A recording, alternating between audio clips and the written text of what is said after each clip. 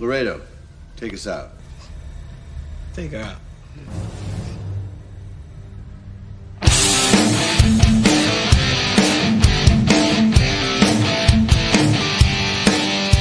All right. Yeah. Blast off. Take flight each and every Friday night. Join the fun and let's go off-world. Geek out with us live where the nerdiness will thrive. Buckle up and let's go off-world. Toys, comics, pop culture news, movies, and so much more. Matthew, Jesse, Curtis, and Sean are your guides on this fun-filled tour. Blast off! Take flight each and every Friday night. Join the fun and let's go off-world. Let's go off-world.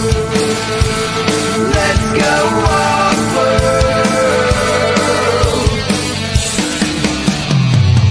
Hey, hey, hey. Let's go off-world tonight. Woo-hoo, and choo-choo, it is Friday night. We have a primary objective tonight for the first time in weeks. It's going to be awesome. So we're just going to try to get this thing rolling pretty quickly because it's a bracket format, and those usually take a while. So we're going to get into it. But, Joe, what do you have to say to the people? Get the tires and light the fires because we're going off-world. Hell, most certainly are. And for those of you that maybe are going to the movies this weekend, maybe you're seeing a super type movie, don't forget to bring the best movie candy, and that is Good and Plenty's. Make sure you bring them with you. Don't pick those movie theater prices. That's a Jesse scam that he wants you to buy into, you know, paying them $5 for a box of candy. Go hit up your Walgreens. You can usually get these things for like 3 for $1 or something. Yeah. So Jesse's working with Big Candy now? He is working with Big Candy. Big movie theater candy. Yeah. Oh. Yeah. He's pro movie theaters, just taking all your money. So we've got some other folks here with us. First, the guy that likes to be brought on stage very early on. It's like really his goal in life is just to be brought on as early as possible. He does a fantastic job with the thumbnails, which we will judge later.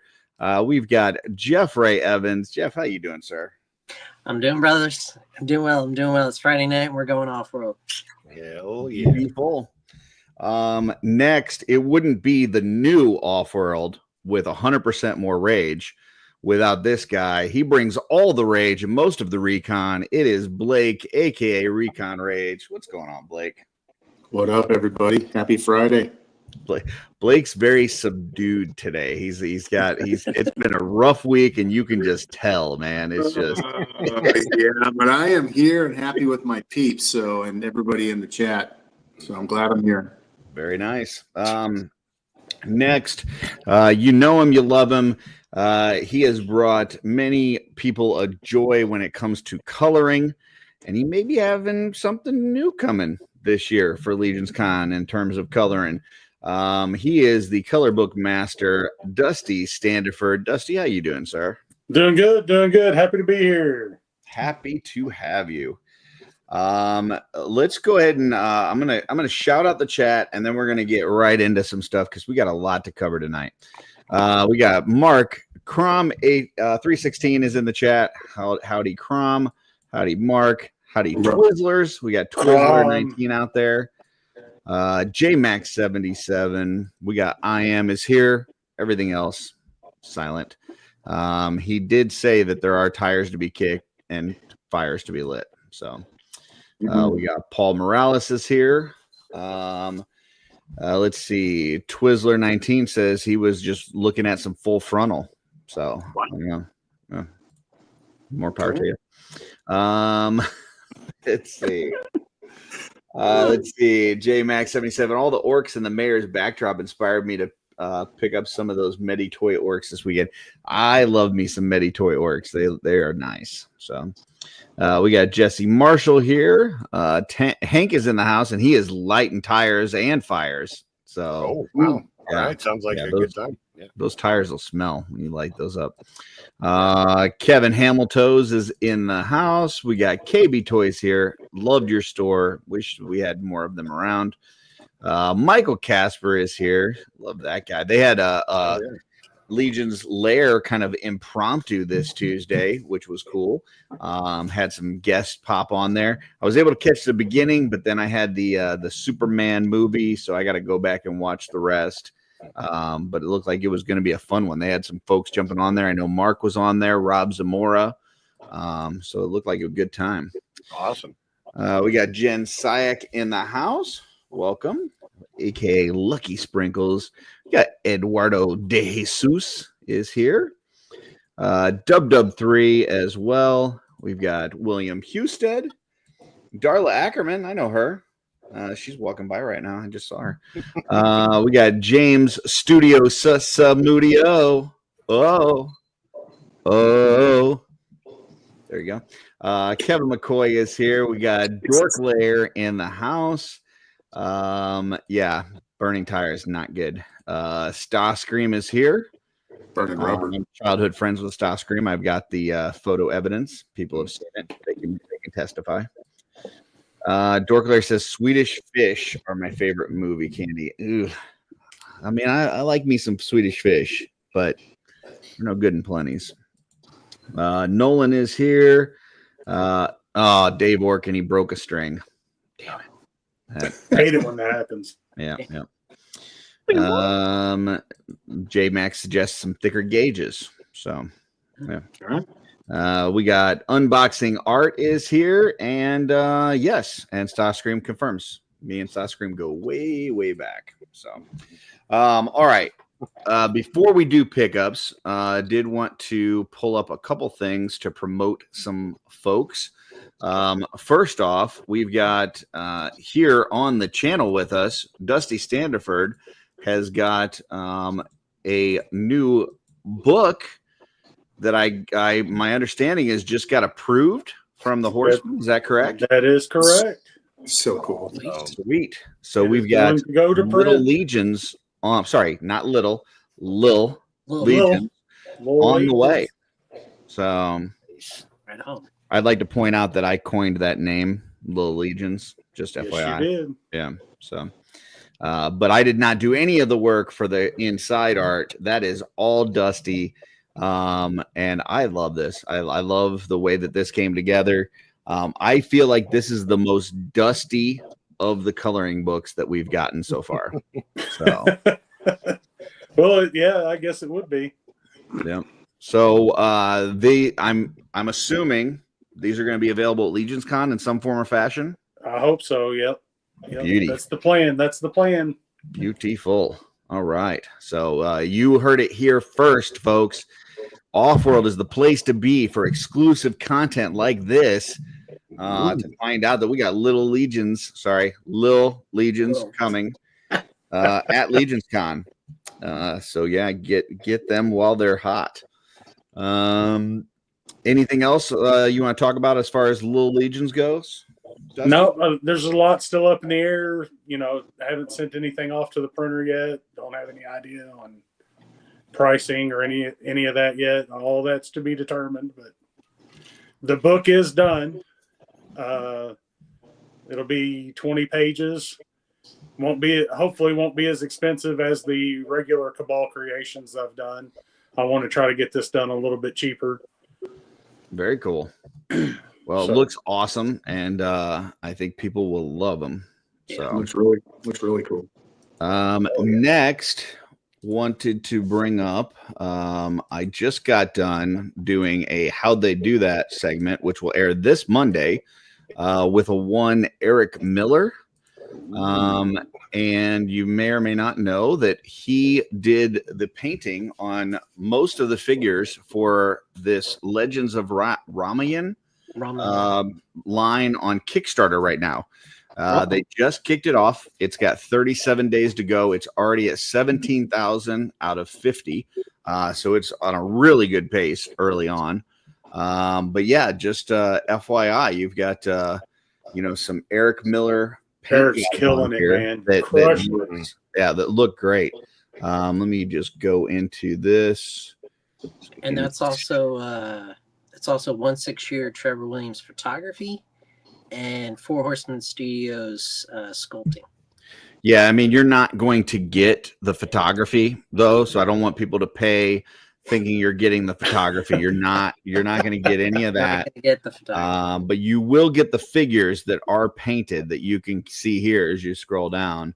Those are cool. So yeah, they look fantastic. And I was surprised to find out, talking to Eric, that these aren't soft goods. Like it's plastic, but he did such a great job of painting them that you see like the areas where light would hit and it's like reflecting off the top surfaces and stuff, to where it really does look like it's soft goods. So you know, for it, you know, there's people out there that love soft goods, there's people that don't love soft goods, but if you're not going to use soft goods, painting them like this, I think, really is the key. And he just did a killer job on these figures. So so yeah, Eric, homegrown talent within our community, branching out and doing some work for toy companies. So yeah, go and support these guys.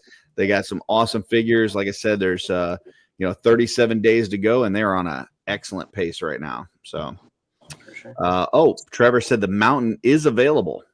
So there you go. You cannot get the photos, but you can get the mountain. So yeah, there you go. And William came in and said that he also loved the coloring book. So a lot of coloring book love out there. Oh, yeah. Let's see. Next, we will go to pickups, which is the first segment of the show, which is not called pickups. It's called payload. Oh. So here comes our payload all over you all watching out there. So starting with Joe. Joe, hit us with your payload. I don't have much this week, but I was doing some I don't have much in my toy room and came across Strongheart. This is the toy paint version from NECA. And unfortunately that you can't really see this. His cape is super sparkly. I think this little generic cape might be my favorite part of the figure. It's very reminiscent of the old one.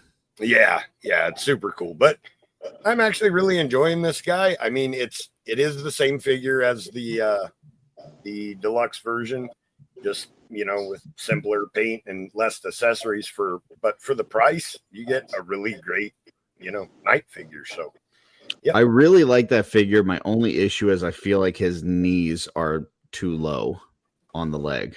Like it just makes his legs look a little awkward to me. But yeah. But especially if you're like, it really brings back vibes of that vintage toy for sure. Absolutely. And he's got a killer mustache. I mean, it's not as good as other ones I've seen like on screen right now, but that much is true. But he is looking pretty good. So yeah, but that's it. That's all I opened this week. So Darth Vader says that he hopes they come back to that line. I really hope so too. I need some D&D figures. Yeah. But NECA is notorious for doing some awesome stuff on a first wave and then like waiting like a couple years and then coming full back on to it. So if they still have the license, the shoulders are low too. I don't. Okay. I guess without the like the arms are a little, they're a little bit further down the torso. I guess it looks. Yeah. He's just weird proportionally, but like, still you look at him, you're like, oh, vintage. So he fell off a cliff one time and hit really hard and got jumbled up a little bit, but he's all right. Van likes dinosaurs too. Thanks, Van. And thanks, Drew. Yep. All right, next we'll go to Jeff. Cosmic Jeff, what you got for us? So I was gifted some stuff. I got my nice. little travel toy. Travel toy. Yeah, that looks like a Season travel 1, toy. Episode 1. That looks familiar. Yeah. I got a travel That's a collector's toy. item now for our Biac. It is. That's travel toy number 1. Yeah. Did you autograph the foot, Curtis? I should have autographed we got it. Travel toy number 2. Nice. Ooh, action features. Hell yeah. Bat That's cave. cool. Yep. Oh no, I don't. Oh wait, here. See, folks, if you watch that Art by Ackerman channel, you never know. You might end up with, some travel toys sent your way. So, Whoa! Chuck, you man. spoke my Almost eye took out. out the whole camera. And it Yeah. lights up. Yeah. So Wow. that was actually packing material from one Curtis Ackerman, but what was in the box was this guy, which Oh, is nice. Wave Rider. Hell yeah. Wave Rider. To cool add to transmission my here. lantern shelf. And speaking Okay, you're gonna have to explain that one because I don't know this character. How does he tie into the lanterns? he's a cosmic character. I mean, he's just Okay, gonna okay. be with the So just a space guy. spacey guy. He's not like Yeah. he's No, not he's like not- attached he's to not- them in any other sort of way. No, He's a the one that wild and spacey guy. I think the one I still really need to get is Effigy. Mm. He is tied in with the lantern lore. But he's like a red platinum weird one. I did not switch that. All I did was put up a comment. And look at that. I took it down in the comment. It loves Joe. What can I say? It's every the time best. you put up a comment when I'm on the screen. Yeah, I don't know what the deal is. Like StreamYard hates Jeff. Let me see if it does it when I'm on there. Hold on. Nope. It just hates Jeff. Just me. Just me. And now it switched back to me. Okay, how about if I put Jeff over here, but then I replace him with Blake, and then I put Jeff back, and then what the fuck? I don't know, man. StreamYard just does not like you, Jeff. Technical So- difficulties, folks. Yeah. Yeah. And by that, I mean Jeff. I'm just Jordan too great. said he bought that Bat Cave too, and now I'll move Jeff back over. All right. Anything else, Jeff? Oh, I've got a few more. Okay. Got quite a few Well, more. hopefully we don't have any more comments. Yeah. Save it till after. No comments, anybody, till after he's done. Jordan says he did buy that one for the head sculpt, and he put it on Demistros. So, all right. Damn it. Fuck. All right. Which one? Now he's just doing it on purpose. No, I honestly I forgot, and then I put him back over, and then I took the comment down, and yeah, I'm not touching anything else. Hands Okay. up. All right. It looks like I'm over there. Guy Gardner, number 1. Nice. Looks good. I'm on the little screen, but up there. No, you're on the. I think you're on the big one. Yeah, I'm on the big one. Yeah. I've got the Yeah, screen. in the YouTube feed, you're on the big one, but Curtis is on the big screen on my screen. Yeah, same. So this is the one I got myself a couple months ago, 2 months ago when he came out. Yep. That was an EE purchase, which I don't usually order from EE. From where? Entertainment Earth. EE. Oh, gotcha. So real quick, on the last travel toy video, there was a place in the mall called Entertain Mart. Is that related to Entertainment Earth? Yeah. No. Okay, because it looked I've like never the heard of same it. kind of logo and everything. Like it looked like the same like font and stuff. And I was like, I wonder if that's like a brick and mortar for them. But okay. I'm gonna have to look that up after All right. Payload. But one Curtis Ackerman got me the Guy Oh. Gardner. Nice. He's Oh, chili excited. bowl. Look how happy he is.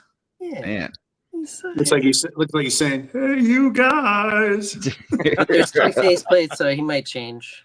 He might not be so happy because this is when guys like a rogue. So got to get more like. It looks like a Cosmic Jeff thumbnail in action figure. Kevin, I'm not going to pull up your comment because Jeff is on the screen, but we will talk about Superman when we get to Event Horizon, FYI. With no It's not too much. No spoilers. Yeah. So that was sent to me. So I got 2 pickups from Curtis Ackerman, and then one hack, and then one Heinrich Hoffman was doing the Walmart Superman end cap searching, and I got the final Guy Gardner Red Lantern. wow. Nice. So I've got the standard, the platinum, and the red platinum, silver I platinum. like that one. That's my favorite. Yeah, so he's got the the Red Lantern screen, got Red Lantern in his box still. So yeah. He's not worried about it being her time of the month. He doesn't care. Are his eyes locking up, or is that just the paint? That's his paint.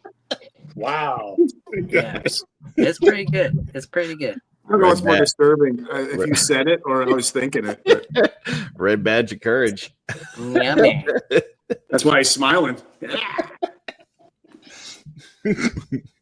Yeah, that's it. All right. Let me just put a comment on the screen so I can get Jeff off of there. We'll go over to Blake next. Let's see if it does it. Nope.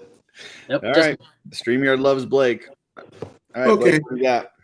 I got my wave in, so got the wave. Yeah. Pretty happy with these. Oh, you mean this one? This is what it looks like. Yeah. Good figure. Yeah, these are really good figures. I need to go back. Apparently they did a like a customizing stream last night. And I was recording something with Schmerber and Mark, so I wasn't able to see it. But then I figured I would catch it when it was done, and then I guess it was only like an hour long, so it didn't. I guess it wasn't very long, but I need to go back and see that. And my favorite, Nashorn. yeah, Nashorn, the Disinherited. He's, I don't know, because I like all those dark individuals. And then in my little, I was traveling, doing some work up in Seattle, and got out and did a couple travel toy videos. In fact, I actually sent them to the travel toy expert just for some verification, give me some coaching and feedback, and he did. So, but one of the figures that I stumbled upon, not only one, but two that are very much expensive and sold out. Oh, wow. Ooh. The original Snow Serpents. Yeah. Nice. Very cool. Oh, that is awesome. These things are freaking expensive. I actually had to look like 3 times when I saw it on the shelf at the store. I'm like, because the other ones are obviously the Retro classic, the retro card classics, and I got a couple of those because I actually missed out on these. I've only ended up 10 Nash ones because a pricing snafu. Jesus, nice. I didn't know about a pricing snafu. Okay. And then I got this guy. He was waiting for me. Huh? Oh, yep. Semper Fi Prom. Yeah, we were I was shooting the crap with him over the weekend or over the week. Then I got my Jada. He says they were $10. Holy cow! Wow, good score. Cool. Yeah. I'll be calling you, Bill. Unless you're holding on to him. You said that's the Storm Collectibles one? Yes. No, this is the Jada. Oh, that's Jada. Okay. That looks And then nice. I got the Storm. That's Star. I like the Jada better. I like them both. I like this is more classic, Yeah. I think.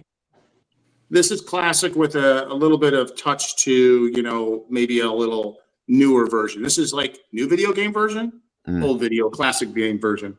But they're both really cool. Both awesome figures. So I got those boys. Oh, Dorkler said he traded them for legendary barbarians. That's a good trade. It is a good trade. Not for me, but it's a good trade. And then, of course, a haul would not be complete without some more Alpha Legions. Nice. I love That this. That Alpha is so Legion. awesome. These are the Alpha Legion Terminators. Ooh. Did you mispronounce Blakey's? That's haul wouldn't be complete without. Pretty sure that you meant Blakey's. Yeah, that too. I didn't get any. Actually, I did get one.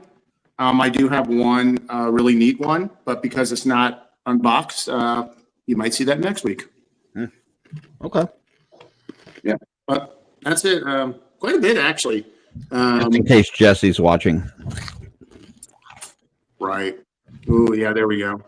Flashbacks of Blakey here, Are you thinking about going into any of the other blocky lines, like the other properties besides Transformers?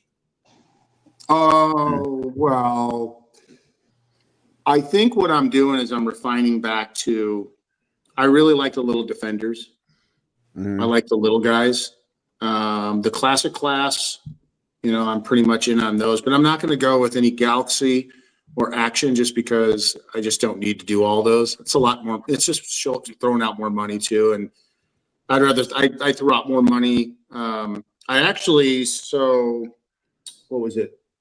Monday before I took off for Seattle, I actually did a big sell. I purged a lot of things, and I actually sold all 3 of my HasLab, Galactus, Oh, wow. Sentinel, and Giant Man. And Wow. I sold a whole bunch of other stuff because, to me, in all honesty, I think there's a lot of people in the chat. There's a lot of people here that have been talking about this, but I've been really cutting my collections back. And welcome to the club.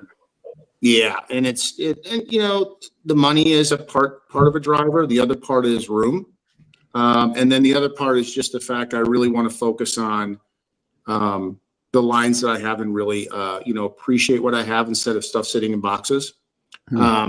So I purged out. So I'm keeping my GI Joes. I got all my GI Joes. My HasLab. My Rattler is going to be here in 2 days, and so got my GI Joes. Got my Mythic Legions. You know, I do have a couple one-off lines I'm not stopping on. You know, but FYI, I just had 2 more kids move out of the house, so space is not a problem. Damn.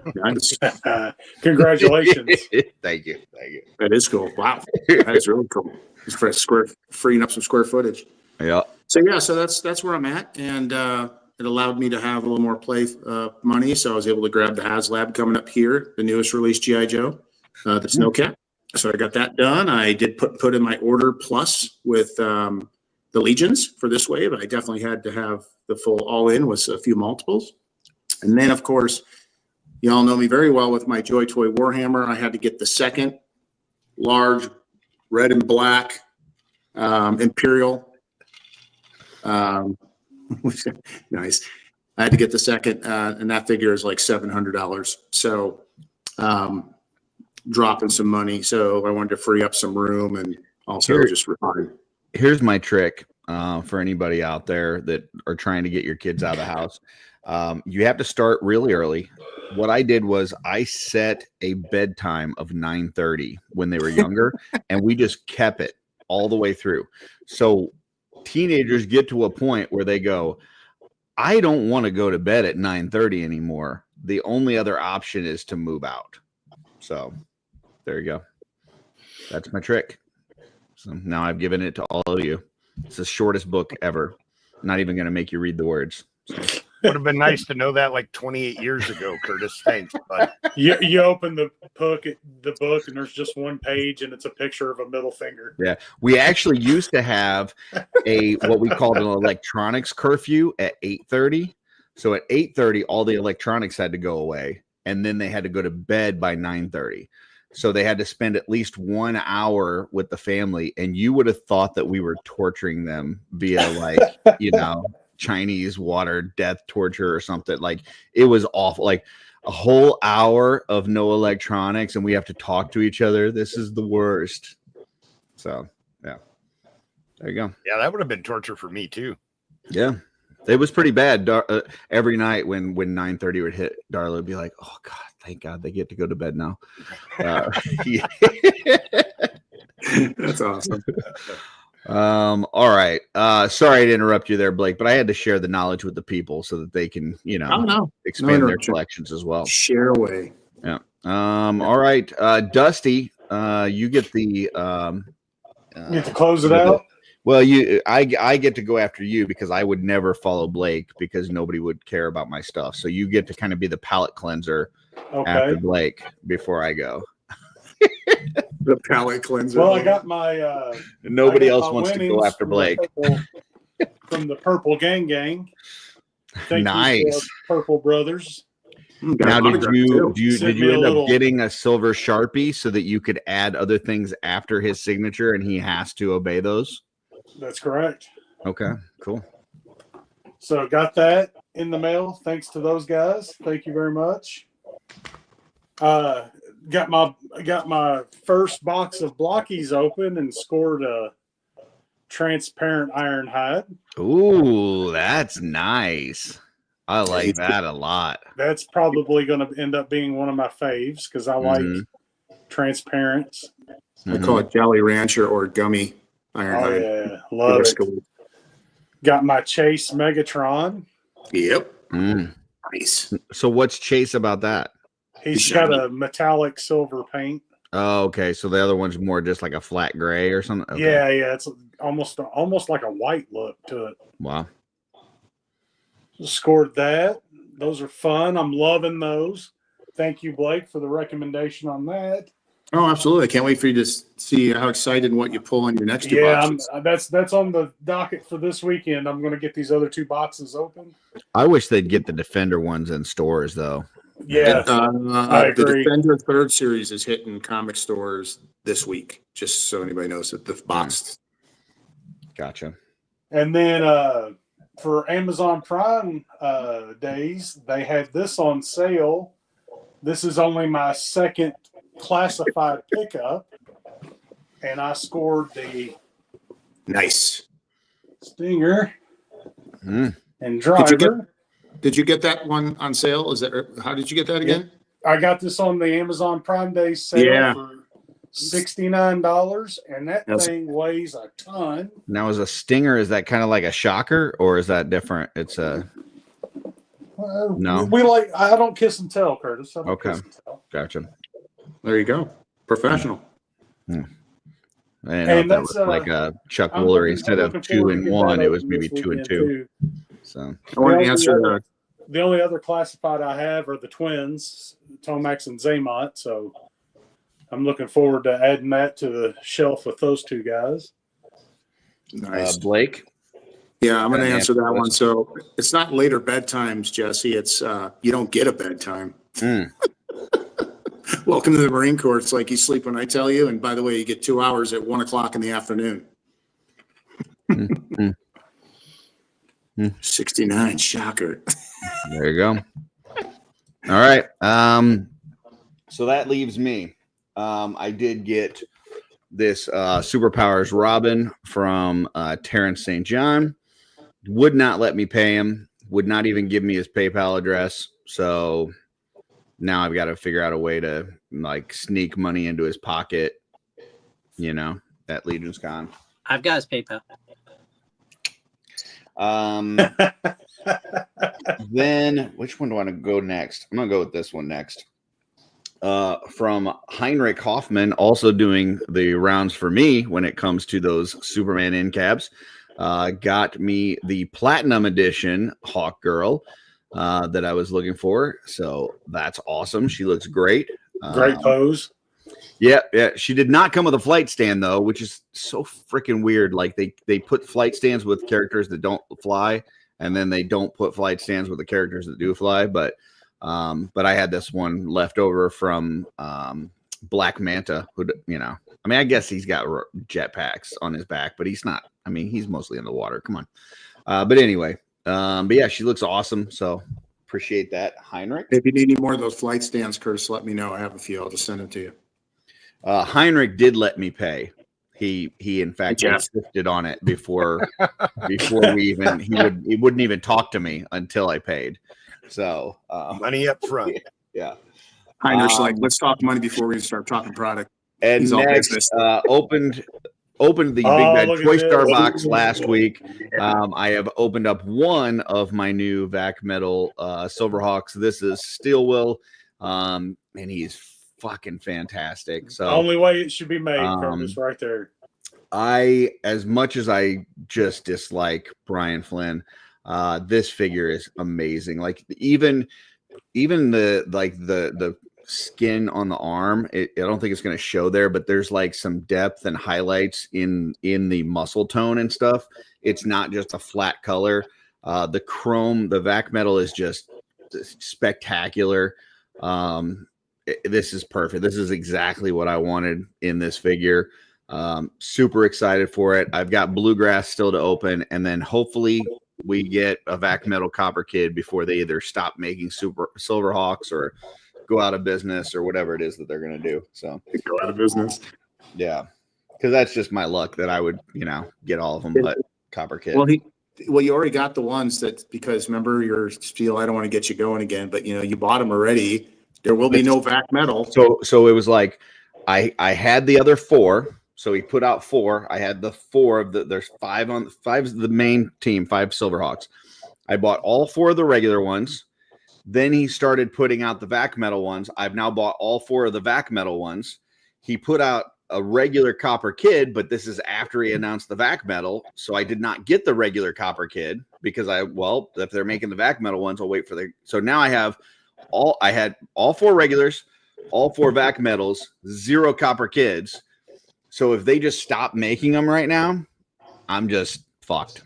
So I'll probably have to pay $500 for a regular copper kid on eBay and then try to copper paint marker him or something. So I don't know, whatever. But it looks fantastic. They did a great job, even though Brian Flynn's still a jerk. So You're gonna start customizing Super 7? I hope I don't. I hope I don't, man. Yeah. That's how they do that. I want to see when you Steel will. So Henry Kaufman. No. Steel Wool's though. Heinrich. A lot of uses. Heinrich Hoffman. kind of abrasive the character he is. Yeah. Very abrasive. Yeah. He definitely, like I said, he definitely wanted his payment. So we paid him. All right. Next is a segment of the show where the fans show their appreciation and love for Joe Gonzalez by making a Facebook post and question for Joe to answer on the show. This is notoriously the segment where nobody put anything in there because everybody dislikes Joe, but we'll still pull it up anyway. And this is transmissions. Nice. So, Joe, as usual, what transmissions don't we have? We actually got one this week. And, ironically, Curtis tagged me in it and I didn't get a notification. So thankfully he put it in the group chat earlier so that I've got it. From Jeremy Govier. Is that right? Govier. Govier. Okay. Yeah. Govier. Jeremy asks, question for transmissions. Joe, how many swigs are you making for Legions Con? As of right now, I only have the ones that I made last year. I have plans to make some new ones. I have some ideas, but I actually have no idea exactly how many. At least one will be made. New one will be made before. So I still have like 8 from last year though. So there'll be plenty of swigs there. All right. Definitely. Even 10? Well, I had 10, right? Didn't I bring 10 last year? And then I gave 2 of them to Gina. Yep. Yeah. So now you're I think Go that's back up to 10. So Now you'd have to make 2 more just to be at 10. Yeah. right. That might be asking a lot, but we'll see. Or do Baker's dozen at 13. Yeah. What about you guys? Are you guys bringing a swig this year? I'll be bringing 2. 2? Right on.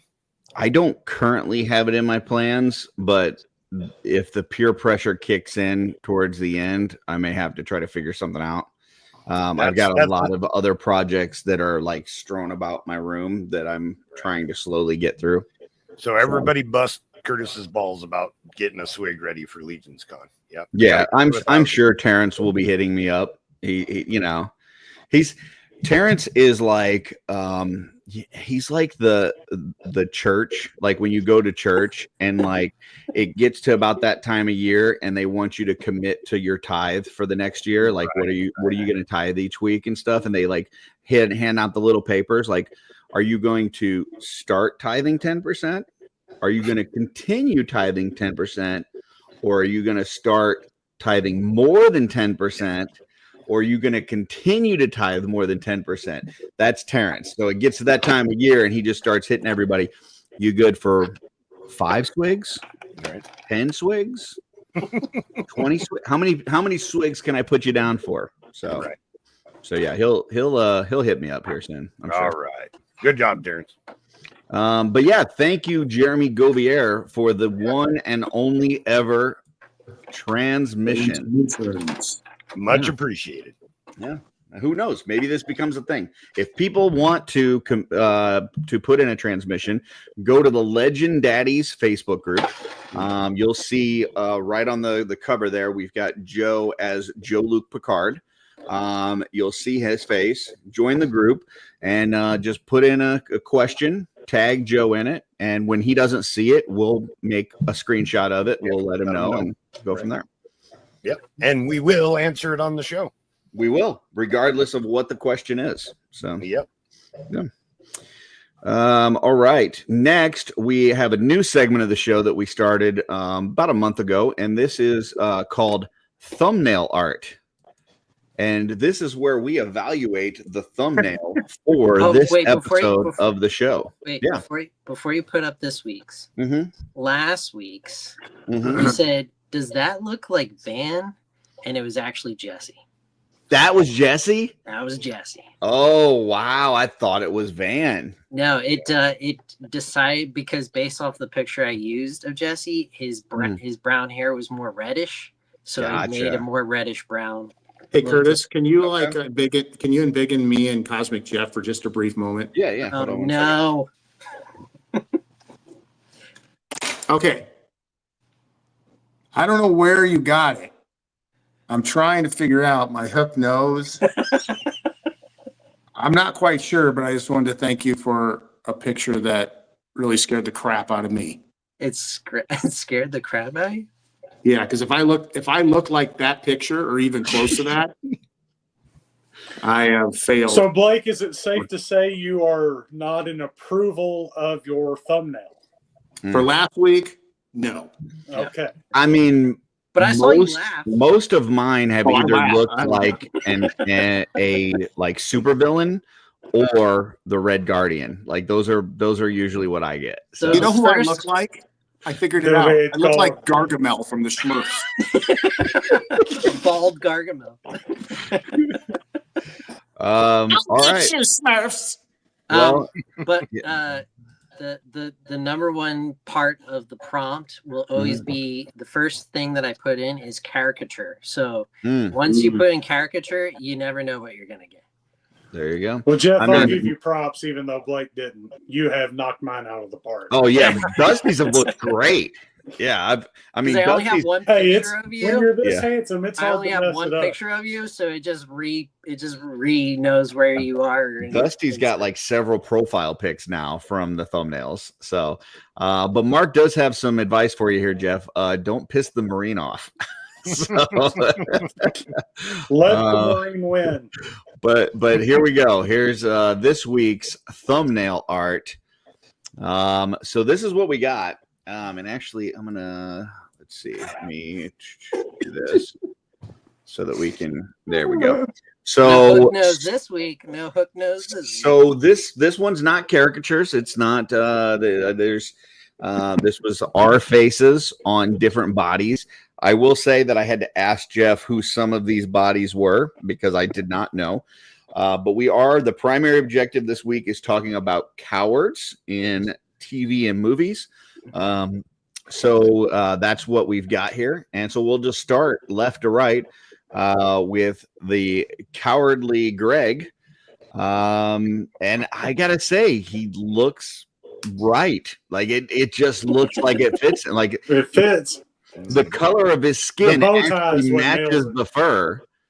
It's pretty freaking spot on perfect. Looks good. Greg looks good with curls. He does look good with curls. He would look amazing with a bow in his hair. Absolutely. Yeah, I want the bow in the hair too. Yeah. Oh yeah. All right. Next we go over to Blake. Now I didn't know who this character was. So Jeff, educate me again. This is Hitchhiker's Guide to the Galaxy. Oh, wait a minute. Hold on. Oh, wait, what? Before we go to the Blake one, we got somebody joining us. Greg. Hey, there's our line. What do you think about yourself in curls? Hey, I'm trying. Greg? Nope. I think he might be driving. Oh, he's driving. Yeah. I'm pulled over. Okay. I pulled over just for this.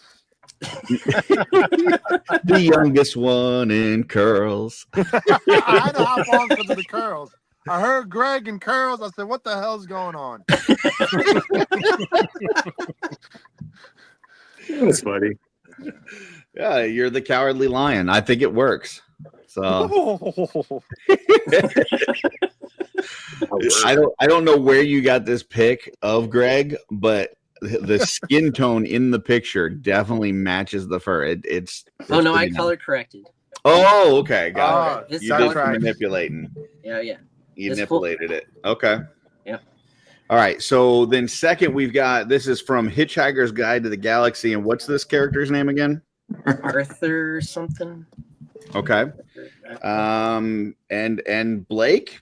I mean, it's your face, so you can't complain about the nose or anything else.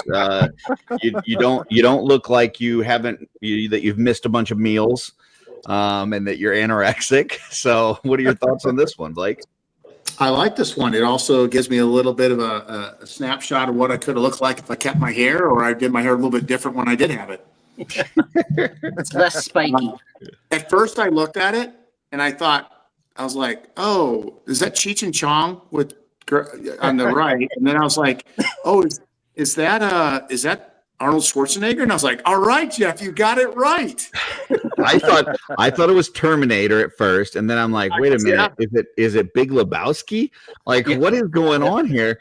And it was a character I didn't even know. So yeah, I didn't either. Have you considered a toupee, Blake? So apparently last night on Dorklair's show, he did a thumbnail for it where he put my face in the Burres, and nobody said anything. So he said nobody noticed, or at least nobody brought it I to will his try and attention. say something the next time I see something like that. See something, say something, like they say. Then you've got myself as Captain Hook from Peter Pan. Yeah. So, and I do look scared, maybe a little cowardly even. So, I'm getting eaten by an alligator. So, yeah. You're really getting in there too. Holy moly, Gerd. For sure. Then we've got Jeff, Joe. It's a crocodile. Yeah, I said a crocodile. Yeah. It's a crocodile. Yeah, but I'm thinking the crocodile should be gagging at this point. I mean, come on. We've got Joe directly from Dumb and Dumber as Joe Christmas. So I don't remember this character, but the Dumb and Dumber part seems accurate. Yeah, I mean, this looks like something I can see you wearing in Nevada. So. Yeah. I don't think I've ever worn clothes like that before in my life. LegionCon 2025. But now You're letting us down, Joe. You're letting us down. Yeah. Now that I see this, though, I agree that I should include that in my my style. You need to see that in New Jersey. If you're not wearing the that, hat, you need to bring that to New Jersey. I'll be disappointed. I can see Joe with all the frivolous things on it, right up my alley. Yeah. I see Joe getting done at the mine, throwing on the go to town clothes, maybe hitting the old Indian reservation for a little hit of the coyote. Gambling's legal in Nevada, so there you are, right there. It gets chilly at night, so he's got that jacket cover up. Mm-hmm. And then last but certainly not least, we've got Jeff as Neville Longbottom. Jeff from Harry Potter. My name's Jeff. This is Jeff with a mop head on top of his skull. That's Joe's brother, F.A. What do we think about Jeff Longbottom? He looks like he looks great. Yeah, he looks like a tool. And that picture right there, I mean, he does. I mean, I look at that and I see maybe stage manager for WWE, some little tool, like little shitey little shit, so. That's awesome. And then we've got Courage the Cowardly Dog in the bottom. Yeah. So, yeah. Nice. Anything else on the thumbnail? All right, that was thumbnail art. I think it was a good one. I think Jeff killed it again, doing some great work. Thanks. I approve. Good it's job, no Jeff. Little Legions, but yeah, it's no Little Legions, but it's up there. But next week it's going to be color in, and then I'm going to send it to you all, so you got color it in, and then I'll post, and then we'll. Oh Jesus! Nice. Oh man. Thanks for that, Jeff. Next, we have got Event Horizon. And this is where we talk about stuff that's going on currently or coming up that we're excited for. And I've seen a lot of people already asking about Superman. I will tell you, I loved it. I thought it was great. They definitely made some decisions that I wouldn't have made going into it. But I feel like it was fun. It felt like it was ripped straight out of a comic book.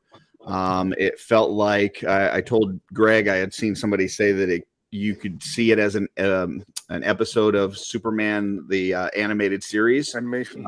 It feels like it's from that world. And it was just fun from start to finish. It was just fun. So that is my spoiler-free take on it. Anybody else seen it? Yeah, I know Greg has. Greg, any other thoughts on Superman? I mean, you nailed it. I mean, I thought it was fun. It was very entertaining. I enjoyed it. It gave a less indestructible version of Superman, kind of, in a way, you know? Does anybody feel that Greg is talking to us from inside a Imperial TIE fighter? I mean, I don't know, like with that red on each. Yeah, I mean, there you go. Oh, there we go. Okay, I was like, I was kind of intimidated. He's right outside the strip club right now. They got the lights on. They got the neon lights out. Hold on. Greg's got his white beater and his sweatpants on. I mean, I got R2D2 with me. Hold on. Let me. I'm not sure what we're supposed to be hearing. Yeah. He's not making noise. Usually he's making noise. All right, R2. That's how you want to play it? Oh, R2. He's just R2 because he's not D2 in you right now. So, like, forget about it. Kevin says Lex was great. Superman was great. Guy Gardner was great. Mr. Terrific, also great. There was some great performances. So Mr. Terrific would you say? He was terrific. He really was. He was terrific. The surprise for me was how good the Guy Gardner was. Like for the early pictures that we saw, and everybody's making fun of the haircut and all this and that. Like Nathan Fillion killed that role. Nathan Fillion could play a cardboard box. After seeing him play Guy Gardner, I don't ever want to see anybody else play Guy Gardner. Like he was so perfect in that role, and I can't wait to see what they do with that character. So don't they actually definitely killed that role about the hair in the movie too? What's that? Don't they make an actual joke about his hair in the movie? They talk about it. Yeah, I don't want to give away too much of the movie. I don't want to spoil anything, but yeah, they definitely address it. So, anybody else see Superman besides me and Greg here? I see it Sunday. I'm going tomorrow. For Sunday. Tomorrow or Sunday. Joe doesn't watch movies. Dusty, I'm gonna try, but going this weekend at some point. Very nice. Very nice. The girls are on the fence about Superman or How to Train Your Dragon, but I will see Superman this weekend one way or another. Mike V says, question, did Crypto nail his part? Yeah. Here's what I'll say. For anybody that owns a dog and knows how much you can love them while at the same time wanting to strangle them at times, Crypto does that for you. Perfect. So... yeah, and that breed is kind of like that too. So it kind of tracks. Yeah. We're not spoiling, William. No spoilers here. So I will say that tomorrow morning on Double Jointed, I join Greg and Mark, and it's actually a triple jointed tomorrow morning. We recorded it ahead of time. And there we go through all of the Superman movie. We start with spoiler free, but then we get into spoilers. So you will not want to watch the end of that if you have not seen it yet. But I think it'll be fun if you have seen it. So I'll be tuning out. All right. I wanted to add. What is it? Oh, Nathan Fillion. For the longest time, he was the voice of Hal Jordan in the animated DC anime movies. And then they tagged him to be Guy Gardner. And just today, I found out Lanterns, which will be the Max series with Hal Jordan and John Stewart. But Nathan Fillion will show up as Guy Gardner in there, but he only interacts with John Stewart. He never interacts with Hal Jordan. And it's a rated R series because he said it's the most F-bombs he's ever said in any project he's worked on. That's cool. awesome. That's I awesome. love all his movies and shows. He's one of my favorite actors. He killed it. It was so good. Frank Castle, forever and always. Yeah. Yep. All right. So other things for Event Horizon. I sent one to the group. Apparently, there's a new Red Sonja movie coming out. August. Yeah, I'm in. And I will definitely be watching it. It definitely looks like a different take on it. Like they've got her in a coliseum and stuff, and you know it's different, but it's still. I mean, if you're in 2025, if you're making a new kind of sword and sandals movie, yeah, dude, sign me up. Like where do I go watch it? So it may not be great. It may be great. I don't know, but I'm excited and I'm looking forward to watching that. So Don't you mean, Curtis? Don't you mean, I don't know? no, but I do know I'll be there. I will be there watching it. So I don't know if it's going to be good, but I'll be there. Anything else that you guys saw or are excited for? Real quick, guys. Up? I'm going to head out. I'll be back in a little bit. Catching it in a little bit. All See right. you later, Calgary Lion. Bye, Lion. Use your turn signal. Be safe. Wear your seatbelt. The youngest Greg in curls. The right. Horseman announced a new figure today that's going to be available at San Diego Comic-Con. That is pretty darn cool. That's related to the Mythic Legions role-playing game. That's going to be It looks really awesome. Nice. later The this paladin year. / cleric. Yeah, you'll get that same figure later, but this one's in the gold. Now, a role-playing game for those of us that have DMs that don't show up from week to week. What can you explain what a role-playing game is? Because It's a game forgotten. that is notoriously difficult to schedule, Mm. and that if you're going to try it, you should get used to disappointment. You pay me my ass. Let me interpret. Joe says kiss his ass. Gotcha. That's what my banner says. So. Yeah, kiss my butt. Yeah. Anything else that you guys saw that you're excited for coming up? Fantastic Four First Steps. In 2 weeks, 2 Fridays from now. Mm-hmm. Hoping Marvel pulls something out of their ass this year because 2 out of 3 have been terrible, not so good. Looking for Marvel to come back in some way. It seems like they're on the upswing. 2 out of 3 being which ones? It was Captain America, Brave New World, and Thunderbolts or the New Avengers. Okay, I like both of those. Thunderbolts were great. Thunderbolts was great. Oh, you It's did great. like Thunderbolts because a lot of people did it. I love Dude, Thunderbolts. Thunderbolts was fantastic. Okay, It was well, fucking awesome. Red Guardian What- number 1. What's the third one? You said 3, right? Fantastic Four. Oh, okay. I thought you were maybe including the series what is that? Oh, Ironheart did terrible, It did terrible. but Daredevil did great. Have not watched it. Daredevil, was Daredevil this year or was that? Yeah, That was Daredevil this year. Gotcha.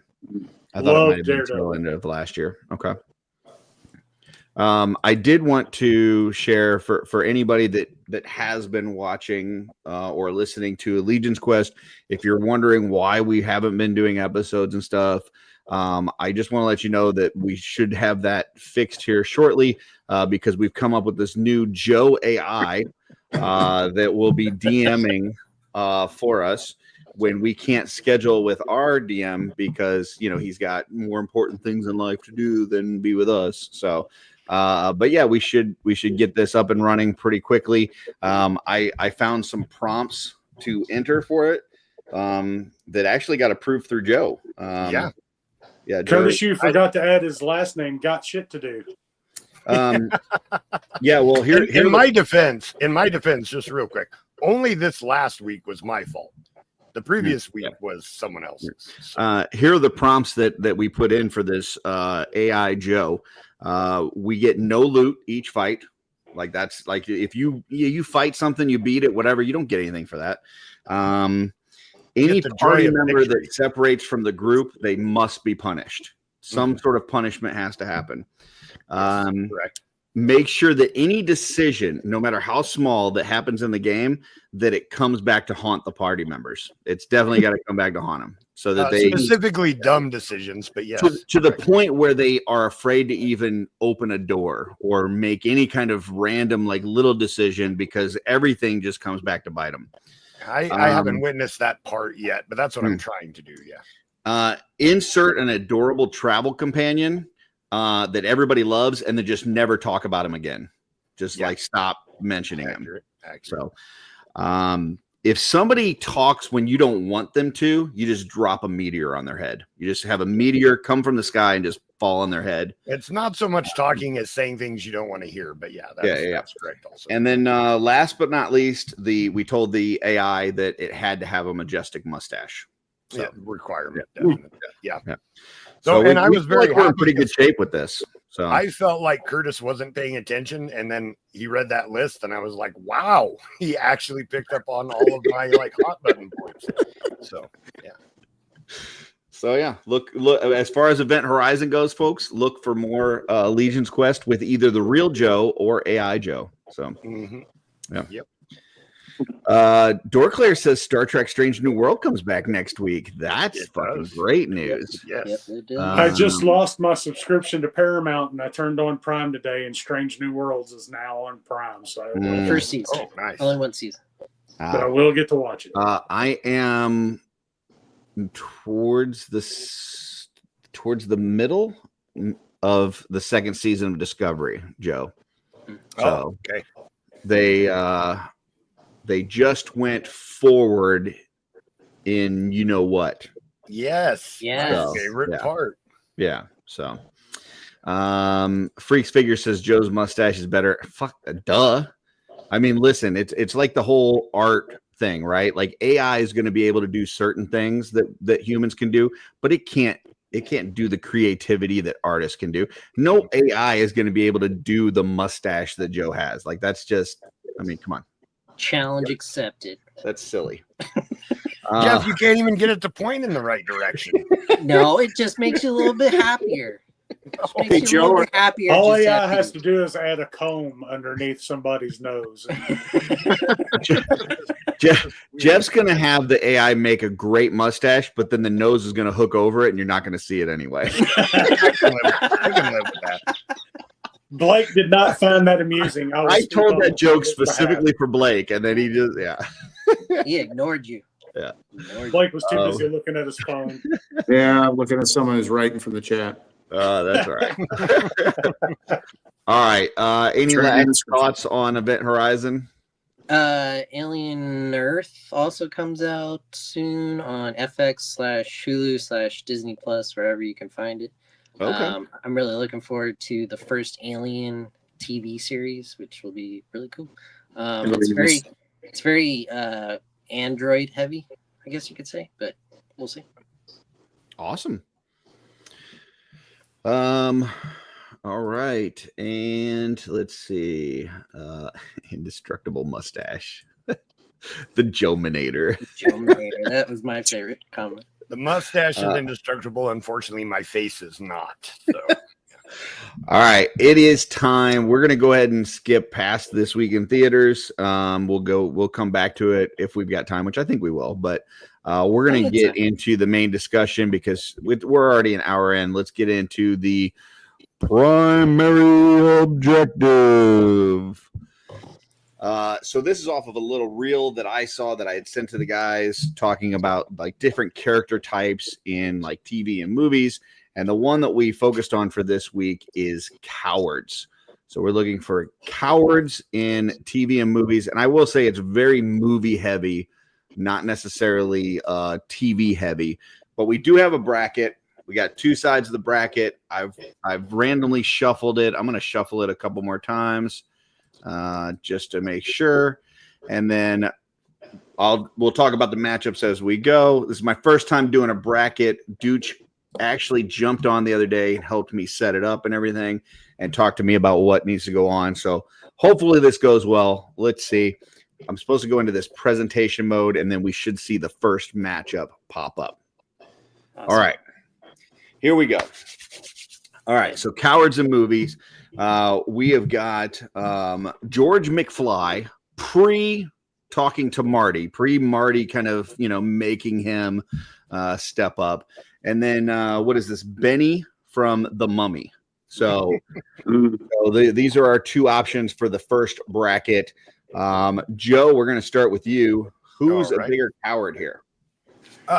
Easily Benny. Not only is he a coward, but he's also a weasel.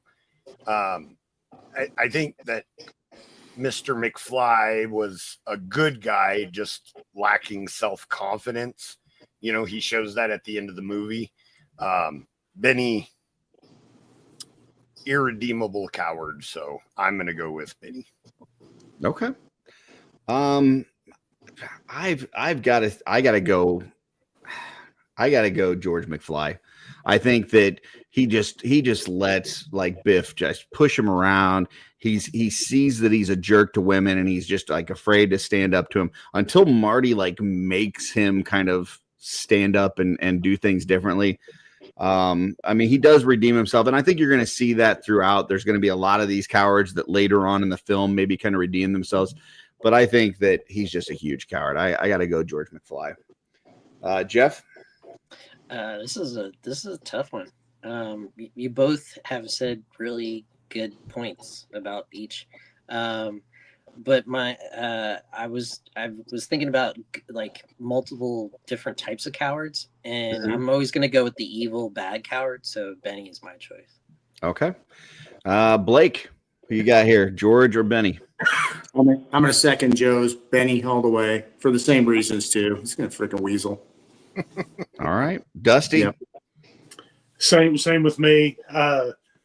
George, he starts out cowardly, but he finds his courage. Exactly. So for that reason alone, I'm going Benny. But look at the picture. I mean, like you can just see the picture right now with Benny. He's like, it's like, Now, he's irredeemable. I will say one thing I found from these brackets, and it definitely affected the one that we did on the Dragon 24-hour stream, is that the pictures very much affected how people voted.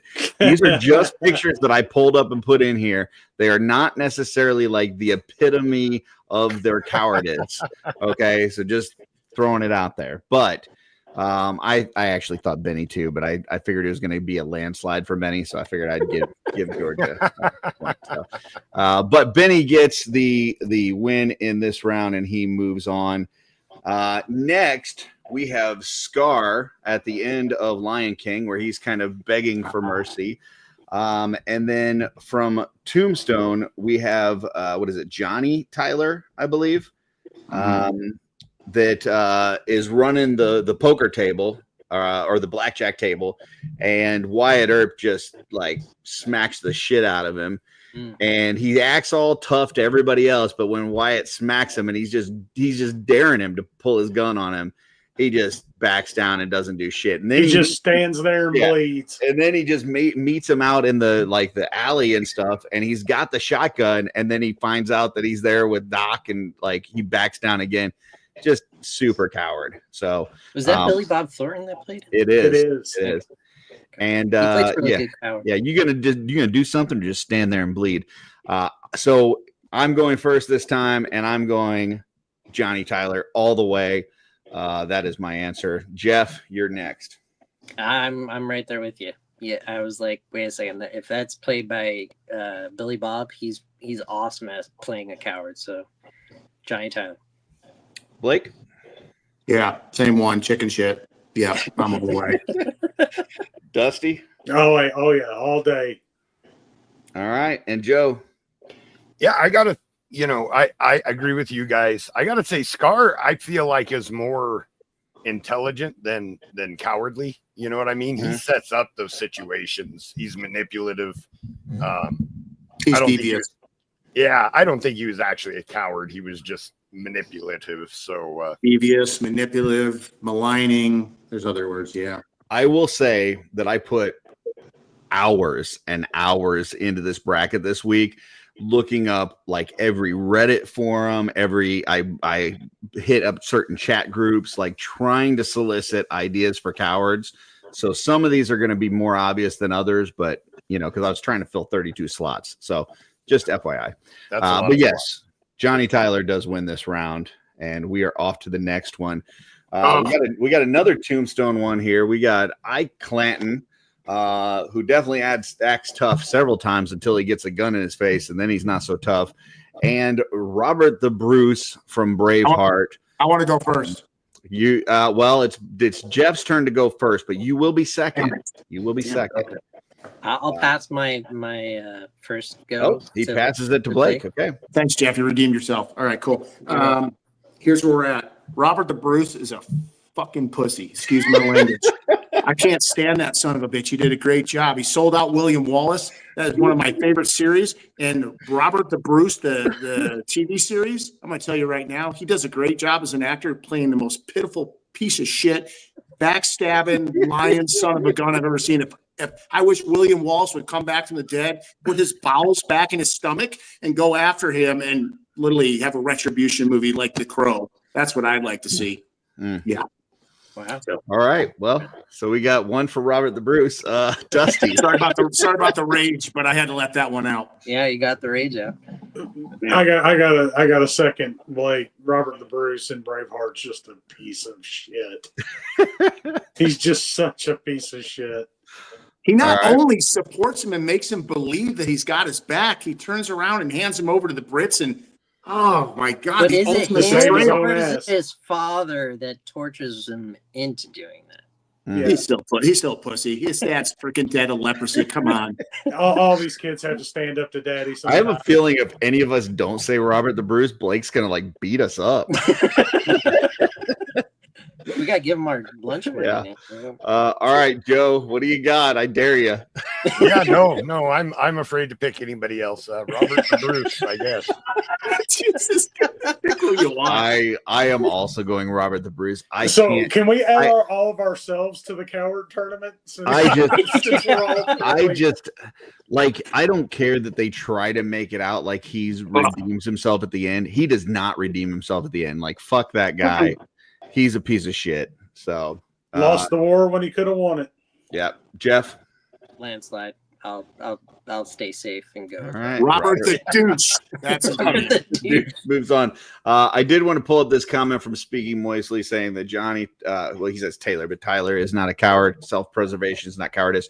I will strongly disagree with that. He is a typical one of the bullies that is a bully until you step up and smack him in the nose, and then all of a sudden he's not a bully anymore. He pushes people around until he realizes that somebody's going to fight back, and then they back down. He is the epitome of a coward. So I strongly disagree. Okay, here we have got a character that I don't know, so hopefully Jeff or somebody can offer some insight. But this is from it's Arthur Dent from Hitchhiker's Guide to the Galaxy, and then Ruby Rod from Fifth Element. I can tell you that Blake was cosplaying Arthur in the thumbnail. Blake was. Yep, that's me. Yeah. Okay. So I can tell you in Fifth Element, when there's gunfire and stuff, like Ruby is screaming like the I can hear it and hiding in my and ears. Yeah. So that's where that comes Yeah. from. I don't know about Arthur's cowardice. Anybody have an idea on this one? I don't. Okay. I saw that movie one time and didn't like it. So And it was my thumbnail, and I still don't. Okay. Well, Jeff, since you passed last time, we're going to start with you this time. What do you got? I just don't want him on the board anymore. I'm gonna go with Arthur Dent. You're as the coward? Yeah. Okay. All right. Blake? I'm voting myself out. What a tool. That's my thumbnail. He's out. I'm not going to let any representation of me stay in this game. Bye. So when you guys say you're voting him out, you mean you're voting that Ruby Rod is the more coward? Like, because Ruby Rod would stay in? I would say the only one I've seen that I know, to be honest with you, is Ruby Rod. And he in his role, he definitely screamed. He definitely screamed, but he definitely screamed, I don't got your back, and I'm gonna run away, and I'm a chicken shit, and all this other stuff. So, and same thing for you, Jeff. You're going Ruby, so that Arthur's Ruby, out. Okay, Ruby. All right. So 2 for Ruby. Dusty, Ruby Rod all day. Joe, Sinisters, ministers. Same. All right, me too, man. This has been pretty easy so far. All right, here we go. Oh, So this is I'm trying to pronounce this guy's name right. Is it Eustace? Eustace from Narnia. Narnia Voyage of the Dawn Treader. Yeah. Who is just I guess pretty cowardly throughout. And then you've got Harry Ellis from Die Hard, who's the piece of shit that basically like is willing to turn over everything to the terrorist to save his own skin. And ends up getting killed for it because he's a dumbass on top of being scared. So these are both really good. These are really good cowards. So, and I believe we're at Dusty first now. So Dusty, Die Hard or Harry Ellis. Harry Ellis. Harry Ellis is a scumbag. Coward scumbag that thought he was smart. All right, one for Harry Ellis. Joe. I haven't seen the Narnia movie, but I'm gonna go with that Eustace kid because I don't think Harry Ellis is so much a coward as just a fucking idiot. and brave and dumb I get is a fine line, but yeah, he definitely landed on the dumb side. I'm going to Harry Ellis. I think it is. I think he's trying to save his own skin. I think he's going to do whatever it takes to save himself. And he just sold everybody else out in there to save his own. It didn't matter if they killed everybody else in there. As long as he's safe and he thinks he's in good. Like he's puffing up his chest. He thinks he's in good with these guys. Yeah. I'm going Harry Ellis all the way. Even the bad guys couldn't trust him. That's why they killed him. For sure. Jeff. I'm gonna go with Eustace, but Harry wins, so let's just continue. Well, Blake, that comes down to you then, because it's tied. Yeah. Yeah, Harry Ellis all the way. He's another douchebag. I mean, just look at the picture of his face. He's like, I got this in the bag. I'm a fucking douchebag. I'm outsmarting all these guys. He's got to go, man. Like, look at the hair swapped over the side. Typical Goomba douchebag like there. So, yeah, he's got to go.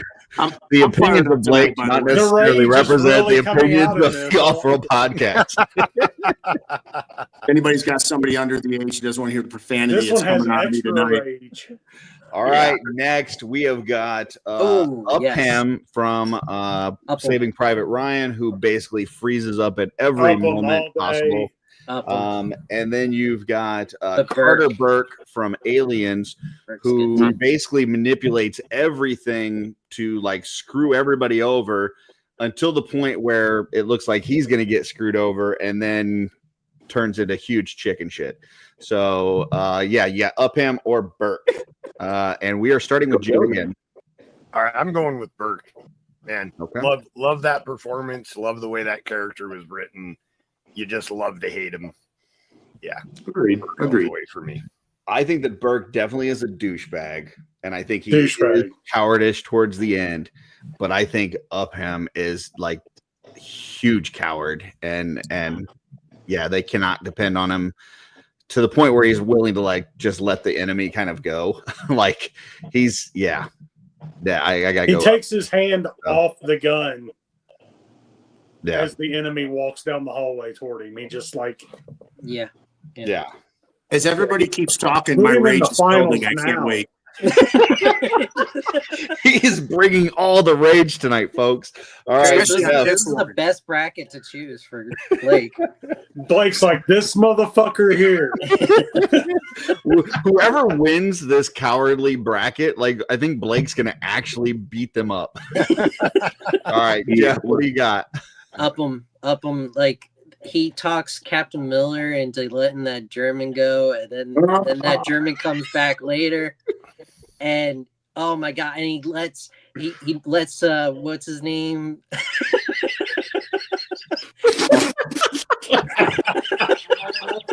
You're just making Blake. Let's just get to the main event. The mid card is not working out. Let's just go to the main event, Blake. All right. Upham. All right. That's 2 for Upham, 1 for Burke. And bigamy. Blake will wait. All right. He took his glasses off for this, people. Yeah. So Semper Fi, right? Always faithful to your God, country, and core. This dude, Upham, is a douchebag. And he doesn't belong in any military. He lets his people fall. He doesn't have their back. He tries to talk his own people out of taking out a douchebag that should have been taken out a long time ago. I mean, come on, swastika, the whole 9 yards, but you have love for him, but that you turn around on your own people? Ouch. Multiple. This could be the champion right here. All right. Dusty. Yeah, I mean, Upham's like the biggest piece of crap coward ever in film. I mean, just look at his face right here. That is the shot. That is the shot where he's in the stairwell, and he's going to be hard to beat. He's going to be hard to beat. All right. Well, here we go. Next matchup. Oh my God. We have got King Joffrey from Game of Thrones, and then we've got Commodus from Gladiator. Both rulers, both who exhibit lots of forms of cowardice. I am going first, and I am going to go Commodus. I think that he is like just the worst coward ever in terms of he wants people to think that he's strong. He wants, so he does like all this slimy shit behind, closed doors and behind people's backs and manipulates people to put him in his own favor. And then it still bites him in the ass. So I'm going Commodus. Jeff. I gotta get something to drink. I'll be right back. I'm getting alcohol. I didn't realize this was going to have so much emotion. Yeah. You made Blake drink, Curtis. You made Blake drink.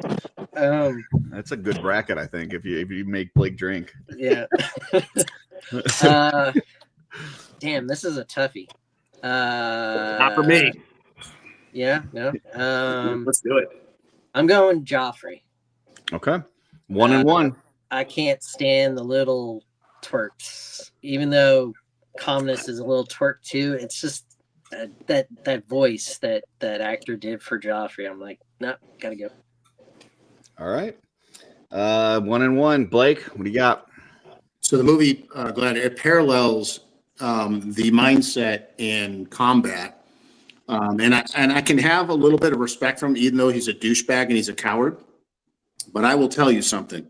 King Joffrey, that little annoying pissant, you just want to like, in his condescending little like, I am the king. And, just his, Joffrey wins, like hands down. Even though they're both, it's a pretty good tie here. Like, keep in mind, I know there's a lot of emotion tied here, but keep in mind, we're not voting on the biggest jerk. We're voting on cowardice. So, but that's fine. Your vote is your vote. We got 2 for Joffrey and 1 for Commodus. Dusty, what do you got? All right, I'm going to break this down real simple. Commodus is a coward, but he had the courage to get in the gladiatorial arena and go to combat. And yes, he injures him ahead of time. We all know that is a cowardly move, but he knew he was outclassed, and that was his only chance. And he still got in the arena. He got in an arena with somebody that he thought had no chance against him. Otherwise, he wouldn't have gotten in the arena with him. He just wanted to prop up his own legacy and all this kind of stuff. He thought he was in no danger whatsoever. Yeah, but he still got in there and went to battle. Only a true coward would never have poisoning at a wedding feast. Joffrey would never have done that. And the only people he physically hurt were women who were terrified to fight him back. Joffrey, hands down, 100%. Right. With the power of a crown, and to Jeff's point also. Joe. So first off, I got to say a little bit of a spoiler alert. Yeah. And props to the actor who played Joffrey, because I've never been so happy to see a child die. Oh my God, so much. Motherfucker. I agree. It was weird. That character was so awful. I would go so far as to say I've never been so happy to see anybody die in anything. Right? Yeah. So Joffrey. I hated that character. Just hated. And I know what you're saying, but the reason that I hated him. That kid put in an Oscar-worthy performance. Oh, he was great. Every week. The actor was great, but I think if I saw him, I'd want to punch him. Yeah. And never started anything again. All right. Next, we have Brave Sir Robin from Monty Python the Holy Grail, who in the song they say Brave Sir Robin ran away. He bravely ran away. And then we have Francis from Pee-wee's Big Adventure. Yes. So, and I believe we are on Jeff first this time. So, Brave Sir Robin or Francis? Francis. I'm going with Francis. He's probably one of the biggest cowards from my childhood. And All right. I was like, just Pee-wee, just end him. End him now. Speaking moistly says Robin is no coward. He bravely ran away. That's true. That's true. He did bravely run away. Yes. Bravely ran. Blake. Yeah. Well, the one with the shield. It's a no-brainer for me, but we'll go there. All right. Brave Sir Robin. Yep. Dusty. Brave Sir Robin. Okay. Joe. He's got a chicken as a standard. I know. That's awesome. Yeah, Sir Robin. I love him. I love the character, but it's definitely Brave Sir Robin. I gotta go with Brave Sir Robin. All right, we are on the next side of the bracket. Oh, wait a minute. No. That. It's on the one right. side. It does this stupid thing where it's going to make us go through there. I think there was a way that he went around it. Hold on. Let me see if you click on I think if I go back to it's just going to go back to that one, I think. So it's going to make us work one bracket side first all the way. Let's do it. Hold on. Let me go back to present. Yeah, it's going to make us do one side all the way through, and then we'll have to do the other side to see who they go against. I like it. All right. So we got Benny versus Johnny Tyler, and we are at Blake first. I'm going Benny for the same reasons before. I mean, it's an interesting matchup, but I'm going to go Benny. He's a weasel. All right. Got Benny from Blake. Dusty. Johnny Tyler. All he did was stand there and bleed. Mm-hmm. True.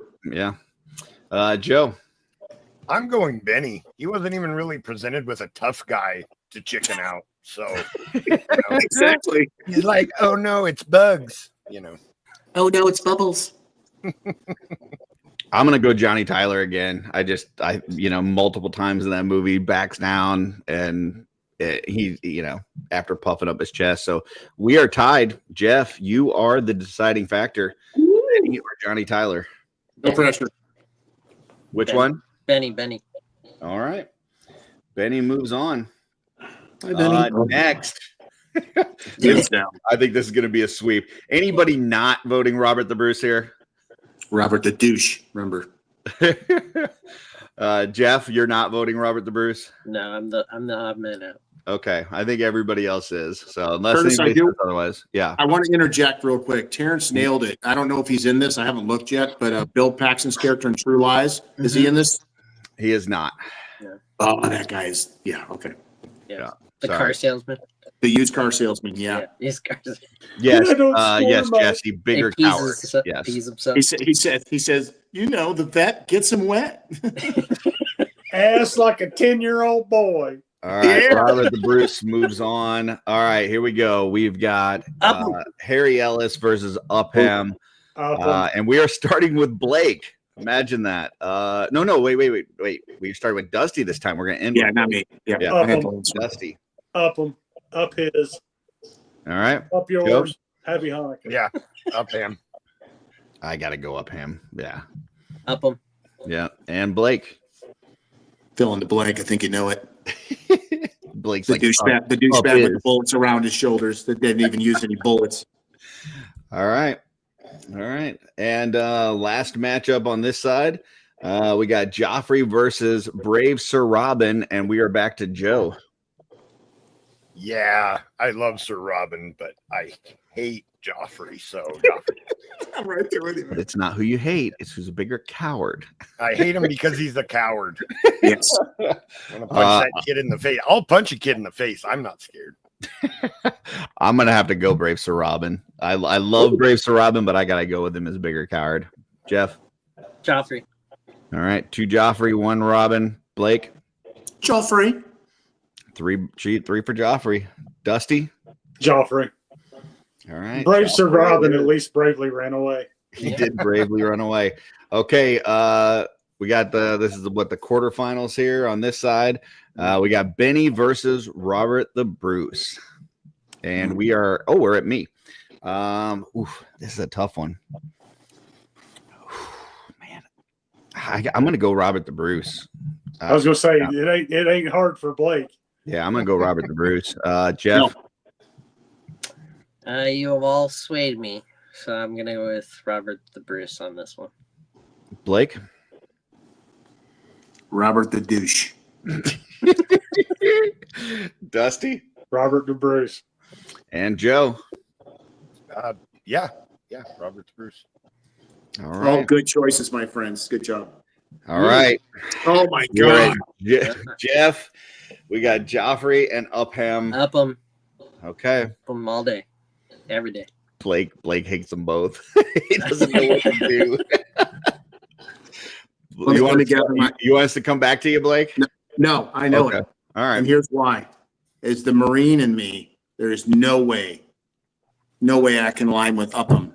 I mean, Joffrey, he's a douchebag. He's, you name it, but he's got to go. It's Upham. Okay.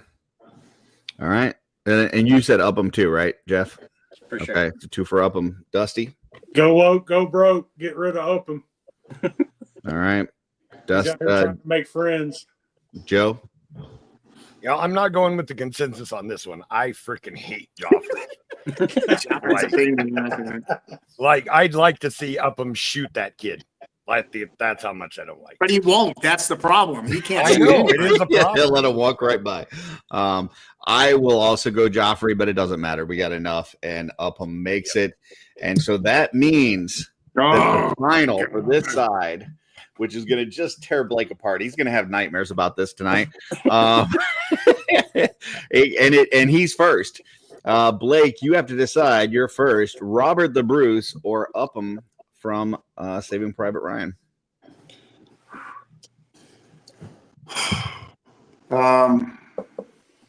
This one is really tough, and I'll give a little bit of my explanation. So I love Braveheart. It's one of my favorite movies. And Robert the Bruce is one of the biggest coward douchebags and did William Wallace. And I'm a big fan of William Wallace and his quest. And then there was a show on Netflix that ran. It was a movie. It was called Something the King. I can't remember, but it's basically about Robert Bruce's journey right about the time that with Chris Pine. Yeah. And it's an excellent portrayal and more. And he redeems himself there. But that's his younger years, right? Yeah. Well, no, it's part. So he It's is actually William Wallace, isn't it? It's pre and post. It starts pre William Wallace as William Wallace is getting caught, and literally the day he's getting disemboweled, he's actually starting to put steps back into what he promised William Wallace. That's the only saving grace for this one. Okay, I can't stand Robert the Douche. Okay, neither does that country. But Upham, being a military man, he did the unspeakable. He did the unthinkable. So it's Upham for me. Dusty. Upham literally froze in fear and heard his friend being killed and couldn't even get up off his ass. His friend to help. Howard. Joe. Yeah, I think Upham's a bigger coward. Man.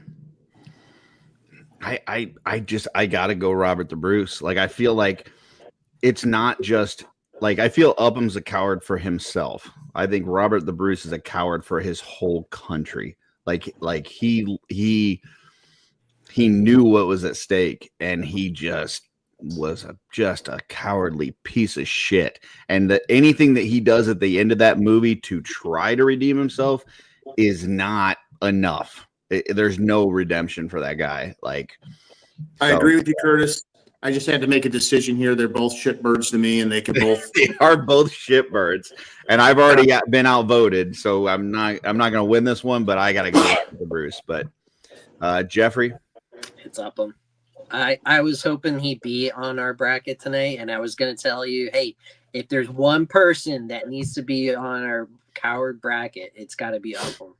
And he don't was forget Percy from the Green Mile. That's another one I was hoping was going to be on the bracket. But anyways. I almost did 16 entries instead of 32, and at 16 he wasn't going to make my cut, but yeah, he makes it to the finals.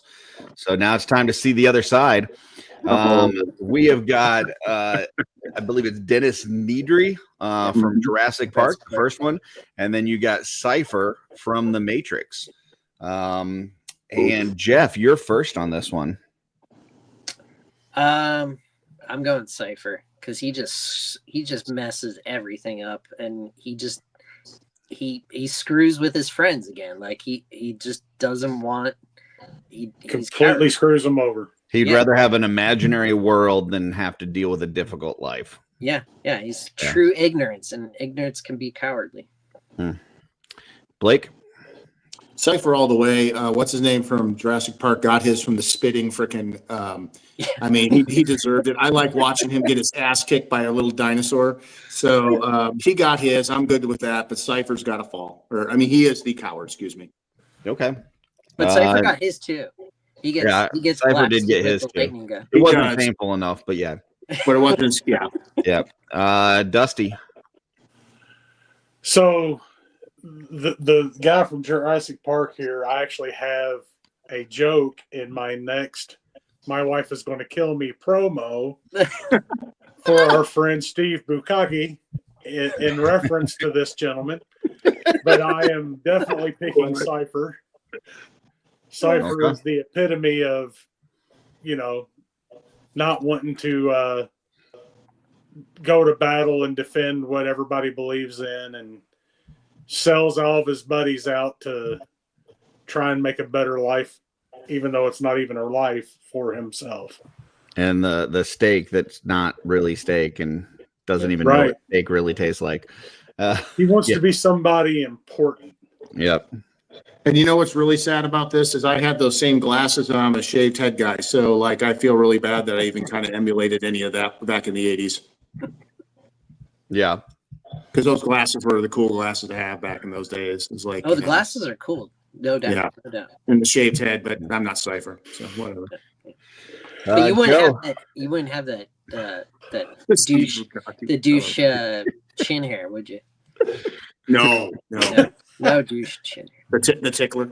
The tickler. Joe, what do you got? I love it that people are still discovering that. Yeah. I don't blame anyone for being afraid of dinosaurs. They're actually terrifying. If you're not scared of dinosaurs, you have a freaking problem. Okay. So yeah, Cypher all the way. Yeah, I'm gonna go Cypher as well. It's a clean sweep. So Nice. All right. Next one is a matchup of kind of lovable cowards.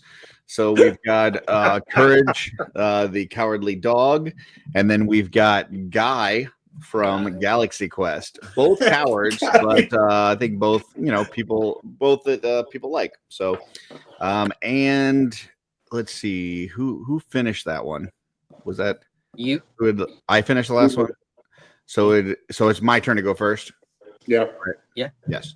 All right. I'm gonna go Guy. I think Guy is just like, is there air? You don't know. Like he's fucking terrified of everything. I love him to death. He's a great character, but I gotta go Guy. I agree. Yeah.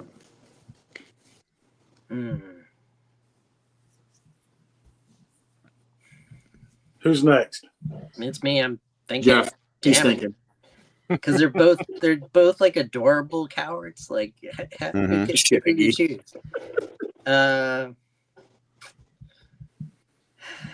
I'll go with Guy. Guy will have to do. Okay, Blake. And I'm with Guy, hands down. Let me just throw something out here, because we already know who won the other side, right? And we've got kind of a not lovable coward on the other side that's like very, very, very, very cowardly, maybe we need a lovable coward to go against him. Maybe that's the only chance we got. I don't know. But Dusty, what do you got here? I'm Yeah, going beat somebody. Guy. Gonna He's have a to beat coward, somebody. but he's a fun coward because you know what to expect. Yes. He wears it on his sleeve.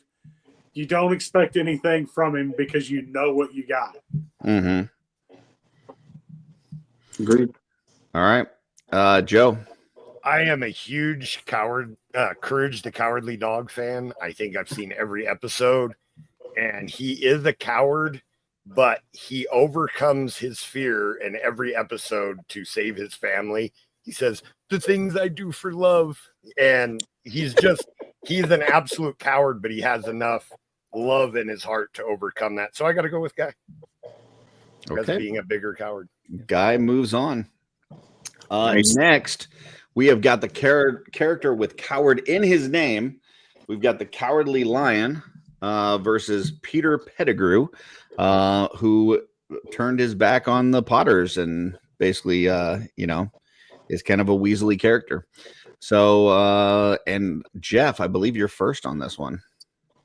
Peter Pettigrew, or I forget his other. Peter Pettigrew. Yep. Yep. Peter Pettigrew. All right. Blake. Wormtail is his other nickname. I go with Peter Pettigrew too. Yeah, I agree with that one. Cowardly Lion is just, I don't know. Like, yeah. He I'm gonna does say get it. his courage. And he's just, like, I mean, even though he's a coward, I just love his, he's just got to bring it all together. So we're good. The Cowardly Lion is not selling his friends out or laying on the steps while one's being stabbed in the other room.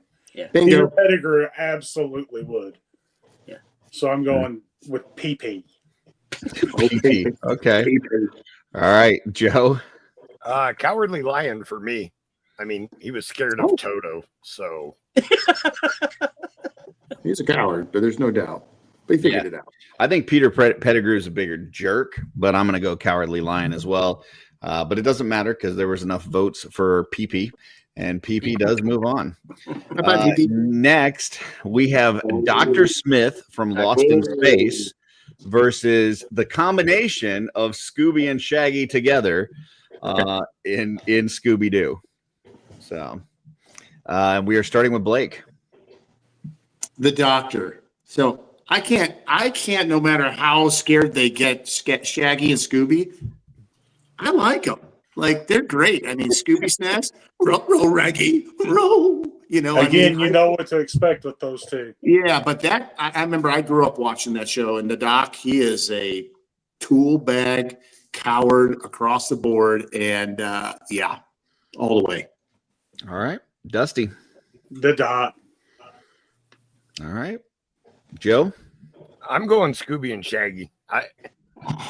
They're not brave enough to go into space without being forced. At least the Doctor got on a rocket ship to go somewhere. So they're lovable characters. I absolutely love Scooby and Shaggy, but I think they are the bigger cowards. Man, this is tough. I think Scooby and Shaggy are scared of their own shadow at times, but they've also gone against that in order to help their friends and stuff. Man, if I go Scooby and Shaggy, it ties it up and it puts the pressure on Jeff, and I think that's what I'm going to do. So I'm going to go Scooby and Shaggy so that Jeff has to break this tie. Hey, if you give Scooby Snacks, though, he loses all that fear. So I like Freaks Figures comment. Scooby and Shaggy are just paranoid. They're not cowardly. They're just paranoid about everything that is, paranormal or, whatever it is. But again, the sniveling coward is Dr. Smith. And such a tool bag. Anybody thought it was weird how often they left Will the child with the creepy pedophile looking old man in that show? know. Yeah, that- I don't know about being a coward, but I always thought that was kind of maybe a The decision I robot wouldn't was make the as only a one that parent. knew what was That wrong. was That's back why before Danger, people knew Will. about pedophiles. That didn't Oh, okay. exist. There was no news pedophiles coverage. That back makes sense. then, There was Joe. no news coverage. Yeah. All right. There were no Dr. Smith pedophiles. moves There was on. just the weird guy on the corner. Next, we have Loki, specifically from Thor Ragnarok. Come in and play. So if you think about like his brother is captured, but he doesn't really want to speak up for him, and then you see like the Hulk come out and like his reaction kind of up in the area and stuff. So Loki in those moments of Thor Ragnarok versus Big Ern McCracken from Kingpin, who is threatened by a new young bowler and feels the need to sabotage his career in order to stay on top. So yeah, we got Loki versus Big Ern McCracken. And let's see, Jeff went last. It's now, wait a minute. Do Jeff I go went then? last? So it's Jeff's turn. Yep. Okay. Loki redeems himself, so I'm going with Bigger and McCracken. Okay. Blake. It's a tough one because even though he does redeem himself, he sells out his brother. And I'm going with McCracken, though. I know I've seen both these. Yeah, he's definitely a coward across the board. So, All right. Dusty. Harry McCracken. Joe. Yeah, Bill Murray all the way. All right. I'll go with Big Ern too, just to move along. All right. Next we've got, I believe it's Neville Longbottom. I don't know this character. I can't remember. I watched those movies like over the course of one weekend, and I can't remember a damn thing about any of them. So, and I'm kind of happy about it. But apparently he's a coward. I don't know. And then you've got Count Rugen from Princess Bride, who acts really tough until he is confronted by Inigo Montoya and then runs away. Run away. And then once he feels like he's got the upper hand, he's good again. And then once he feels like he's losing, then he begs for his life like a piece of shit coward that he is until he's put out of his misery. So, Blake, you are first. That's it. It's very All simple. right. Dusty. Rugen. Joe. Yeah, easy, the six-fingered man. Yep. On his left hand. Same here. Count Rugen. Jeffrey. It's a sweep. All Count right. Rugen. All right. Count moves on. Next, we have Leo Getz from Lethal Weapon 2. Okay. Who turns over against all of his criminal buddies at any slight chance that he might get in trouble for anything, and is just kind of acts somewhat cowardly throughout. Versus Gaston from Beauty and the Beast, who does not act cowardly until the very end when he begs for his life, and then as soon as Beast turns his back, then he tries to take him out. But yeah, that's what we got. We're starting with Dusty. Dusty, what do you got? Okay. Guys, come on, guys. Just let me right up front, okay, guys? No, I'm going with Mr. Joe Pesci. All right, One of Leo his Getz. best roles. Joe. Yeah, Leo. Gaston, I don't know if I'd call him cowardly. He's just smart. I mean, that beast stood up. In my and many searches through the Reddit forums, he was a name that came up quite often. So I figured I I'd just include see, him, like- even though I didn't agree with it. he knows he's overmatched, and he's like he's thinking, like, how can I get the advantage? And he pretends to beg for his life, and then shanks him. That's Mhm. just smart. Yep. I'm also going to go Leo Getz. Jeffrey I'll go with Leo. and Blake. Let's sweep it up. Leo Getz. Leo Getz. Okay, next one I'm pretty passionate about. Okay, Oh, so I don't know if everybody's seen this movie, but Edward Norton plays Worm in the movie Rounders, who is one of the biggest pieces of shit ever in a movie. He gets out of prison. He immediately is like in debt to a mobster. He gets his friend in trouble. His friend basically vouches for him. They are trying to win enough money to pay the mobster back. He keeps wanting to fucking cheat because he won't like try to do it honestly. And he gets to the point where they're done. Like they're basically not going to make it in time. And he is willing to leave town and run away and leave his friend on the hook for his fucking bad shit, knowing that his friend's probably going to get killed by the mobster by him leaving town. And that's what he does because he's just a piece of shit. And then you've got Captain Hook, who is mean to children because that's the only people that he feels like he can, treat terribly and be a bully to. But then when it comes to crocodiles, he shows his true skin, which is very yellow. So, Joe, you are first. Who you got here? Worm or Captain Hook? Captain Hook is also mean to Mr. Smee. Thank you very much. Not That's just true. children. That's true. Also the impaired. So I've never seen Rounders, so I don't know. But I actually really like Captain Hook as a character. And I don't know. Just pick Worm. You won't be wrong. That other guy. I like Captain Hook. He is a coward, but I think that he got his hand cut off and it was thrown to a crocodile. That's got to be kind of intimidating. I think his fear is justified. I'm not having to leave the room right now or get alcohol like maybe Blake would, but I feel that passionately about that Worm should win this round. So I am definitely going Worm. Jeff. I'm seeing Captain Hook as like a Dennis Nedry, so I'm going with Worm. Blake. Worm. And Dusty. Worm. He's almost as bad as what's his name from Saving Private Ryan. Well, let's save that in case we get to the finals. All right, next we have got Cypher versus Guy. And we are on me first. Man. That's your favorite movie, but don't let that weigh on your decision. I think the fact that Guy is so cowardly is one of the reasons why I love him so much. And he's like just super coward. I gotta go Guy. So Jeff. Cypher. Blake. Cypher all the way. Dusty. Cypher. And He's Joe. a scumbag. Cypher. All right. Cypher moves on. Next, we have Peter Pettigrew versus Dr. Smith. And we are on Jeff first. PP. All right, Blake. It's a tough one. Because Dr. Smith is a freaking coward too, like in a different sense. But I'm gonna go with PP too. Okay. Dusty. I'm going to go with PP because that is fun to say. Joe. I guess everybody loves PP, so let's go. I'm going to go with Dr. Smith just to break the chain. All right, PP moves on. Big Ern McCracken versus Count Rugen. Blake, you are first.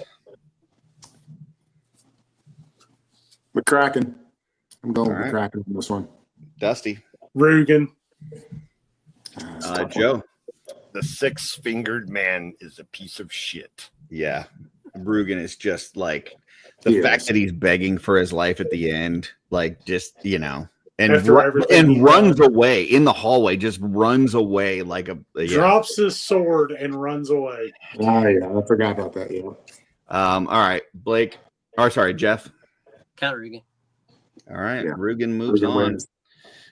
We've got Leo Getz versus Worm. Oh, that's easy. And this is Dusty first. Blake first. Is it Blake? No. I thought Blake just went. No, that's me. Worm. Oh, okay, Worm. Dusty. Worm all day. Joe. Worm. Yep, Worm for me. Jeff. Worm moves on. Oh boy. Cypher versus PP. That make me now first. We're at Dusty. Yep. Cypher. One for Absolute Cypher. scumbag. Joe. Cypher. Man.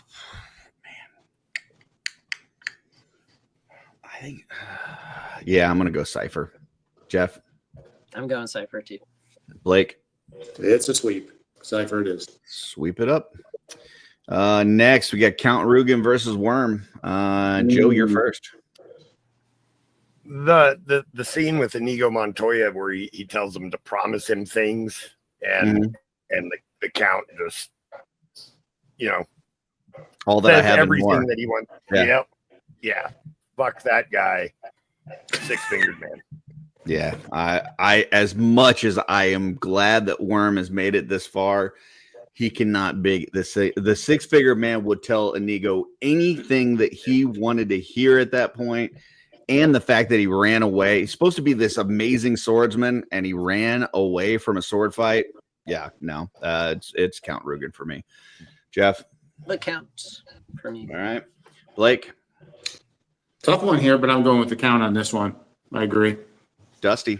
I am going to go odd man out and pick Worm because the Count was at least there when everything went down. Worm completely skipped town and That's a sold good all of his point. buddies out to get there. That's a good point. Very But good, very the good. Count moves on, and it is now the Count versus Cypher. Oof. And I am first on this one, and I'm going Count all the way. Like, this is, to me, this isn't even close. But Jeff,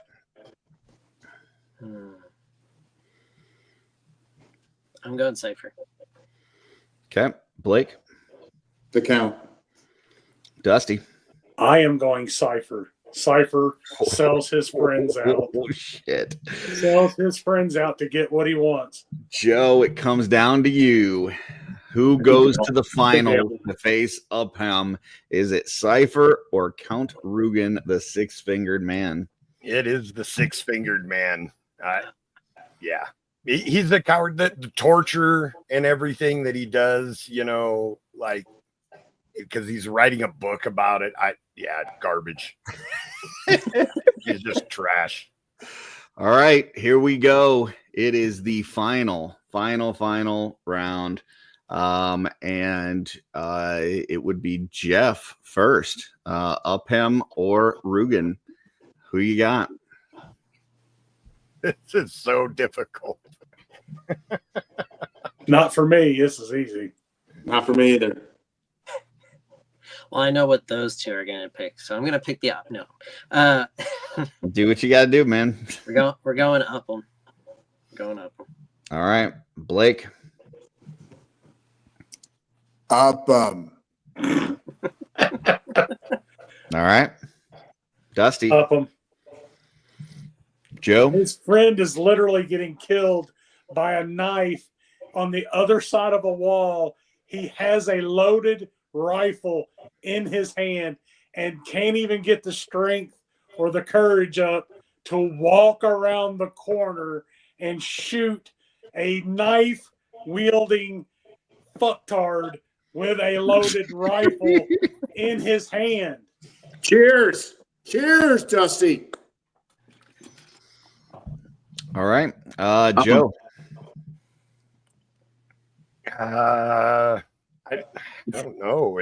It's like what piece of garbage do you want to throw out first? I don't know that you can really go wrong with either of them. I guess Upham, just because that movie is more realistic, than Princess Bride, even though I absolutely hate the True coward. man. Mhm. But okay, I'll go Upham. Terrence says one of these guys is comical versus the worst. So, That's Well said. yeah. I mean, I love the movie The Princess Bride. I do feel like Rugen is a huge coward in that, but I mean, it's up. It's a clean sweep, and he won. So he won as top coward. That was the moment you said we're doing a coward bracket. Upham Mhm. popped into my head. And I was like, he's got There you go. to win the most coward. That Look is at that. that is the finish. So Look at that pussy right there. Look at that pussy of the year. Look at that face. Look at that Hey, shit. I like some pussy, but not Snap, that. snap a picture of that guy and just He's afraid put to that on walk your on stage refrigerator and and go, accept his never. reward. Yeah. Well, there you go, folks. That was the coward bracket. I had a lot of fun with that. I thought it was awesome. I know we've got other character types that we had talked about that I think would be fun too. So we'll, maybe in a few weeks or something, we'll put together another bracket for. Yeah, whenever you're ready to put in that work, Curtis. Yeah. Yeah. It was a lot of work, but I had a lot of fun. I thought this was enjoyable, and especially seeing that much rage from Blake was nice. So we got to pick some thanks really to the dude character types. Yeah, yeah. Thanks to the dudes for helping me out with the bracket for sure. Oh yeah. So got my blood boiling between him and the Robert the douche. Those two, man, and oof. It's a good thing they were on the same side of the bracket.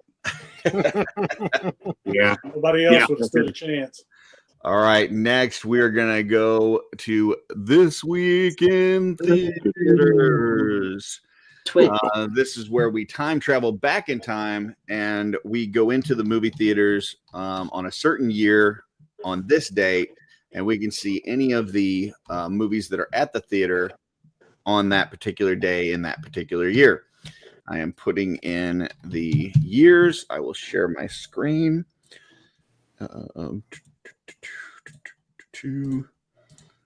All right. So we got 1982 to 2015 and 1999. Party like it's 1999. Yep. We're going to party like it was. I remember being a kid listening one to this in The song. Matrix.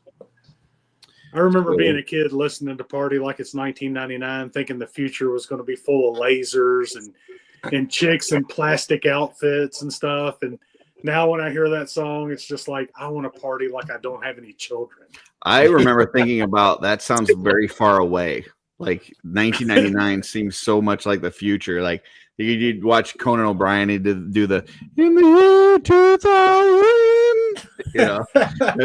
and then they kept doing it after it was the year 2000, and they were still doing it like it was futuristic stuff.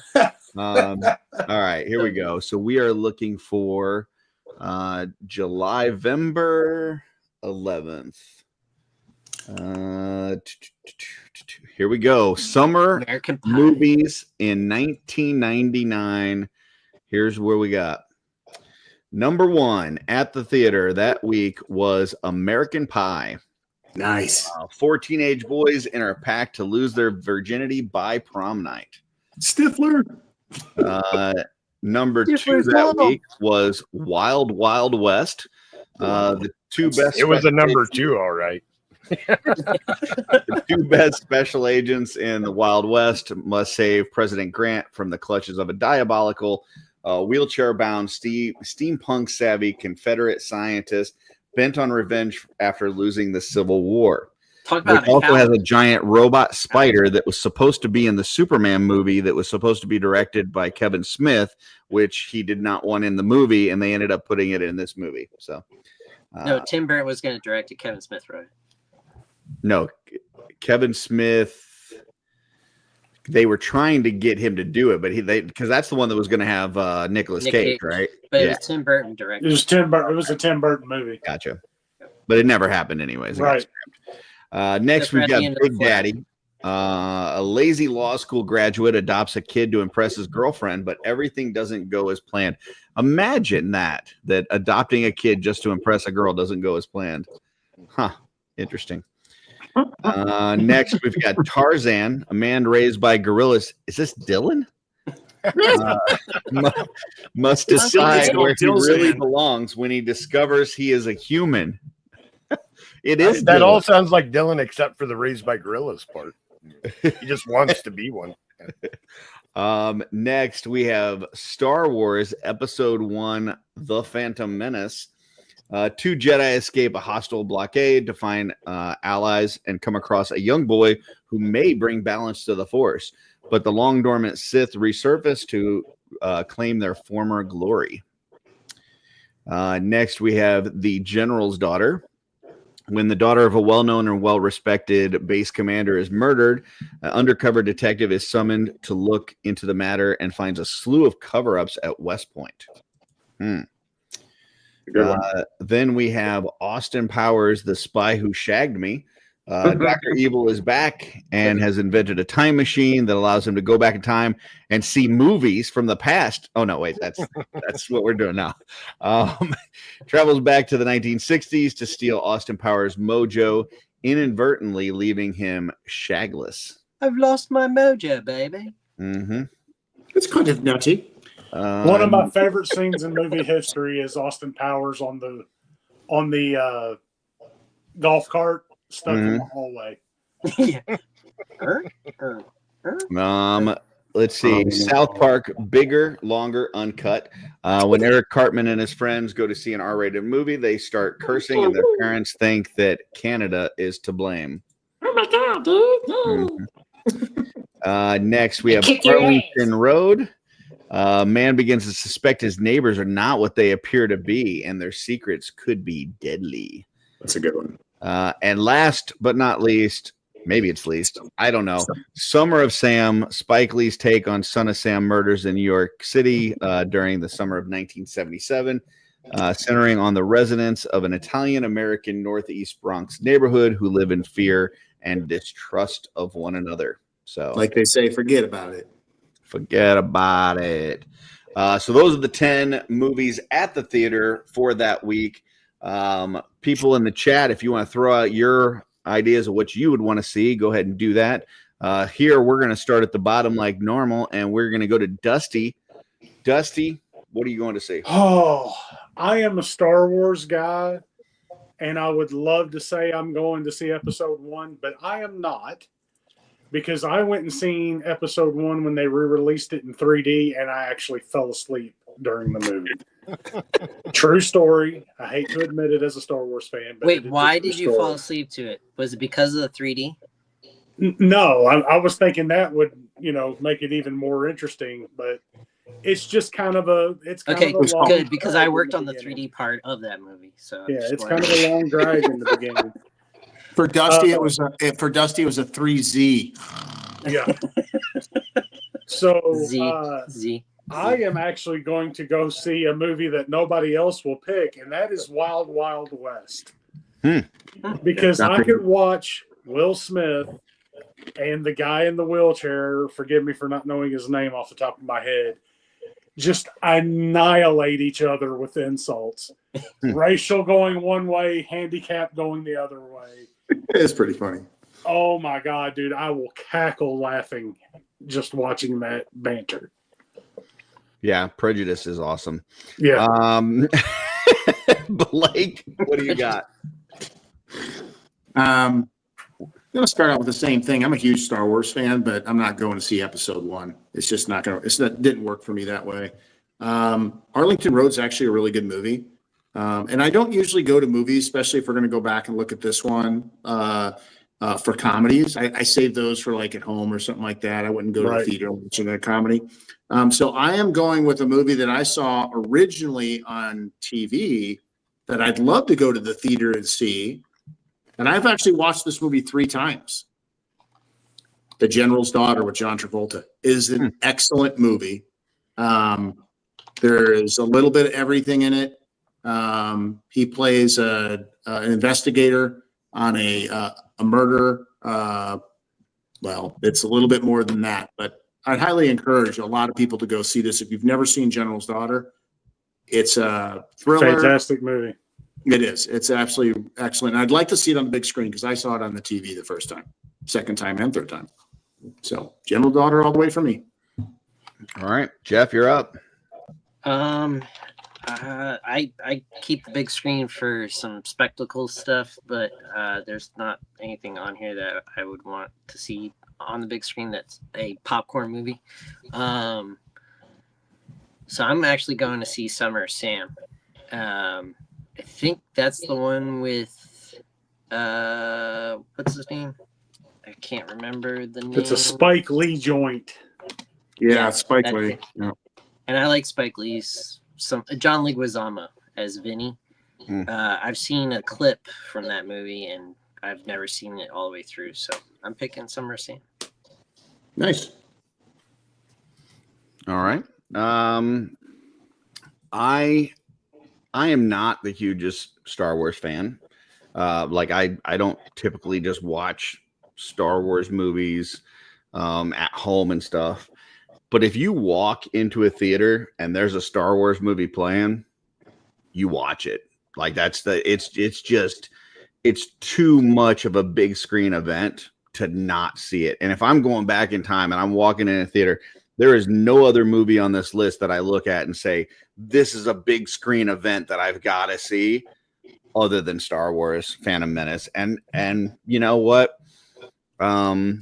Time being what it is, and you gain perspective on things, I think it's actually a pretty decent movie. I really enjoyed it. So, yeah, Star Wars Phantom Menace for me, and it's not even close. Like nothing on this list made me even think about going to see anything besides Star Wars. So, Joe.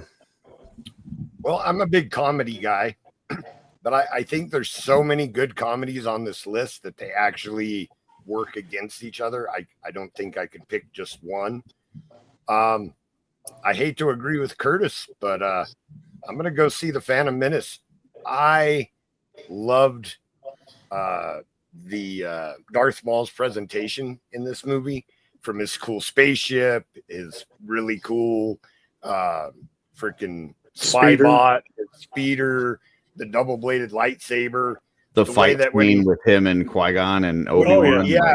The way that when the force fields would come up, he would prowl back and forth like a tiger, just wait, because he had all that rage in him. I thought, much like Blake did earlier in this episode, actually, is what it reminded me of. but the, I thought even if the movie, yeah, I think even if the, if it wasn't the best Star Wars movie overall, it's probably the most theater-worthy movie on this list. Yeah. So there it is. Well, in the comments, I want to first highlight Freaks Figures, who said Big Daddy for sure, but it would be fun to see the South Park in theaters. Damn, Phantom Menace might be the one that I'd go see. Wild West was a fun film. I'm going to South Park. Correct me if I'm wrong, but it's the only time they've been on the big screen. So I don't know if Freaks Figures ever decided really what they're going to see. Yeah, I think he was just working through it in the chat with us. I think that's what. I think if Freaks Figures goes back to 1999, I think Freaks Figures gets a job at the movie theater and just cleans up in every one of these movies, pretending to clean up, but really is just going to watch them all. So that's what I think is going on. I am Everything Else is Silent, says that he will watch any of them on this list to not have to watch Phantom Menace again. So he would go see Big Daddy. Terrence is going to go see Terrence and Philip on the South Park movie. Twizzler 19 is also going to South Park. You've got Eddie says Austin Powers #1, and then he's gonna go. We only have enough money to buy go to one movie, so he's gonna sneak into General's Daughter. Time machines are expensive. So. He's gonna. Sorry. Let me try to land that punchline a little bit better. He's gonna slide inside General's Daughter later in the day. So, you know what that movie's about? That was a bad taste. Let's see. Terrence said he saw most of those. Jen said South Park or The General's Daughter. So, not really a decision there. Toy Butter says Arlington Road with Blake, but I think Blake said he was going to General's Daughter, didn't you? Yeah, I did. But I did mention Arlington Road's a good movie, but yeah. Let's see. Toy Butter says Curtis is right, but I've walked into a theater to see Star Wars movies too many times at this point. Well, there you go. Freaks Figures went back to the original Big Daddy, so that is the final answer. It's not Wild Wild West. It's not Star Wars. It's not South Park. It is back to Big Daddy, and that is the final. And then Eddie says sliding is what I do. So, there you go. It's all that rotisserie chicken grease. You just slip right in there. That is this week in theaters. We're actually making pretty good time. Yeah. That is 2 hours. So we can Are we on the time limit tonight? We're doing good. we're not on a time limit, but I was just worried with the bracket that it was going to go long. But since we agreed on most of the picks, it wasn't that bad. Yeah. Plus, there was an odd number of us, which meant that we didn't have to go to the chat for tiebreakers. So we can either go to lightning round and close out the show, or I can pull up a catalog from 1999, which is where we just went back in time. And after the movie, we can go to the toy store and try to pick up some toys. What do you guys think? Toy store. Go to the toy store for a little bit. Toy store it is. All right, let's see what we've got for 1999. Here are our options. Hopefully there'll be a Prince action figure. We have J.C. Penney's Christmas catalog. We've got the Sears Christmas catalog, or we've got the Sears Canadian Christmas catalog. Canadian. We're gonna Sears go Canadian. Please go with that one, eh? Hey. Don't you know? All right, I'm scrolling. You guys aren't seeing yet because I'm trying to figure out where to land. Otherwise, I'm going to have to share my screen, unshare it, and then share it again. So give me a second. Talk amongst yourselves. Or not. This is the interactive portion. Oh, yeah. So what other movies have you fallen asleep to, Dusty, in the theater? That is literally the only one. Damn. And I think at that point it had been I'd seen it so many times, and I just went to see it because the rumor was that Lucas was going to release the whole trilogy, all 6 films, all 6 in 3D within like several months, and then right after Phantom Menace hit theaters in 3D, he sold. Yep. And then the whole Disney era took over. Yep. And they never made another Star Wars film in 3D. So I got to see the only one that they did in 3D. And, but getting through that whole Jar Jar, the Naboo stuff and all that to get to the good stuff, it really wore my ass out. You sound like somebody in the South talking about that Naboo stuff. That Naboo. They hit me with all that Naboo stuff. Curtis, listen, When I was my young. TV comes out of Kentucky, okay? I don't need that fancy Naboo stuff in my Star I Wars. don't need all that, Curtis. I mean, that's just going to put me right to sleep.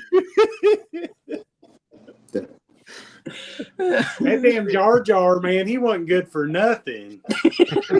I don't even need no melatonin. You give me that Naboo stuff. He put me right to knock sleep. my ass right out. Just make sure you bring me back my casserole dish. I'm sorry, y'all, but my TV comes out of Kentucky, and Kentucky's about as bad as it gets. Were you watching Ohio Valley Wrestling out of Kentucky?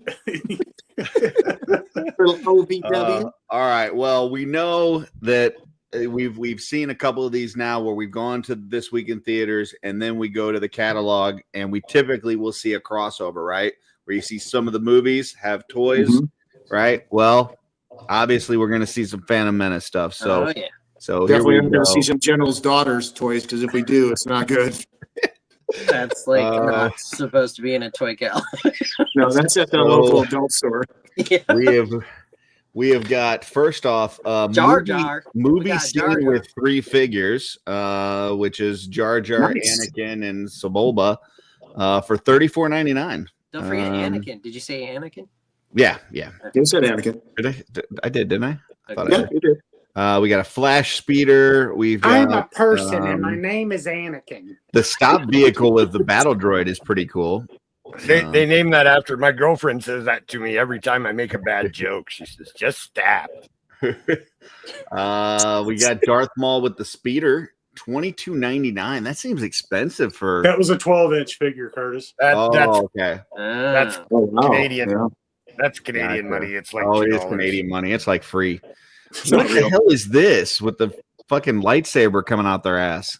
You push the button on the lightsaber, and it would make his dueler. arms move up and down. What they called the robot- dueler. Robot I almost. thought that was like a Darth Maul enema toy. Dude, Uh, we're getting into my wheelhouse with some of this stuff, man. I had a huge collection of how about a destroyer droid room alarm? It's a bank. That also Micronauts. Hey? Yeah, it was Micro also machines. a bank you could put money in. Yeah, the Micro Machines thing is cool, but that's like I old still school have Star a- Wars. That has nothing to do with Phantom Menace. So, Double take. all right. Next, we got some more. the Naboo Royal Starship. They got that Naboo ship in here. That damn thing was $100. Dang nabbit. Yeah, That thing was $129 in That's- 1999. it's Not in Canada. 189 That's 200. Canadian. Yikes. Yeah. That's not even real money. I bought not- that on an open box What's clearance. what's at what's Toys their R money Us. called? Dollars. Canadian. Canadian Canadian. dollars. Canadian dollars. Okay. Yeah, Canadian bucks, I think. I bought 'Cause, that you know, Naboo Royal wildlife. Starship. I'm sorry. What did you buy, Dusty? I bought that Naboo Royal Starship. I bought that thing at Toys R Us in Clarksville, Indiana. And I opened that, got that box home. I think I paid $50 for it. I got that thing home. Oh, I damn. opened it up, Curtis, and you know what was in that box? What was that? It was a Naboo Royal Starship, but that bless was your all heart. in it. It didn't have no chairs in it. It didn't have no parts to it. Didn't have no landing gear. Last Didn't have week, nothing. I heard Kent use a new word that he called anticipation, which is like intensely anticipating something. And I thought that was my favorite word. My new favorite word is Dusty saying Naboo. Naboo. Naboo. Hey, Dusty, what's that W one on the far corner, right corner? What am I looking at? The yellow ship. What's that one called? Oh, that's a Naboo Starfighter. That's what that is. He sounds like when your grandparents just aren't like they're You don't know the name? sensitive to Well, like I'm leaning into updated it. terms and I stuff. mean, Like we had one of them Naboo people move next door, ruin the I tell whole you what, damn man, neighborhood. that's no You know? Nabooians. Yeah. Now everybody wanting to move out because them Naboos. Jesus. Wow. All right. We got some more pod racers. Phantom Menace Now stuff. this is pod racing. This is It's pod racing. working. It's Sorry, working. this is not. This is Turbo Pod Racers. So, Oh, Ooh, turbo. what is D here? Is that a you want to micro see the machine? D? No. That's a Transforming battle droid action head set. that opens up. Battle droid turns into a Trade Federation control ship. Yeah, it's the head that turns into that circular ship, but it's only just a column. That's cool. It's a terrible toy. I love it. You got Curtis the- you got gets the- that you got scroll the- and everyone else. You got the Jar Jar that turns into a Micro Machine playset. Nice. I like the little city down at the bottom. Yeah, the little like the pod racing Yeah, stadium. that's pretty cool. Yeah, that's cool looking. What's L? Is that supposed to be like Dagobah or something? Looks like a honeypot over there. Jabba's palace. Is that- Naboo Temple Ruins. I think that's Yavin. No, it says L right below it. Oh, yeah, Temple Naboo. Oh, Ruins. Naboo Temple Temple Ruins. Ruins. I would Naboo. say. Oh, Naboo. like where yeah, Lost the Nos Rising. yeah, the big Oh frog yeah, looking dude. yeah. So that's supposed to be underwater? I guess so. You put it in your bathtub. Oh, you can get some dolls. You want some dollies? You want some dollies? I'll No? take some dollies. Amidala looks like a vampire. Yeah, the Naboos. And then you got blasters. What would Blasters. they be called? Would they be called Nabooians? No, Naboo. I don't know. Naboobians? Well, I mean, you wouldn't call them Naboons, would you? Naboons? Get baboon? Dude, that's racist. Yeah. Well, I mean, it sounds Here's like baboons. but talking it'd be banks Naboons. with action figures on them. So There's the banks. There, yeah, there you go. Darth Maul's missing part of his lightsaber. Actually, That's why he Curtis, needs when money. Put a coin in it, the other side gets hard. Joe. Wow, the other Whoa. side gets erect when you put in a coin. Yeah, if you put money in it, his other side gets erect. Oh. Wow. Interesting. It doesn't take much for Darth Maul, man. It's a terrible toy. Penny will do you. So nab booty.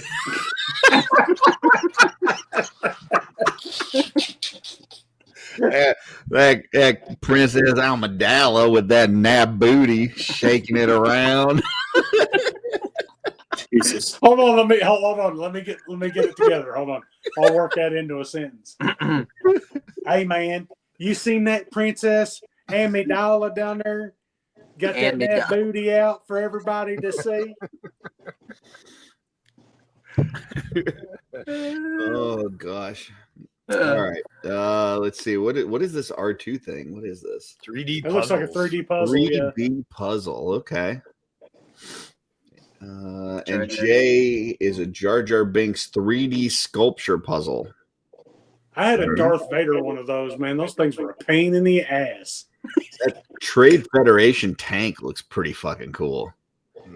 It's got even blast burns on it and stuff. Yeah, they had some really good paint apps on this. Yeah, that's pretty nice. Look at that kid so excited about fucking Jabba spitting out the slime. Yeah, that came with the slime. Jabba? Yeah. I don't think that's what he's going to do with it. That's basically a fleshlight right there. Right? This is the age of American Pie, so does it have tongue action? I guess you call him Jabba. You just call Jabba the slut. Yeah, I guarantee some kid put their penis in that Jabba. I guarantee it. Some kid named Curtis. I would have been 22. I wouldn't have been a kid at this time. I guarantee. That's what's even more disturbing. I knew a friend. Welcome to OffWorld. Yeah. Nab booties and fleshlight Jabba's the sluts. Legos. I'm not a Lego guy. Anybody here Lego people? I was when I was a kid. Jeff is. Hey, what's this one over here, Dusty? What's this? Now, Curtis, you know damn good and well it's a Naboo starfighter. It sure is, man. It sure is. I like it's got this the Sith infiltrator at the bottom. Good. Sorry, we've already turned pages. Good though. I know it's 1999, but too slow. Yeah. We got Battleship with Star Wars. So that's something I didn't even know existed. That's cool. That's kind of cool, actually. I actually like that. Is this like a Rock'em Sock'em thing down here? D? Yes. Lightsaber duel game. Okay. Wow, that's cool. Qui-Gon loses every time. I was going to say, did they have to put Qui-Gon in there? That seems good. Yeah. What is this? You see M right here, Curtis? Simon Space Game. What's that now? M? Under the letter M. Yeah. I actually had this. It had a 1-to-1 scale probe droid from Darth Maul's speeder that sat on a stand at like eye height, and it had a tracker in it that would track the lightsaber in your hand, and it would turn, and it would shoot out foam discs for you to hit with your lightsaber. So it's basically like a baseball launcher, but for nerds. Right, and it was foam discs that you tried to protect with your lightsaber. That was I actually bought that just to get the 1-to-1 scale droid because it was legit. It had wires and everything. And I threw all the other shit away and just kept the droid. Anybody had any of these like handheld games? No. No, I wasn't into that. I was earlier, but by 99, we had better technology. But I was into the handheld Tiger games back in the day, the little Tiger ones. Oh yeah, me too, for sure. The football game. Oh, the only thing I got from Phantom Menace was was it Matchbox or Hot Wheels Naboo Royal Starship, which had like the landing gear that came out. It's pretty cool. This was something else I used to collect real heavy. Wrestling. Does this kid even watch wrestling? He does not look like he does. I was just thinking that, Joe. That's not wrestling. What is it, Dusty? It's not No, wrestling. that How should do be you say the it? Undertaker Why standing does on the that top. look? That's not- sports And he's entertainment. looking at That's Nah, man, it's wrestling. Kane. Wrestling That's time. sports entertainment. That ain't This, wrestling. That's this kid wrestling don't east know of the nothing Mississippi. about wrestling. He looking at Jerry that Lawler's a cane. wrestler. He doesn't know what that cane is. He's like, what Star Wars is this from?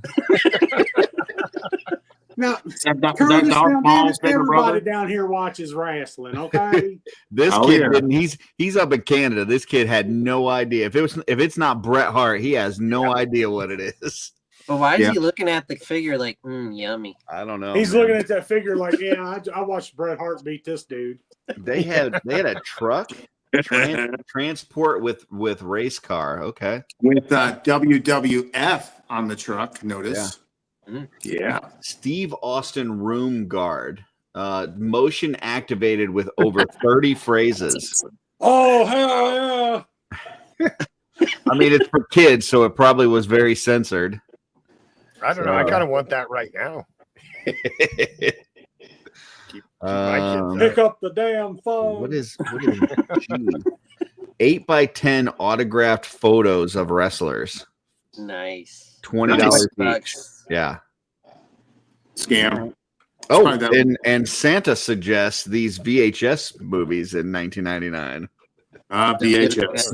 They're trying to Curtis, move those. I am on a video called Best of Backyard Wrestling Volume 2, Mhm. and I am wearing this little foam belt Nice. I think you showed me that. around my leg as the champion of our backyard fed. Animated Batmobile. Nice. What is this thing? Spy kits? Spy Gear briefcase set. The Inspector Gadget kit. Does it have just tape? Yep. It's got like tape, like a desk tape. What, That's like it. Like Like MacGyver. It's gotta have But it's invisible tape, though. Oh, well, there you go. No, Yeah. that's so you could lift Oh, fingerprints. look at that. That's cool. That's Spider-Man fun. still doing stuff. See, I don't What think is- they sold that down here. I think that was just something. Spider-Man flip and trap playset. I don't think they sold that down here, Curtis. I think that was just a Canadian thing. Yeah. What's that about, eh? Up there, north of the border. I guess Oh, there Toy you go. Story 2. That Batman Sub-Zero movie was so good. Zurd. Zero. I love Zurd.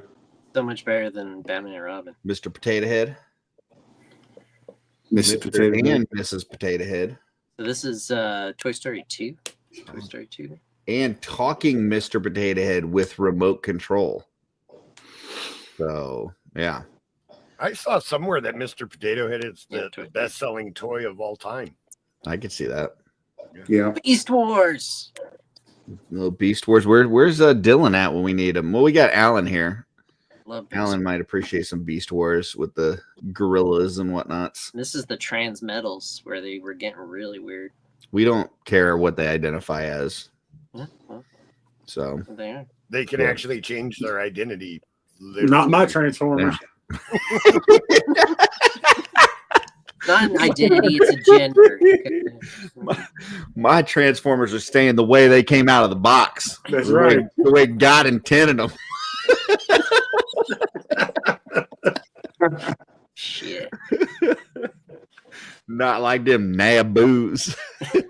A tiger can't change his stripes, Curtis. What is H? Scavenger. That's cool. I like that thing. I actually bought this Transmetals Megatron to keep in dragon mode because I thought it looked badass. Mhm. And when I used to take, I had a lowrider Camaro back in the day, and I would always put that on in the back of the trunk with the speakers and stuff. I thought it looked wicked. The red one. At the, Yeah, right there. Yeah. I like C, whatever. Tiger Hawk. That thing's cool. I like the videos down below. If you remember how they used to do the They're still VHS, pushing and those VHS. Yeah. white clamshells, those really Yeah. cool Yep. thick, and The all the Disney Disney movies clamshells. came in those. If you went to the library to get a movie, that's what you got it in. Yeah, Yeah. big old white clamshell. Yeah. I never could watch Beast Wars. I was a huge Transformers fan, and I just could not get into it. That early CGI animation was just awful, man. Mm.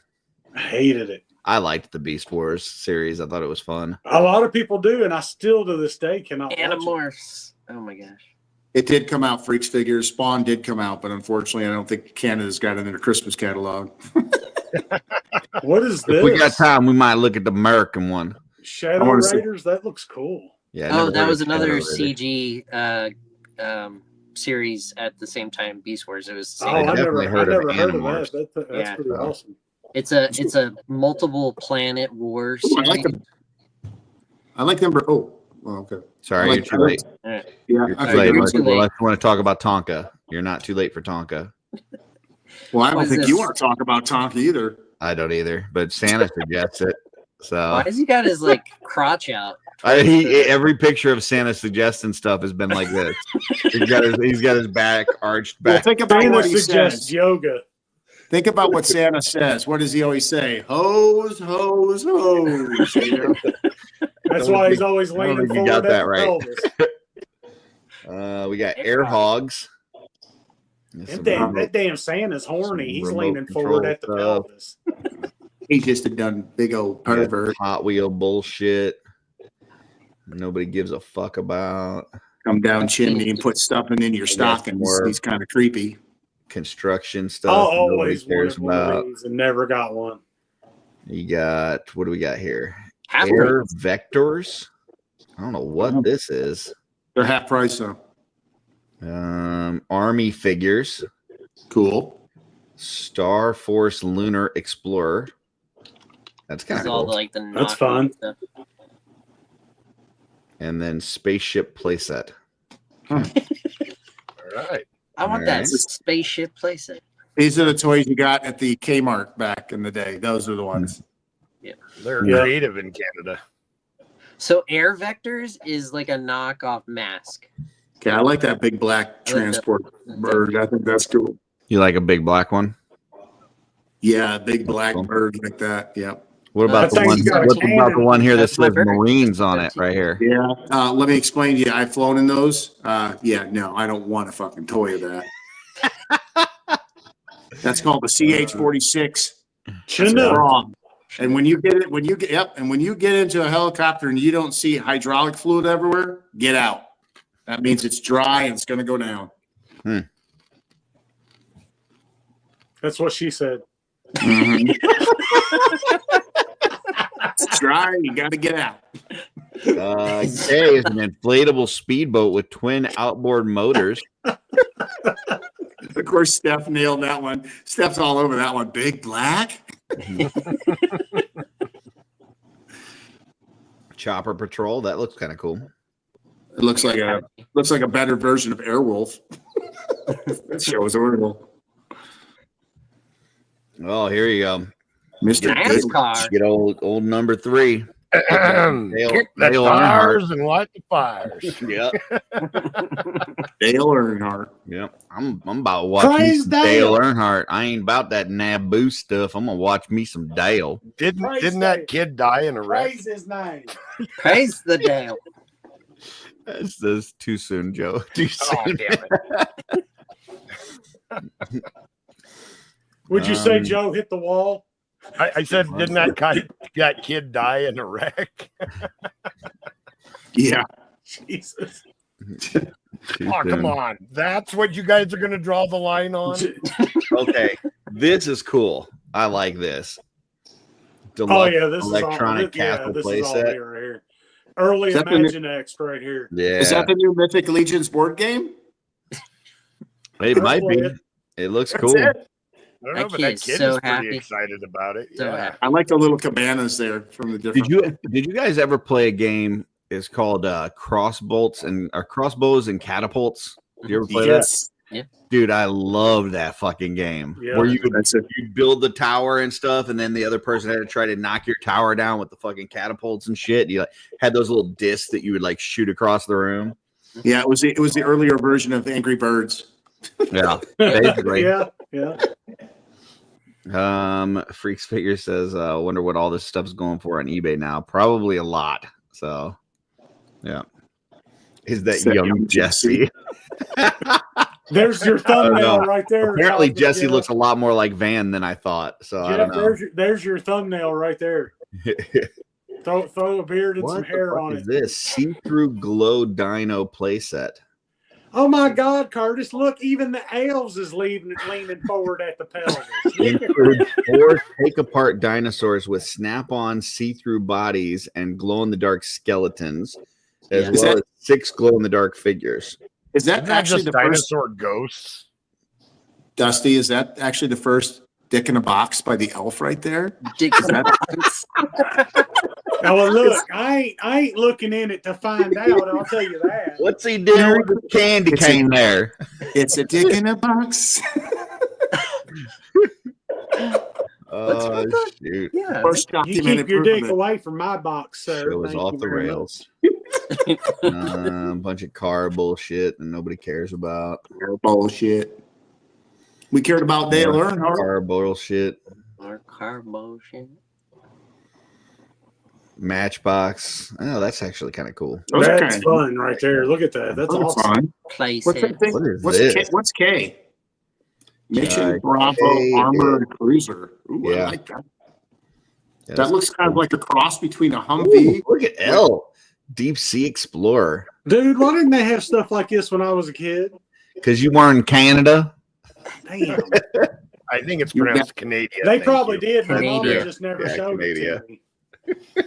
Because she Like, knew don't she get- didn't forward. Don't give that. shit, Don't really? give that boy Dusty Alan anything. says they still sell crossbows and catapults. Dude, if that's for real, I need to find out where. I would love to get that. Need to bring that to Legion's Con and we could play that. I in the looked up lobby. one a couple years ago Dude, on that would eBay. be And it was epic. ridiculous. Oh, I Wouldn't that be fun? Could you I would imagine $110 on crossbows Amazon. and play catapults some crossbows and catapults at Legion's Con. Absolutely. I'm in, Dude, man. that would Let's be bring epic. it.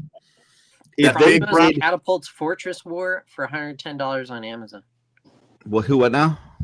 It's called Crossbows and Catapults Fortress War for $110. That's the most expensive one.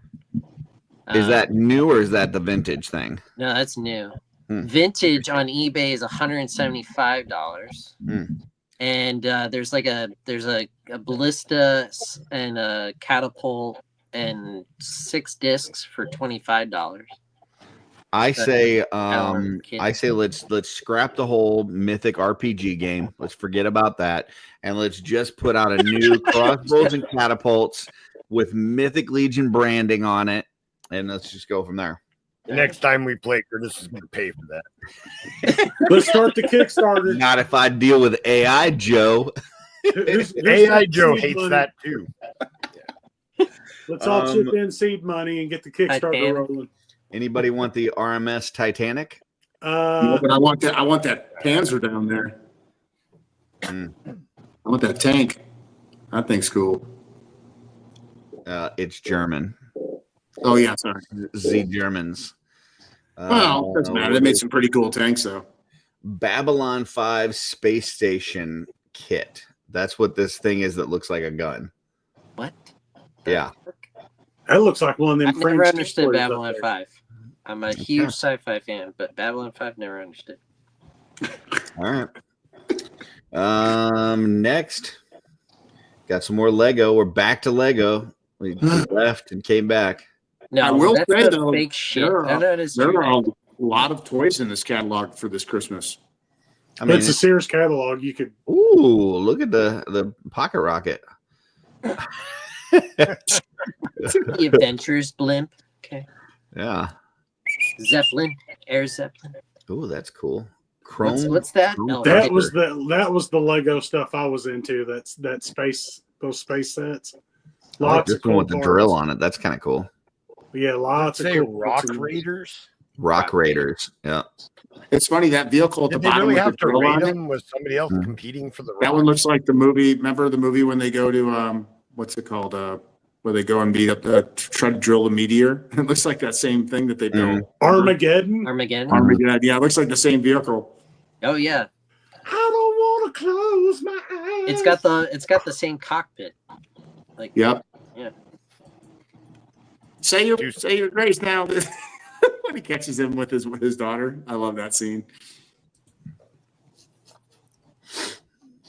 More Lego bullshit. More Lego bullshit. That's when Mindstorms came out. Mindstorms. Baby Oh, shit. there- Baby shit. Baby shit. Baby shit. Mega Block shit. Hey, That's- man, That's before Mega Blocks was doing cool stuff. that Hey, Kraken's what's- pretty slick, though. There's a Too late. battleship Very down fast. there. Destroyer. Kano. Your Kraken's pretty slick. Too late. Yeah, I know it is. How do Too you late. know that, Dusty? Jesus. Too late. Well, it's not exactly a secret. Oh, okay. Sorry. I guess I'm late Right. to that show. Oh, you'll get your turn, Blake. Oh, no.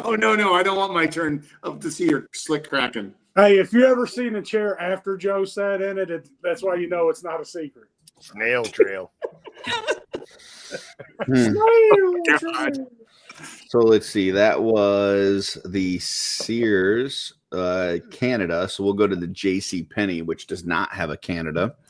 And I will look for toys while you guys talk amongst yourselves. All right. How's your And day, again, Joe? nobody says anything.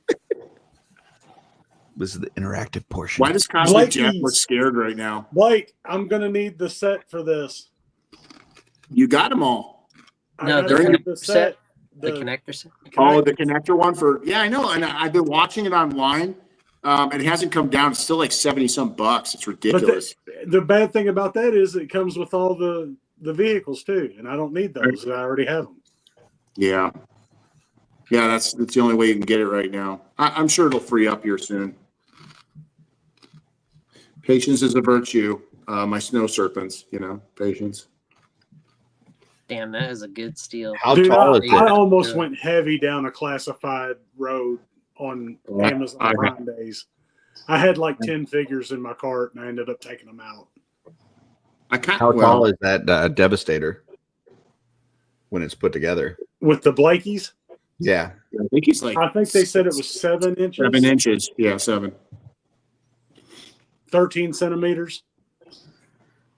You gotta Don't figure you give got. me them centimeters. I don't know them numbers. I only Metric. use them when I'm measuring penises. Don't use Just makes Matt it sound Fuller big. measurement. Use that American shit, please. Is American. All right, I here want we none got of that foreigner. we got some look, more of that Naboo stuff. Some more dowels. We Look got at that big Talking black one. Banks. Oh, they come.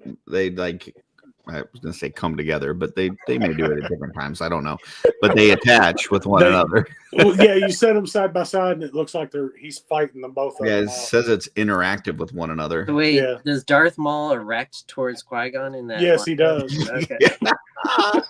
but only if you Jeez. put money in him. Yeah. He ain't getting my money. Not to make him erect. Oh, look at the chair. That chair's cool. Inflatable. A little Little creepy. Darth A Maul little chair. inappropriate. Sit on my lap, little boy. Come on and See sit my on Maul's lap, lightsaber? boy. Feel my lightsaber. You sit down and it makes the sound effect. No wonder his head's horny. That Darth Maul's got a horny head. Have you ever seen Dude, that? look Have at you the ever- helmet. Come on. Oh my gosh. Dude, I would Beat wear up. that right now. Eat up. That poor kid. I That would is the wear most that right special now. needs helmet I've ever seen him. That is the only helmet you would have caught me wearing when I was a kid. I'd have worn the shit out of that. What is this thing? Gee, Star Battle playset. That's thing's fun. Huge. That looks cool. No, the kid's just really small. That's true. That's true. It's his own fault. Oh man, shooting guns at cups. Is that the 10 Galaxy Shooting Gallery. We did that in Nevada with real guns. Yep. I up here at the top is the Star Wars Battle for Naboo board game. Say that 10 times. You know what? I'm not even saying anything anymore. Yeah. If you win, you lose. Yeah. This thing K transforms from a single rocket into a space base. So, and then you got some lightsabers. This kid with the dual lightsaber looks totally confused. He has no idea what he's supposed to be doing right there. The other kid looks like King I Joffrey. wore my doesn't he? best jumpsuit for this. Yeah. And the other kid, like I said, he looks like King Joffrey. He's already about to take out. Were turtlenecks he's ready to big take him at the out. end of the 90s? Turtlenecks? I don't remember I that. don't know, man. Turtlenecks. Oh my god. Dude, that blaster's cool though. Dude, wearing a turtleneck when you have no neck is essentially wearing a beard. You might as well be wearing a fake beard. C looks like they broke it. It looks like it fell apart. Also, whose arm is that? That's the hand model that they chose. It looks Holy like shit, E.T. you're is right. playing It looks with like he's playing like an an alien. game and he just got us all. God. like E.T. looks like is an trying alien. to phone home. Blake, is he playing asshole and he just got us all? Look at it. It's above the shoulders, man. It looks don't like one of count. the It's above grays from the shoulders. Cosmic Legion line. Holy shit. I didn't even notice that arm. Holy crap, man. That's crazy. Good eye, Joe. Good eye. It just weirded me out. Yeah. Is that a hand? We're looking at toys. Joe's looking at the human. That's my strong hand. Oh boy.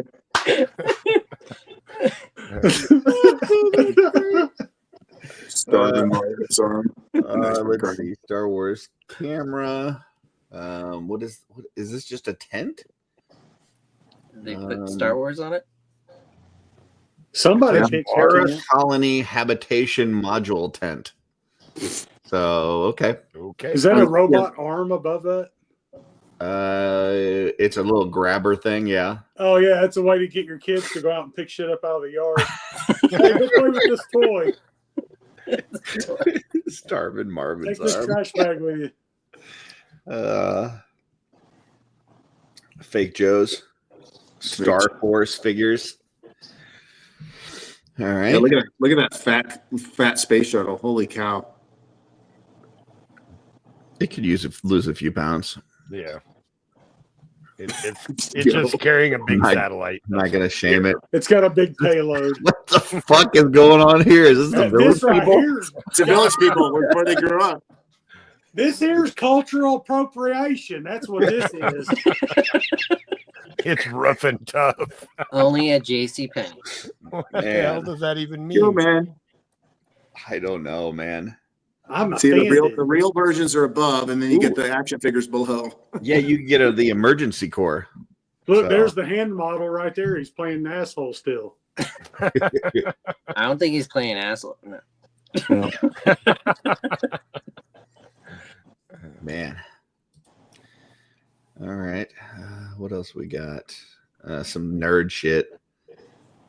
Oh. Whatever, nerds. I'm gonna put together an engine. That's fun. Lincoln mother effing logs, Look baby. at this dude. He is ready for a 9 to 5. Lincoln Logs are the bomb. Dude, K right here, I remember fighting kids over this in preschool. Yeah, Lincoln Logs. All of us wanted to play with those damn shoebox bricks. Oh, yeah. Look at this kid leaning against the tool bench. He's on break. It's a union job. I think I went to school with him. He's on break. The union job. That's Nice. it. He's taking his 15. Curtis, what the hell, man? Curtis, I went to school with that kid up until 8th grade when he dropped out. That's young Al Borland. The excitement of the building. I heard he married one of them Naboo girls. Hey, nah, he married his cousin. I remember. I knew her. She's a nice girl. G.I. Joe Army Pacific figure. What the fuck is that? Those are the tents. Those are those play tents. That's where Marines are birthed from. You didn't know. Hey, There's Dude, your, those were those pop-up clothes hampers. hey, there's my favorite aircraft carrier. yeah, you should. This is the Remember those chunky one. pop-up clothes hampers and you turn them upside down? Yes. Man, That's exactly what those are.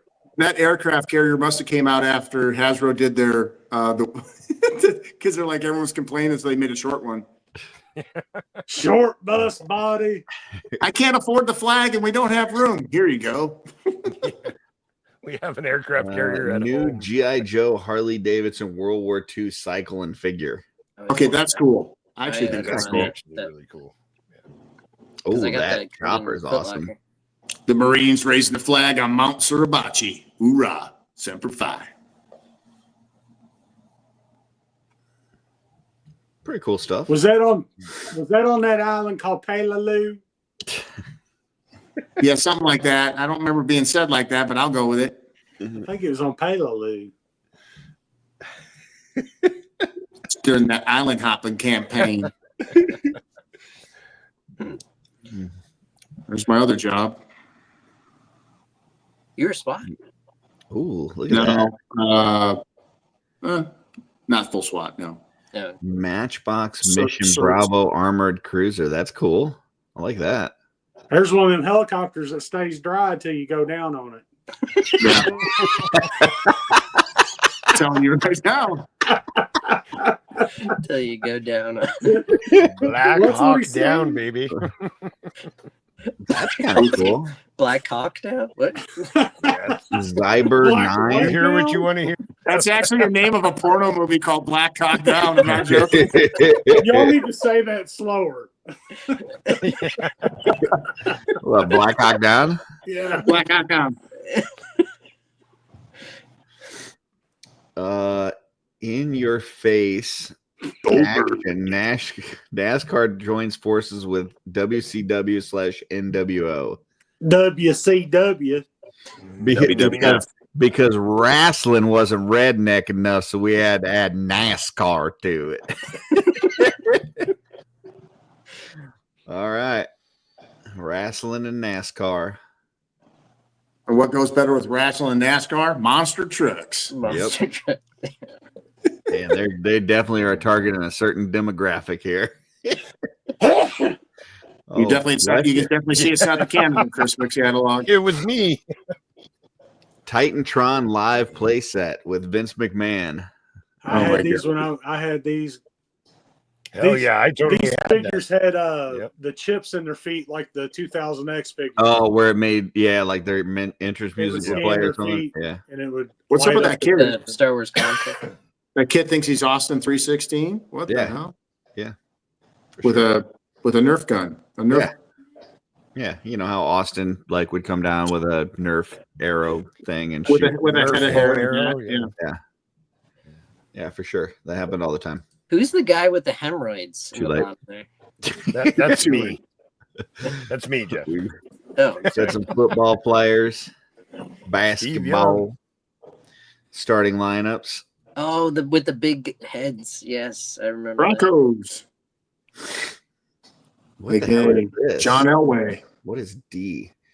NBA posable player keychains is right here. That's interesting. So I think they must have had a wire in them.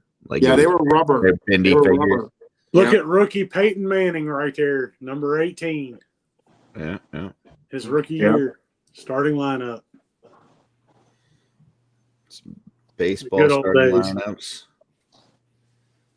Chicago Mark McGwire, Sammy Sosa. Well, you can almost see the steroids falling right out of those figures. I'm sorry. Are you talking about people being on steroids? Is that what you're doing? Yes. I'm just confirming. Okay. I'm not Blake. I'm fat as hell. Hey, I never went on that stuff. I was always clean. Wait. Head back to the top there. Nevada Highway Patrol 50th anniversary cruise. That's a Camaro, isn't it? Joe, did that give you flashbacks? Nevada, Nevada Highway Patrol. It's just really oddly specific. I think Now, I know that car. Nevada is mostly highways because the state is really empty, but I didn't think that we were popular enough to get our own, 50th anniversary cruise. Joe had me scroll back up to see if he was in the back. That was it. It's the Joe G version with. I've only been arrested by a highway patrol once. Well, they made a car for it. Good The job. rest were local police. It was only a 2-door. There's nowhere to even put me. You're the hatch Right into man. the hood. They put you in the hatch. Throw him in the trunk. Yep. Just like we do in Chicago. Oh, whoops. Sorry. That's a whole different story. Is that Roadrunner? Or- The no, Roadrunner or something? it's You got to put them somewhere, Blake. That's what I'm talking about. At least when they're in the trunk, you don't have to like look at them and barely can hear them, especially if you turn the radio up.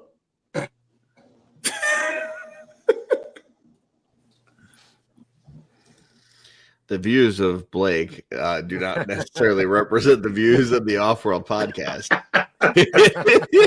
I'm talking about putting people in trunk and everyone else talking about black cock. I mean, come on. Like, geez. Well, one of those is illegal, Blake. You can go in the trunk legally.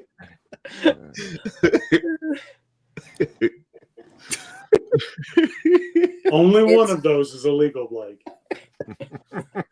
What the fuck is this? High step action, rolling action, quick speed. This thing, like flips around? Yeah, Dirt busting, rock climbing, radio controlled. The spindle top. All right.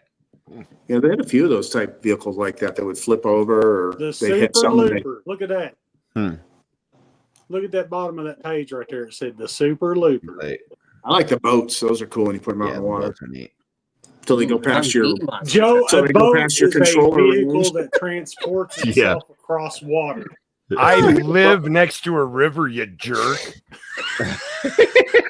Yeah, he gets to play with his remote boats one time, and that's it.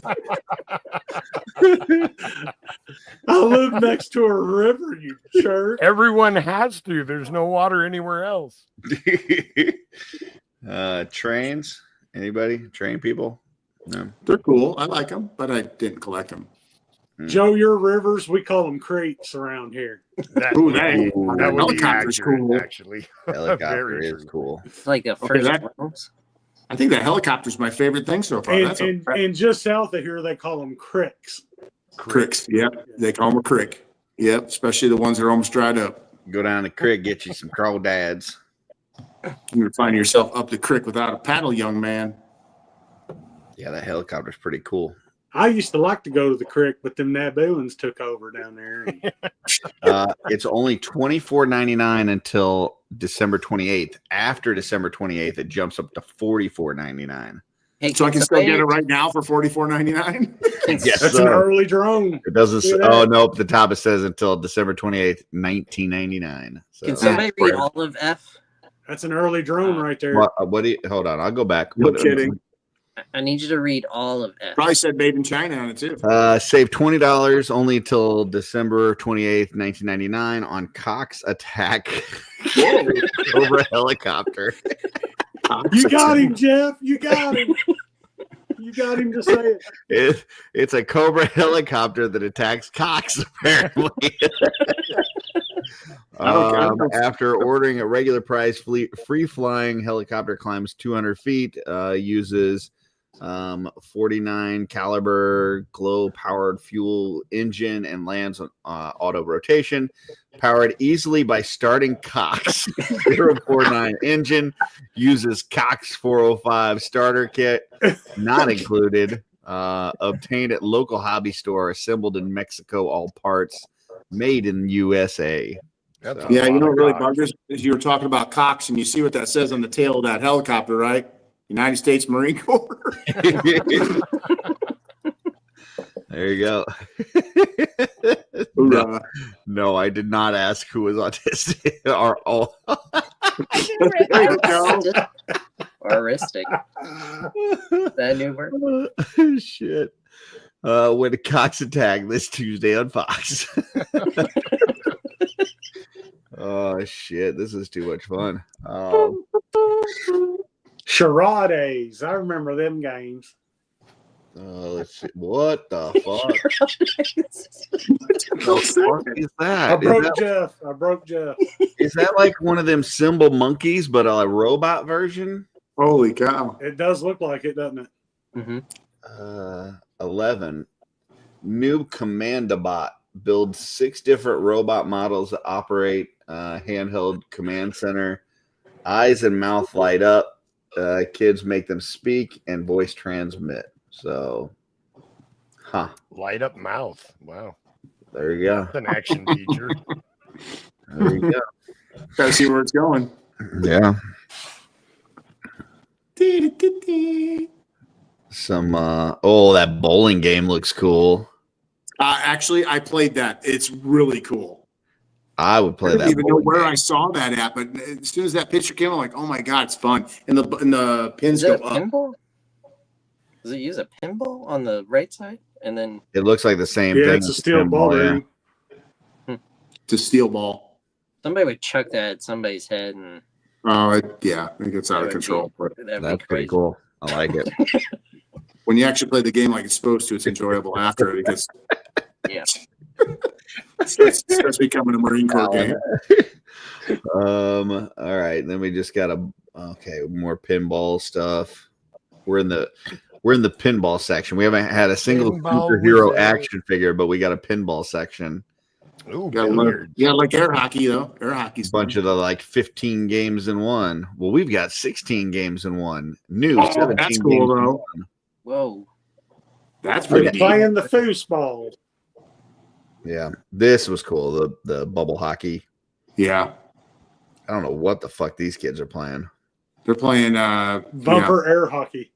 bumper air hockey lacrosse. Okay. All right. That football stadium's kind of cool. Yeah. Yeah. No, thank you. Don't we be out of typing with toys? Sigma. Are we done with toys? Dark. Yeah. Let's go to electronics and look at all the boom boxes. Toys for nerds. Portable CD players. Oh, there you go. Ooh, now we're The wa- talking. The waterproof Walkman. Remember I that thing? love a good chess set.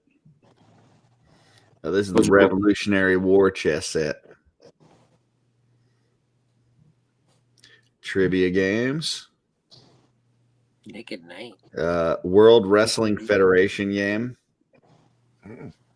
It's got to be good. Oh yeah, I mean, I'm sure people were talking about that.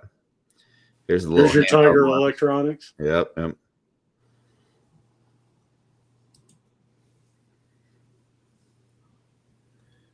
All right, I think this one's maybe run its course. I'm gonna double check and go back. We're Did we gonna see go any action figures in that? just the Just the Star Wars. ones. Oh, okay. That was it. I'm gonna go back into it though, just to scroll and see. Oh no, that's Sears. Hold on. 1999. We were the J.C. Penney. Let me just scroll down. Open it from the back. That's you get closer to the toys that way. Yeah. That's what she said. You got to go to the middle to the underwear section and to the back for the toys, and then the very back for the electronics. See, this is where we were. Not that that's just what friends told me. Yeah, I think that was it. There's not really. Wow. Yeah, Yeah, JCPenney's wasn't much on toys. Yeah, they were screwing us. So let's go to the Sears, the U.S. version. Dude, I wish they had the service merchandise catalogs on here. Who? What? I agree. Those were good. I have no idea what you're talking about. Service merchandise was a mail order Right? department store. They were on par with Sears. All right. But everything they sold you bought, it was basically mail order. It was like Amazon before Amazon. Before the internet. I got some more Star Wars. Seen all that stuff. We haven't seen this Chewie. That's weird. That's some fuzzy Chewy. Yeah, 12-inch Luke, Cantina band member, Emperor Palpatine, and Prisoner Chewbacca. So, Cantina band member looks like he should be working on a 57 Chevy. You see, he had his collar popped and everything. Max Steel. Oh, Max Steel. Yeah, that was good. Good cartoon. Max Steel on rollerblades. Yeah, that was a good read. Not a good thing. All right.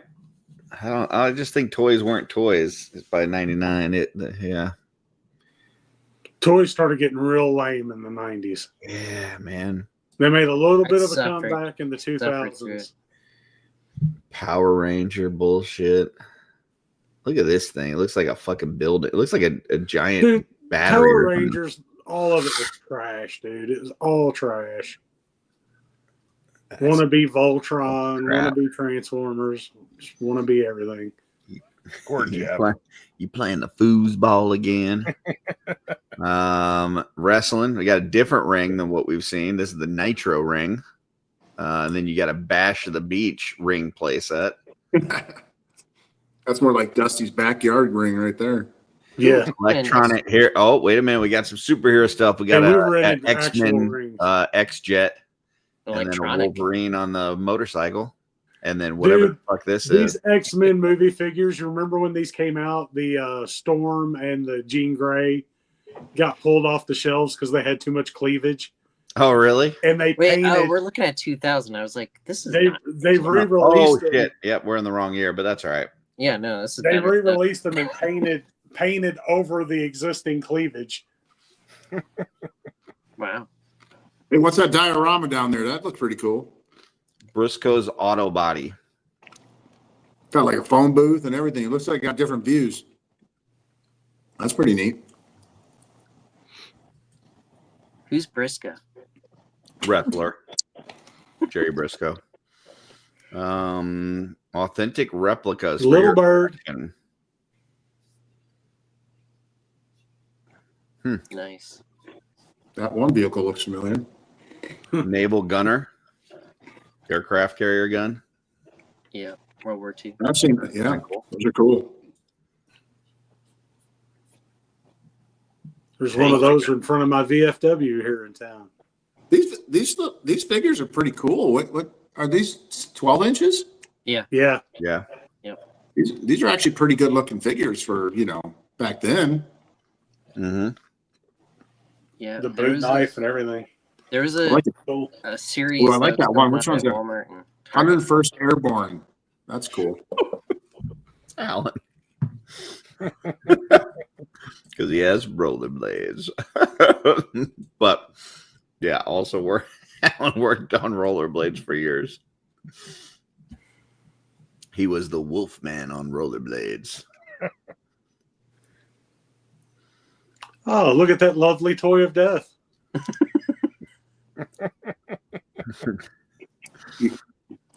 Camouflaged center tent. A command center tent, sorry. That's cool. Is that size for a person? Is that or is actually size for... yeah, that's a Normandy playset. For 12-inch figures. Oh, okay. I was just making sure because I couldn't tell. I saw the 1999. I figured it wasn't probably for us. Rock out. Bro. So many drops.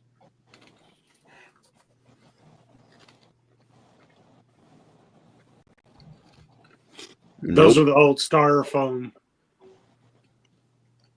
planes. Those actually flew pretty good. Yeah, the styrofoam ones are cool. Unless they hit something, you fly them, they come and hit a telephone pole, breaks the wing. Yep. Nope. Give us the toys. Ooh, crazy car. Yeah. Zero turn before they put mower blades on them. Mm-hmm. Look at this thing. Look at that big wheel, baby. That's crazy. No, go down. Right there. Yeah, I like that. Hey, Dusty, did you have a green machine? You remember that? The green machine? Hell no, man. Only rich people had those. I had a cheap ass red and yellow big wheel. Well, original big wheel. I wasn't rich. I had a green machine. It was just made of plastic, but it had really cool brake in the back. So you get going real fast. You just pull that brake and the thing spun around. The brake spun out. Yeah, the problem was you do it too many times, your wheels start getting holes in it going square, and then you couldn't ride it. Yeah. Yeah, the only big wheel I had was the original cheapo. The fuck? And I remember when I outgrew it too, my ass started hanging off the back of it. Zip line for kids? Yeah. I had that zip line. That sounds like really dangerous. Oh, it would crazy. because the Dude, line this that was- comes with they it is still sold terrible. So my lawnmowers dad back would then. put a dog line up, and it was really sharp wire. That was the best. Wow. That kid's like, look at me, I'm about ready to die. That's a very 2000 shirt right there. Oh, that's awesome. And I like the gathered pant bottoms down there. With Yeah. Rolled nothing like up. that. Maybe that or a little peg Were they rolling. rolled or were they tucked into his shoes? That No, one had he a had, bunch- he had the elastic on the pants bottoms. Oh, Had some bungee on there. The sidewinder, yes. I think we're past it, man. There's the toy section was just, man, Lame. bad. toys weren't selling at this time. No, it was more electronics.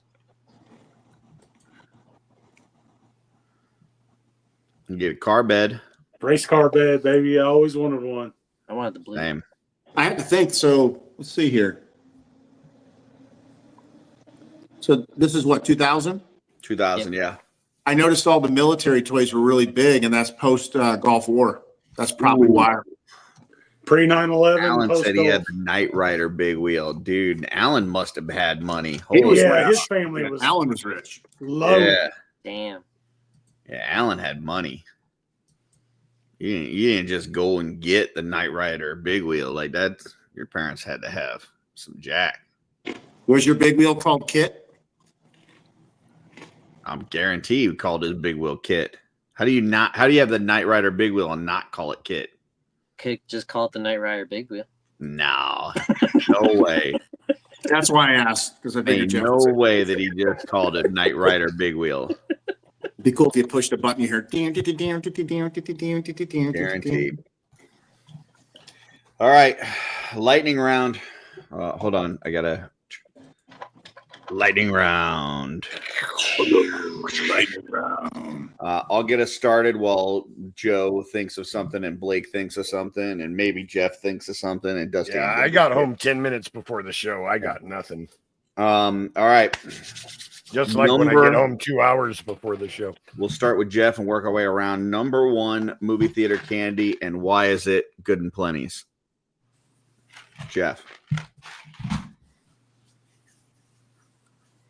Why is it good? Because it just never dissipates in your mouth, so you're like constantly like, what the fuck? I got this just candy in my mouth. And Now go down. and later.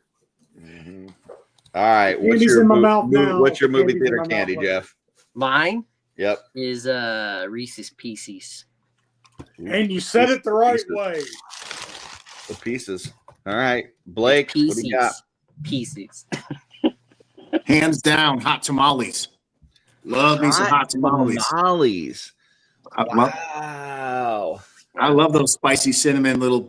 They're kind of like, good and plenty, but they went the right way. Yes. Oh, wow. Things got really fucking dark in here. Alan said, no money. I was beat a lot, and then they got me apology toy. Holy shit. LOL. Hey, LOL. hey, I would have taken an ass whooping every day to get Wow. that Knight Rider big wheel. Wow.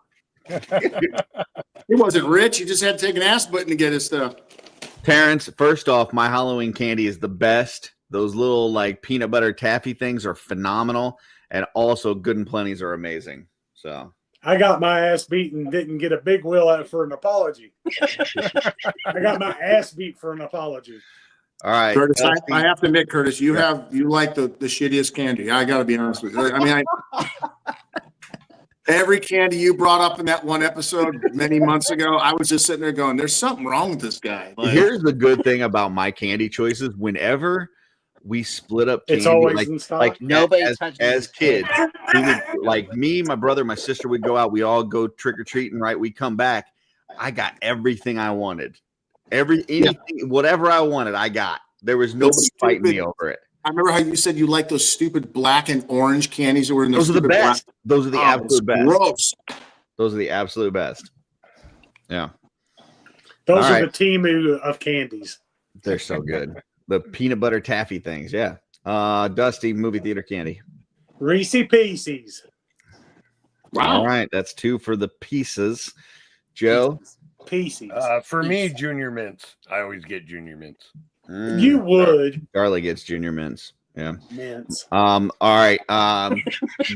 Going around again. Jeff, number 2 movie theater candy after that one, and why is it good and plenty? No, number 2 is Twizzlers Twizzlers. Okay. Number 2, Blake. or Red Vines. So some sort of licorice. A red licorice. A red licorice, not a black licorice. I don't go black. Because you won't go back. That's why I like good and plenties. I tried them. I went with the black licorice. It's all red in the middle. That's it. Couldn't go back. So. Blake, what's wrong? What's wrong with you, Blake? What's up? What's up? Oh, it's just hilarious. Well, that's a tough one. Second candy would have to be they really hurt my teeth for some reason. I don't know if it's the acid and the sugar in them, but I really like them. The Sour Patch Kids. Oh, okay. All right. But they make I have certain like grooves from a little bit detail from brushing too hard when I was a kid. I have some grooves in my teeth, like they're fine. But I guess that citric acid or whatever gets in there, man, it hurts. Dusty, the pieces are gone, and it's time for a second candy. What do you got? Goobers. Goobers? Chocolate covered peanuts. Goobers. I don't think I've ever in my life seen anybody eat goobers. They're just Ever. chocolate covered peanuts. I've never seen anybody order it. I've never even seen anybody check out with it. I've never seen anybody eat it. I thought that was like one of those tricks that they play on people, that they put it out there. Like, I didn't even think the box had anything in it. I thought it was just something that takes up space. That's because the fat kids ate it all. We knew what was up. Okay. Goobers. I got to go with William on his, though. I almost want to change mine. I know I already said it, but I do like the M&M peanuts. Yeah, absolutely. The what? Yeah, Alan. You have to speak slower. We're gonna keep doing rounds of movie theater candy until all of them say good and place. Blake, you have to start speaking slower when you say words like peanuts. I know. I said, yeah. Well, and nuts. I got penis nuts. Yeah. All right, Joe. Number 2 candy. I don't have a number 2. M&M penis. So if that is gone, you just don't have if Junior Mints aren't there, you have no candy. Then I don't get candy. Yeah. There's not a single candy that you would take to a theater. He's like, fuck it. I have only ever bought Junior Mints as candy at a movie theater. You're taking it in. We're not these people that are going to pay the Jesse prices at the theater. You're buying candy. You're going to the dollar store.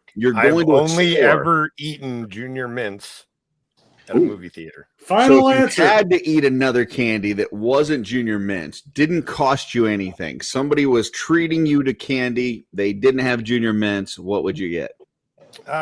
Probably those Butterfinger bites. I like those. Fair enough. Good answer. Yeah. Yes. The good thing about those Junior is Mints they're are stuck in quite your teeth and you refreshing. eat That's them again true. 20 A minutes nice later. Seinfeld reference. I thought Joe was going to say Mentos. For me, I eat those at work, Jeff. That's a work game. For me, it's Milk Duds. And Milk Duds are great on their own, but if you get some popcorn, you throw a single Milk Dud in with a mouthful of popcorn, you'll thank me later. Trust me. Milk Duds. I like to mix my candy with antidepressants. I call them Mike and Bites.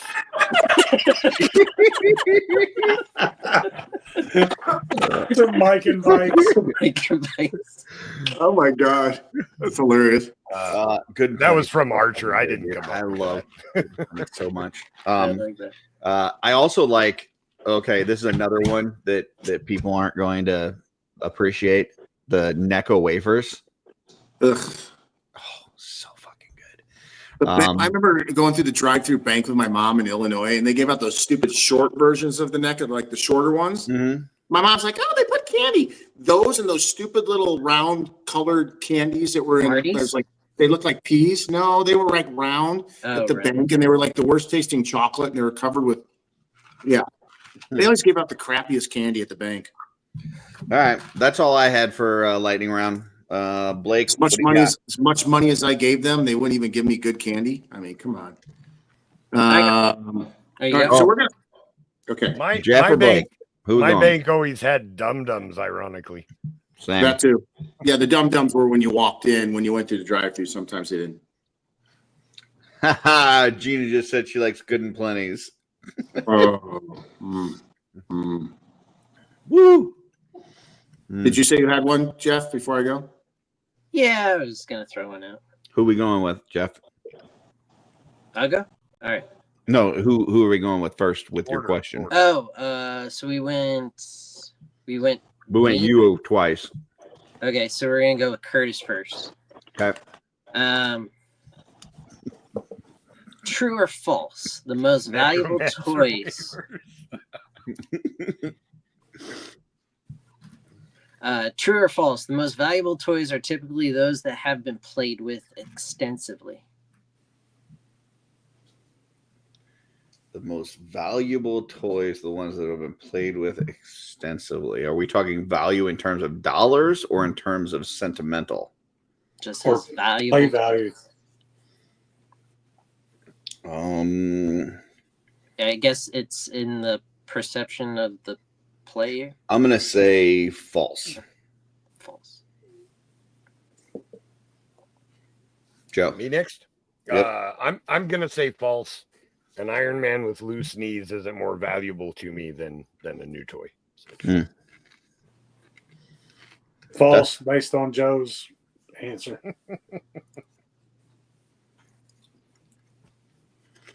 We can't hear you, Blake.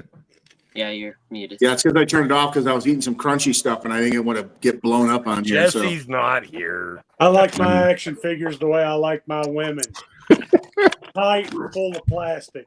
Alan, if you typed in Necco and it auto-corrected to Necromancer, I think that says something about you. So Yeah, it's based off your algorithms, dude. Checking up dead fuckers. It knows enough about you to know he's probably talking about a necromancer. Necromancer. Reduce, reuse, reanimate. All right.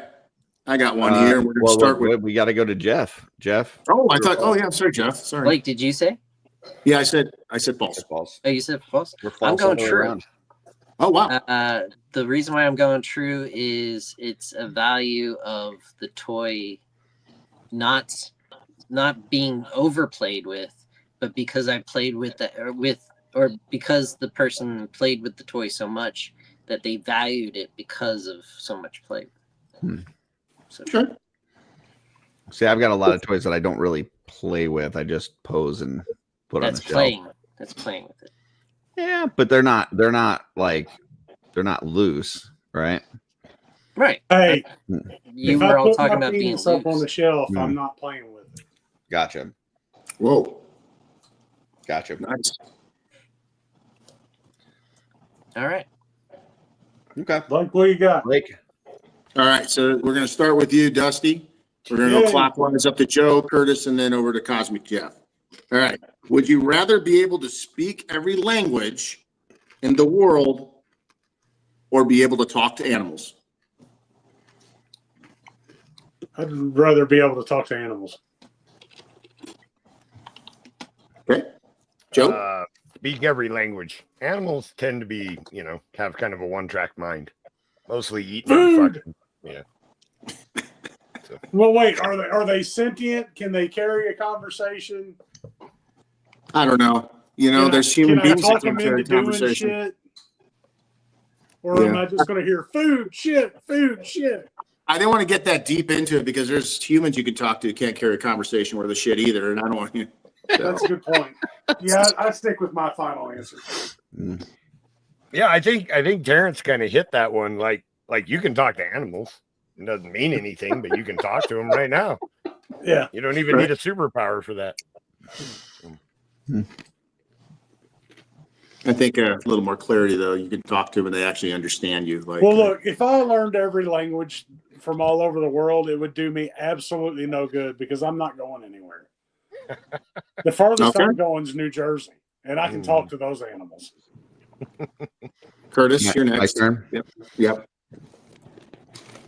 If I learned here's what I'll say. You guys know me, and you know I'm not a big reader, right? The most time that I have to read is subtitles on movies that are in other languages. So therefore, if I was to learn all these other languages, I would never have to read. So I'm going to go with that. That's a good answer. Yeah. Jeff? Languages of the world. I don't need to communicate with animals. They're just below me. Curtis is on it right now. Yeah, because I just bought some not too long ago. So I didn't know that they were discontinued. Uh-oh. But That's not good. Blake, your answer? I'd want to talk to animals. Not that I expect I'd get a good conversation or anything, but I actually like not knowing all the languages. People are talking shit behind my back. Otherwise, it would just piss me off even more. So I like being in the dark for a while, just because, at least the animals, I could just shoot the shit and, they're like food. And I go, okay, let's go eat, and like shit. And I'm like, okay, I'll join you, but. Why are you joining them? Why not? I mean, if I get, if I Better get my question dog is that why runs, not? Yeah. my dog runs up to me and he's like, yo, got a crap. Want to join me? I'm like, fuck yeah, I'll dog you, right next to him. That's harmless. But, if I start learning all the languages and learn what people are saying behind my back and stuff, it's probably going to piss me off. I'm going to get in trouble. So, yeah, talk to animals.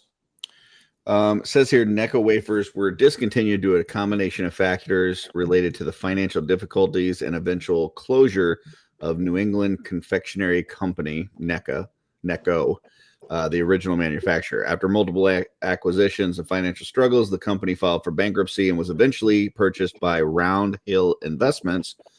Round Hill then closed the Revere plant and halted productions, citing sanitation issues. I like how Trevor told you to look it up and then put it in the chat. Oh. Hey, Curtis, how do you feel now that one of your favorite candies was discontinued for sanitation issues? Do you feel like you might have a case? I will say what I would say before that, which is that's some good shit. There you go. I knew you were going to come up with it. You're sharp. You're the sharpest in that tool shed. Yep. All right. Next. All right. Lightning round. I got another one here. So you have two options here. Start with Jeff, and we'll work our way the other direction. Jeff, Curtis, Joe, and Dusty, and me. Invisibility or having super strength? Invisibility. We've done this one before. Did we do this one before? I thought I had a list of them. I said super strength because I'm not a pervert. Oh, that's right. Yep. I remember that. All right. We didn't do this one. It's a real simple one, but I'll still go with invisibility because of the opposite. I can lift weights. Terrence is going with invisibility too because he's a pervert. So we called that one out. And so did Steph. She's a pervert too. We're all a bunch of perverts. And Crom. All righty. We'll do some actually like really good lightning round questions, like quick ones, so we can get a bunch of them in. All right, we're going to go with Jeff. We're going to go the same way because I obviously doubled up. What's your favorite holiday? Halloween. Oh, easy. Well, okay. Jeff's Halloween. Cool. Thanks, Curtis. Thanksgiving. Joe.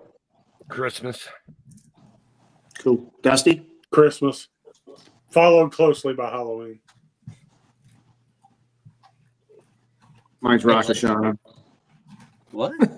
I'm just kidding. I Mine's love that Christmas. song by the Police. Right? You ain't gotta celebrate me. I love your sing. Dusty, you have just a beautiful voice. Yeah. What was yours? I try. Mine was Christmas. Oh, Chris. Yeah, Christmas is my favorite. How could it not be? You got free shit. And Well, it was usually two of the something you people here wanted. wasn't. Curtis was Halloween, Thanksgiving. you get free shit. Yeah, you get free shit in a candy wrapper, especially if you're Curtis's candy. My candy's the best candy. All right. This is shit in a box. All right, here we go. This one's a good one. You're gonna have to tap into your background, like your thought process back when you were a kid. I don't know how you do this. So let's go Joe first, Curtis, Jeff, Dusty, me. All right. What was your last Halloween costume? Ooh. Oh, I've got mine right here. Mine's downstairs. Oh, I know what it is. Yeah. Okay. Who's going? Dusty? I No, Joe. think it was Ghostbusters, actually. I think I was Nice. a Ghostbuster. Yeah. Who's next? You, Curtis. I went as George Bush. Are you serious? The first George Bush. I had a very realistic mask that I thought was pretty awesome. It was like That the most Terminator realistic mask I've ever seen. So yeah, I went as George Bush. And Curtis is wearing it right now because he grew up and looks like George Bush. Yeah. All right. I would like to go. Let's go to Dusty next because I can't listen to anybody else when Dusty's sitting there like that. So let's go to Dusty next. That's your last one. I like it. That's so awesome. I want that mask now. It was last year. Mhm. It was literally like 2 years ago. So cool. That's like a T600 from Yeah, it's South- a T. It's like a T. T100. Yeah, it's like a T100. It's like Yeah. a TD. There's right. It All right, looks a Jeff. little big, but when I stand up and you actually see my body, because I have a small head and a huge body, it actually makes me look more proportionate. It's a Terminator tank. Throw a hood over the back so you don't see, your band, Mm. and the eyes light up. Not if you're Cobra Commander, you better not put a hood on. They have like a red eye that shows up right here in the middle when you throw batteries in it. Nice. Yeah, that's awesome. This might actually be making an appearance at Legion's Con this year. Oh, please bring it. That'd be awesome. That might be a part of my entrance. Nice. All right, Jeff, your turn. I was a Spoiler Batman. alert. A what? I was Batman, actually. My last. You and Terrence? No, I was different Batman. He did like an. Wait, old school Jeff, Batman. are you Terrence's son? That No, would he explain said so his son much. was Robin. It was Robin. That's just it. Dude, Jeff would be a great Robin / Nightwing. Mhm. I can see it all day long. Hell yeah. And mine was Ultimate Warrior. Nice. Nice. And that was also this past year. Yeah, that was That was yesterday. it was actually Isn't that weird? yesterday. Yeah. I just got It's a him little every pain. time he goes to the gym. By the power of the gods, the souls in heaven rain down their power on the warrior. All right, let's go with Dusty first on this one, and then we'll go up to Joe, across the board, and back to me. All right, giving presents or receiving presents? I think we've done this one. Ugh. No, I don't remember this one. I'm pretty sure we did. Oh, This nice. Is, Who's that? this is Terrence and his son. Awesome. Yeah. All right, we'll do another one. I don't remember this one, but maybe I think pretty much across the board, we all said pretty much giving presents. Yeah. As an adult man, you don't really have a choice. I got one. Do you got another one, Blake? No, go for it, Jeff. All right. We're going with Blake first. Okay. Who is your celebrity crush of all time? Oof.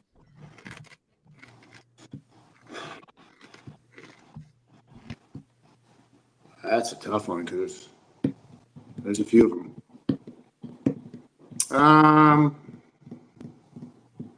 I'm gonna go with Tawny Katane. She was the cover girl for White Snake's album. She's the girl that's on the laying on the hot rod. And if you don't know who Tawny Katane is, I'm gonna follow it up with Jennifer Aniston. I always had the hots for her.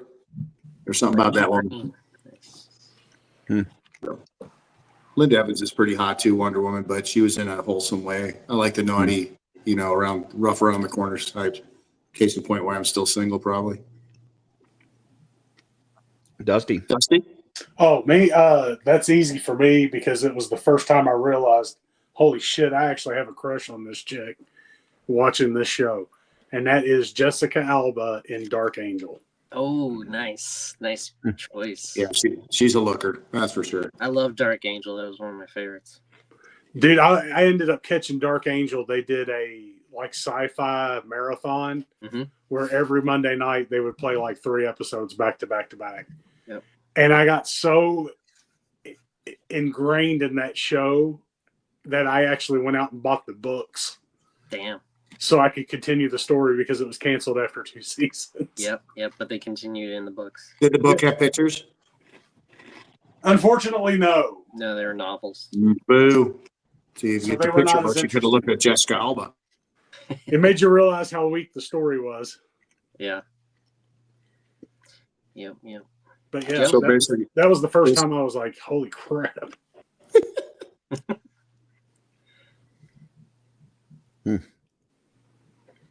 What's up with you, Jeff? Me? The model on the Marlboro cigarette pack. I smoke Camels. Thank you very much. It was The one riding Joe the Camel. Joe Camel spent more time in my mouth than anybody else. Let me tell you what.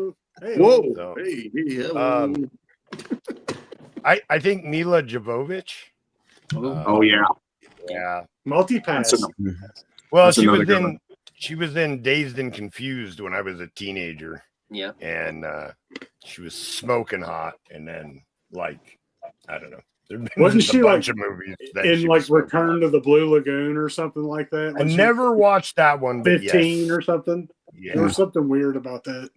Well, Brooke Shields was pretty hot back in the day. The first, Blue Yeah. Lagoon. Yeah, fraction. But yeah, that's the one I'd have to go with. So mine is kind of interesting. I'm sure you guys have heard about Steve Buscemi. No. I'm sure you guys have heard about couples where the spouse will give the other one a free pass if they ever came across their celebrity crush and this and that. All pass. Yep. And it actually happened, and I came across my celebrity crush, and I had sex with my celebrity crush, and it's this guy that runs this Art by Ackerman channel. I don't know if you guys know him. But he's No, good Curtis, looking. when we said fuck that guy, that's not what we meant. He's pretty good, and I've definitely had I am. I definitely had sex with that Art by Ackerman guy. So Damn. I'm gonna have to go with that one. Yeah. Nice. Did Darla realize she was going to be involved in a threesome?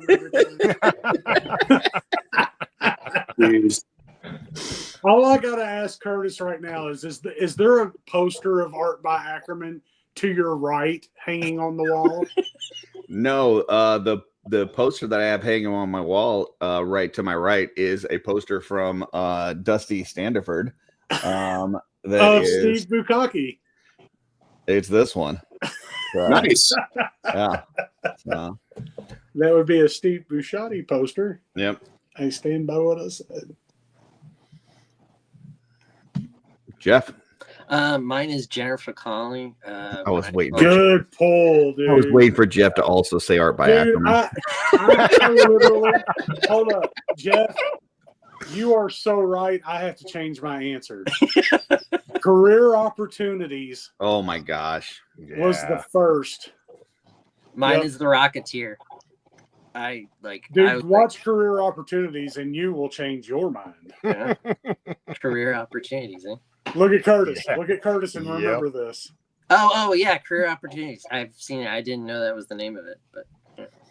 Oh my goodness. Yeah. And Labyrinth. Ooh. My little 13-year-old brain just blew up when on that. Right. It wasn't my brain that blew up. It was my little brain. All right. Ready for me Yeah, to do that one? was a good pull, Jeff. Yeah. What's your one, Curtis? Thank you for that. That brings back many memories. Interesting terminology there, Dusty. Many a stiff That's a socks. good pull. Number one, Christmas candy. Jeff. Christmas candy. Christmas candy. This is easy. My mama's. Yep. Christmas candy. Peanut butter Buckeyes. I'm gonna say caramel corn. That's Halloween candy, but okay, it can be Christmas. Caramel corn, like caramel popcorn. Mm. Oh, caramel popcorn. I thought you said caramel corn. Sorry. No, right. not caramel. Yeah, caramel popcorn. Blake.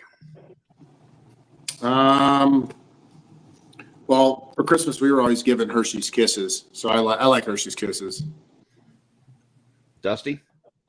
My mama's peanut butter candy. It was peanut butter balls dipped in chocolate. She made them every year. Gave them out as gifts to people. good. I love those damn things. I'm trying to get my daughter to take over now that mom's gone. Joe. Junior Mints. Fucking Junior Mint. Dude, I swear to God, if I could reach through this. I thought for sure he was going to say the peanut butter Reese's Christmas tree things. Oh, those are probably better. Yeah, that's probably a better choice. I said Junior Mints to be funny. So, for me, the best Christmas candy is the taffy peppermints with the Christmas tree in the middle. Yeah. Yeah, we don't even know. Oh, I know. Are. It's got a little green tree. Yeah, a little green tree in the middle and the white taffy peppermint on the outside. Yeah. Yeah. Yep. Add that to your list, Curtis. Just add it to the list. Amazing. All right. Next lightning round. Favorite Valentine's Day candy. Jeff, go. God damn it! What's with the candy? Curtis is hungry. It's just a sweet tooth right now. Valentine's? I don't chocolate. Just sure. Just filled chocolate. Chocolate filled whatever. How about any holiday but Halloween candy favorite? Go ahead, Jeff. Any holiday but Look Halloween. at Jeff's face. He's appalled. Good and plenty's. Just fucking get the fuck off this. Just everyone submit. Good and plenty. All right, I've got a question. Lie to me, Jeff. Lie to me. What is your favorite ice cream flavor? Go, Blake. The Tillamook Mudslide. I love it. It's made by Tillamook. Yep, it's very Oregon of you. Edie's Rocky Road. Moose Tracks. Moose Track. Those are good. Yeah.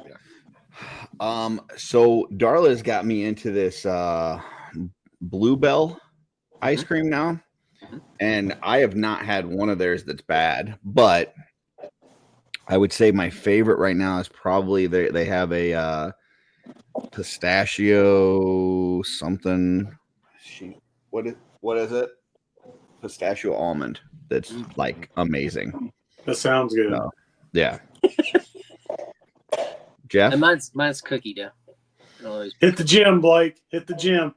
Yeah, Blake's getting up at 3:00 in the morning to work this off. I'm gonna beat the shit out of myself tomorrow because I had liquor and I've eaten ice cream and I just had a bunch of chips.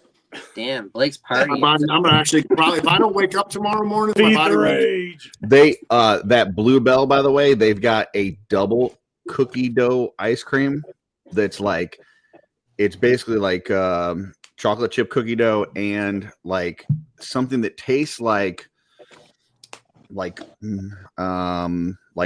dough for Oreos. Like if Oreo had dough, like that's what it's like, but like balled up. And so you get both of those throughout. It's pretty fucking amazing. So, I have this single cookie dough Bluebell down in the freezer right now. there you go. Hey, I've got one that'll get us off the sweets. I actually have to go, fellas. I gotta nice. go play chauffeur. So, okay. Of course, super fun hanging out with everybody. Thanks for watching, folks. Have a good night. Say it. All right, last one from Dusty. Dusty, who we starting with, Blake or me? We'll start with Curtis. Okay. Because Blake seems to be busy. All I'm right. good.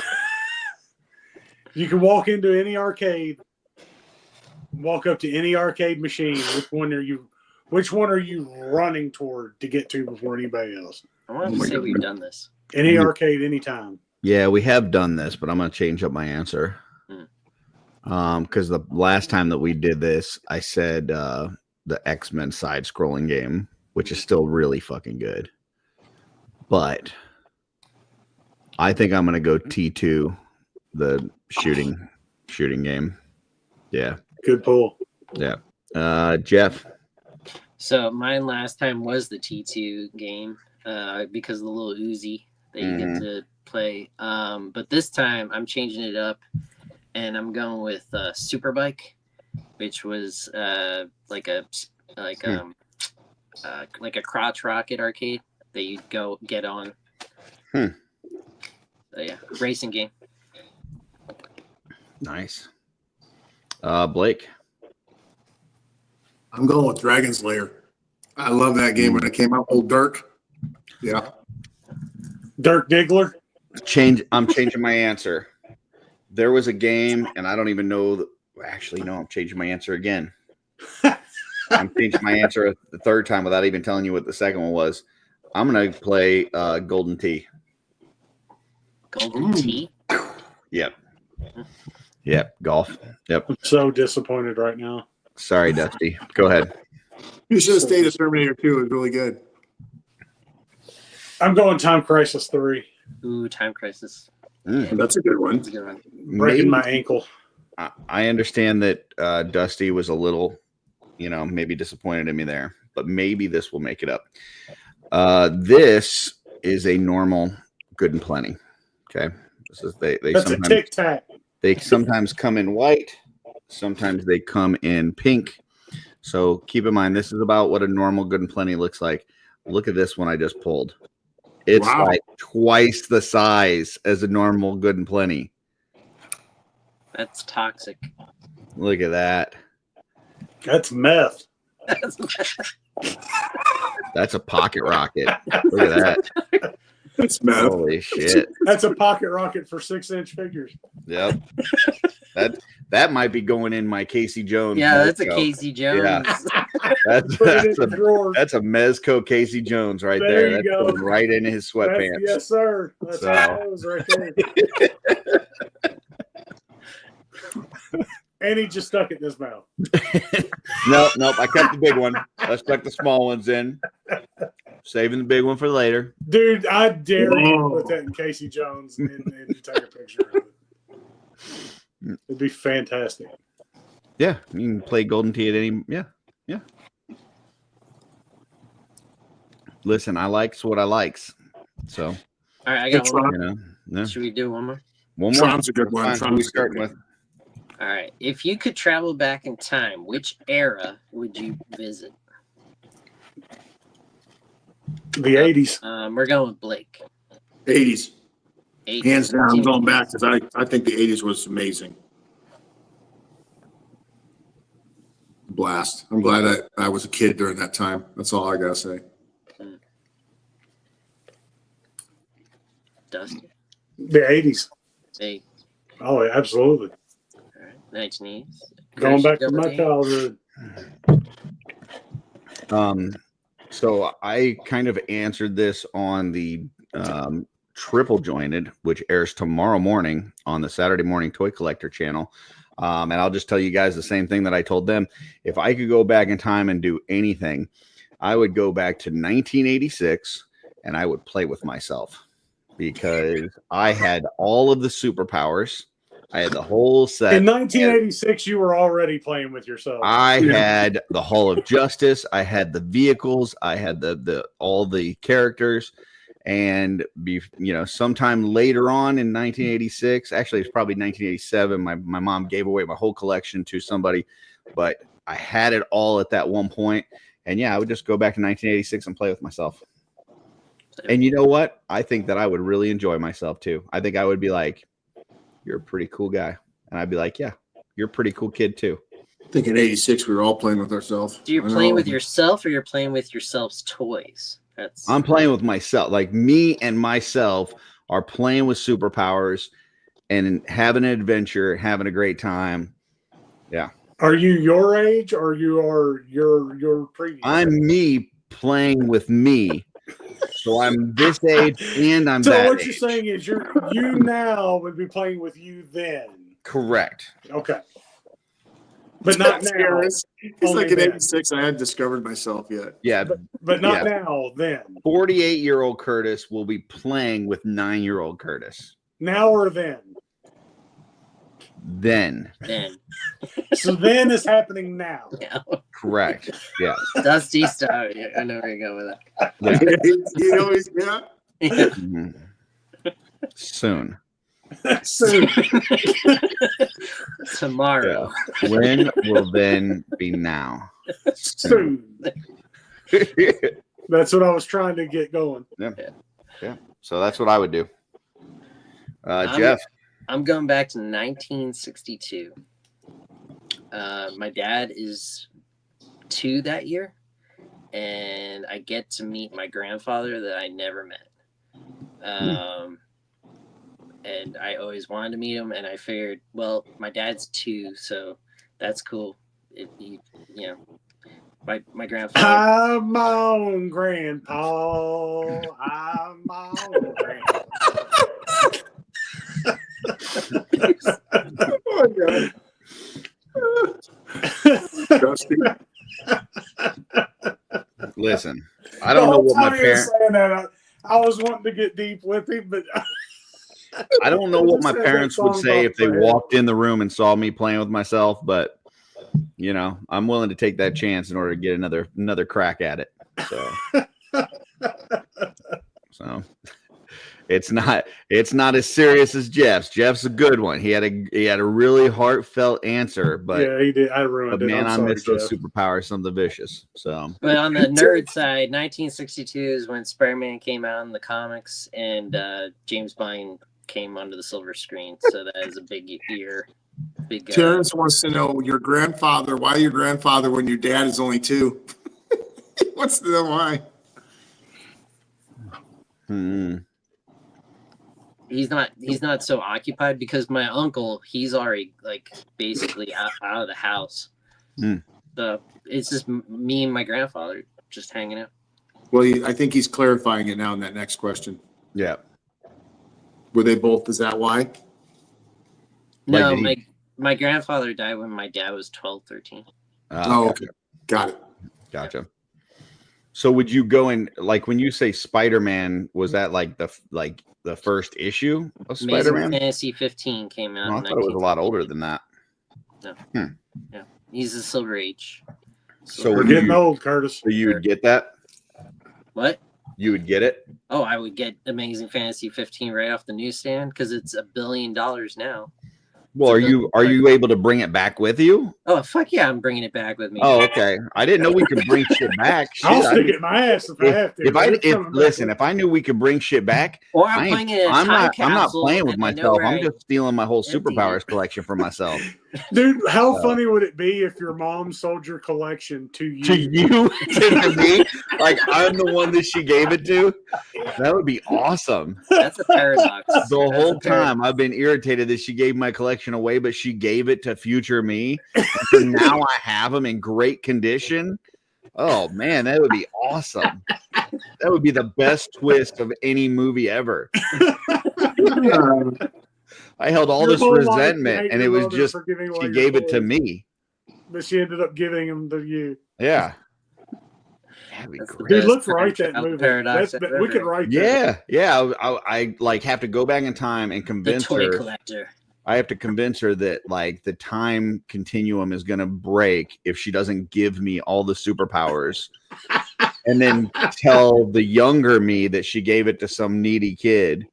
Yeah, that works. I like that. Wow. Dude, that could be like the rift. Is like all of our toys end up getting sold to us as well. Yeah. In yard sales. Well, I sold all your toys in a yard sale to some big guy with a beard.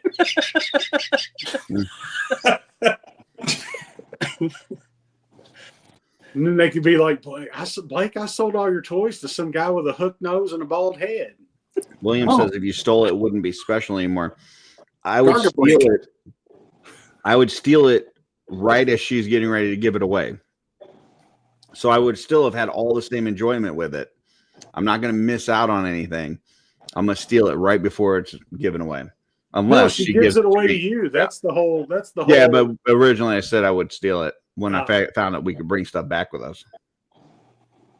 Yeah, you better bring that shit. Aaron says going back to 1938, staying through 1965, buy all the best comics, investing in technology, and nailing all your grandmother.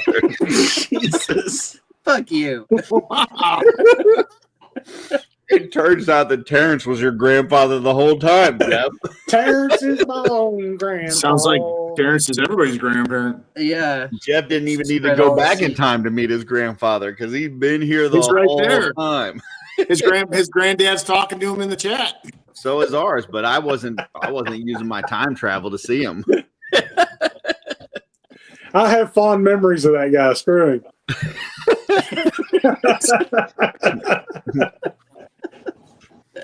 Wow.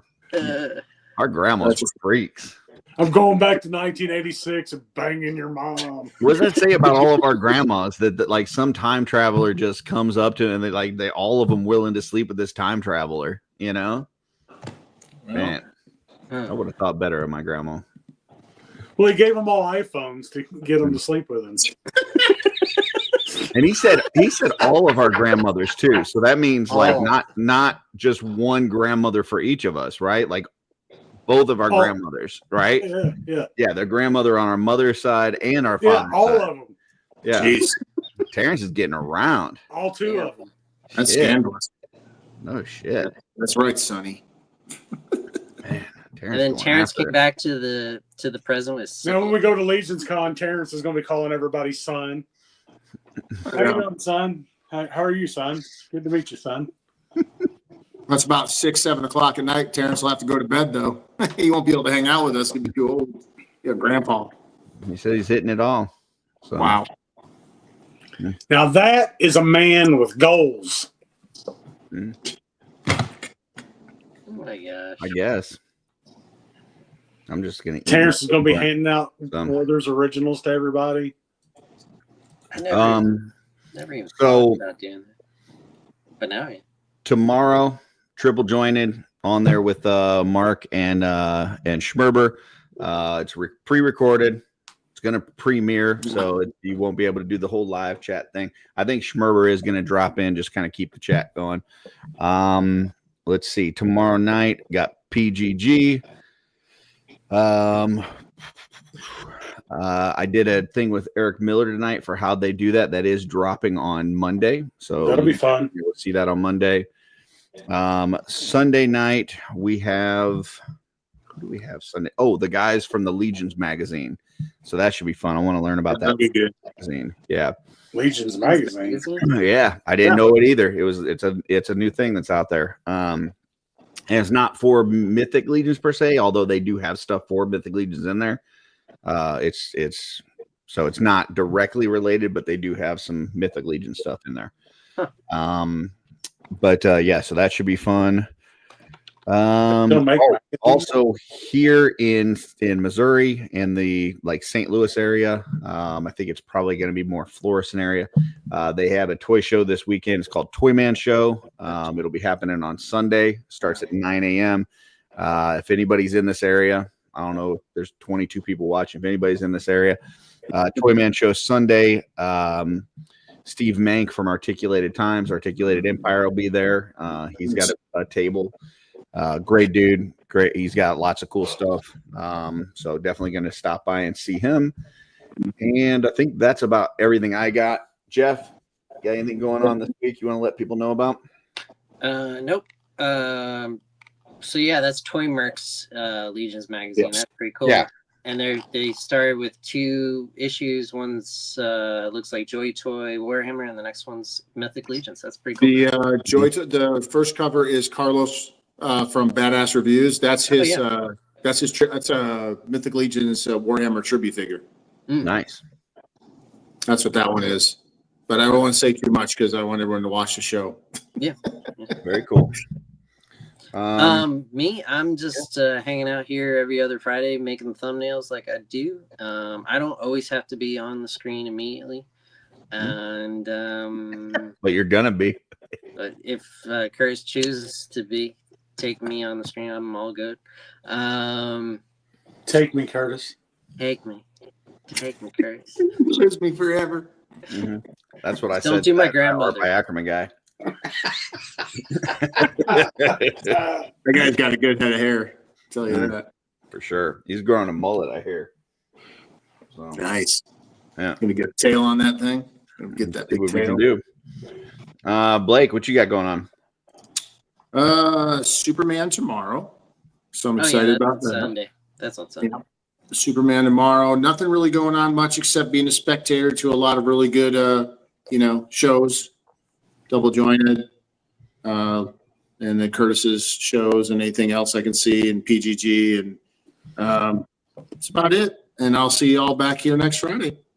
When is everybody going to start seeing your travel toy videos? We'll see here. Yeah, I'm trying to figure out how I'm going to do that. If I do my travel toy videos, so I start posting them, it'll probably be obviously on my Instagram. It'll be like there'll be a mini travel toy inspired. They need to be on the Art by Ackerman channel, sponsored by Art by Ackerman. No, we need to be on the Blake Travel Recon Toy Rage. He is a bad-ass mother. Don't take no shit. Dude, Road Rage. Road Rage. That'd be good. Great. Dude, you got that. Dude, that is fucking good. Maybe I could do like some of those YouTube videos where I trash a GameStop. Oh, God. It is ma'am. A Blake travel toy video called Road Rage is fucking brilliant. It's him going into GameStops and getting pissed off because they don't have what he's looking for. These fucking kids come in here and buy every This is a clearance. What do you mean you ain't got this platinum Batman? For a month. You got Joy Toy in here? What the fuck's wrong with all you? Dude, that would be hilarious. The whole thing would be him on. It'd be like him hunting toys and not finding them and losing his shit because he couldn't find them. You don't have Blakeys? I'm looking for Blakeys. What do you mean you don't have Blakeys? Hey guys, these are all great ideas. Thank you. That's amazing. Dusty, gold mine. What you got? I will be producing a new show on YouTube called Road Rage with Recon Rage, aka Blake, where we will be filming and doing some fun videos of him going into GameStops, Walmarts, Targets near you, and losing his ever-loving mind. And we're hoping to at least destroy 2 aisles per okay. No, I got the Little Legions coming up. Got the permissions, got the okays, got to figure that out. And I'm going to start gearing up and trying to get some stuff together to bring to all my friends and nice buddies at Legions Con and have something to offer the community.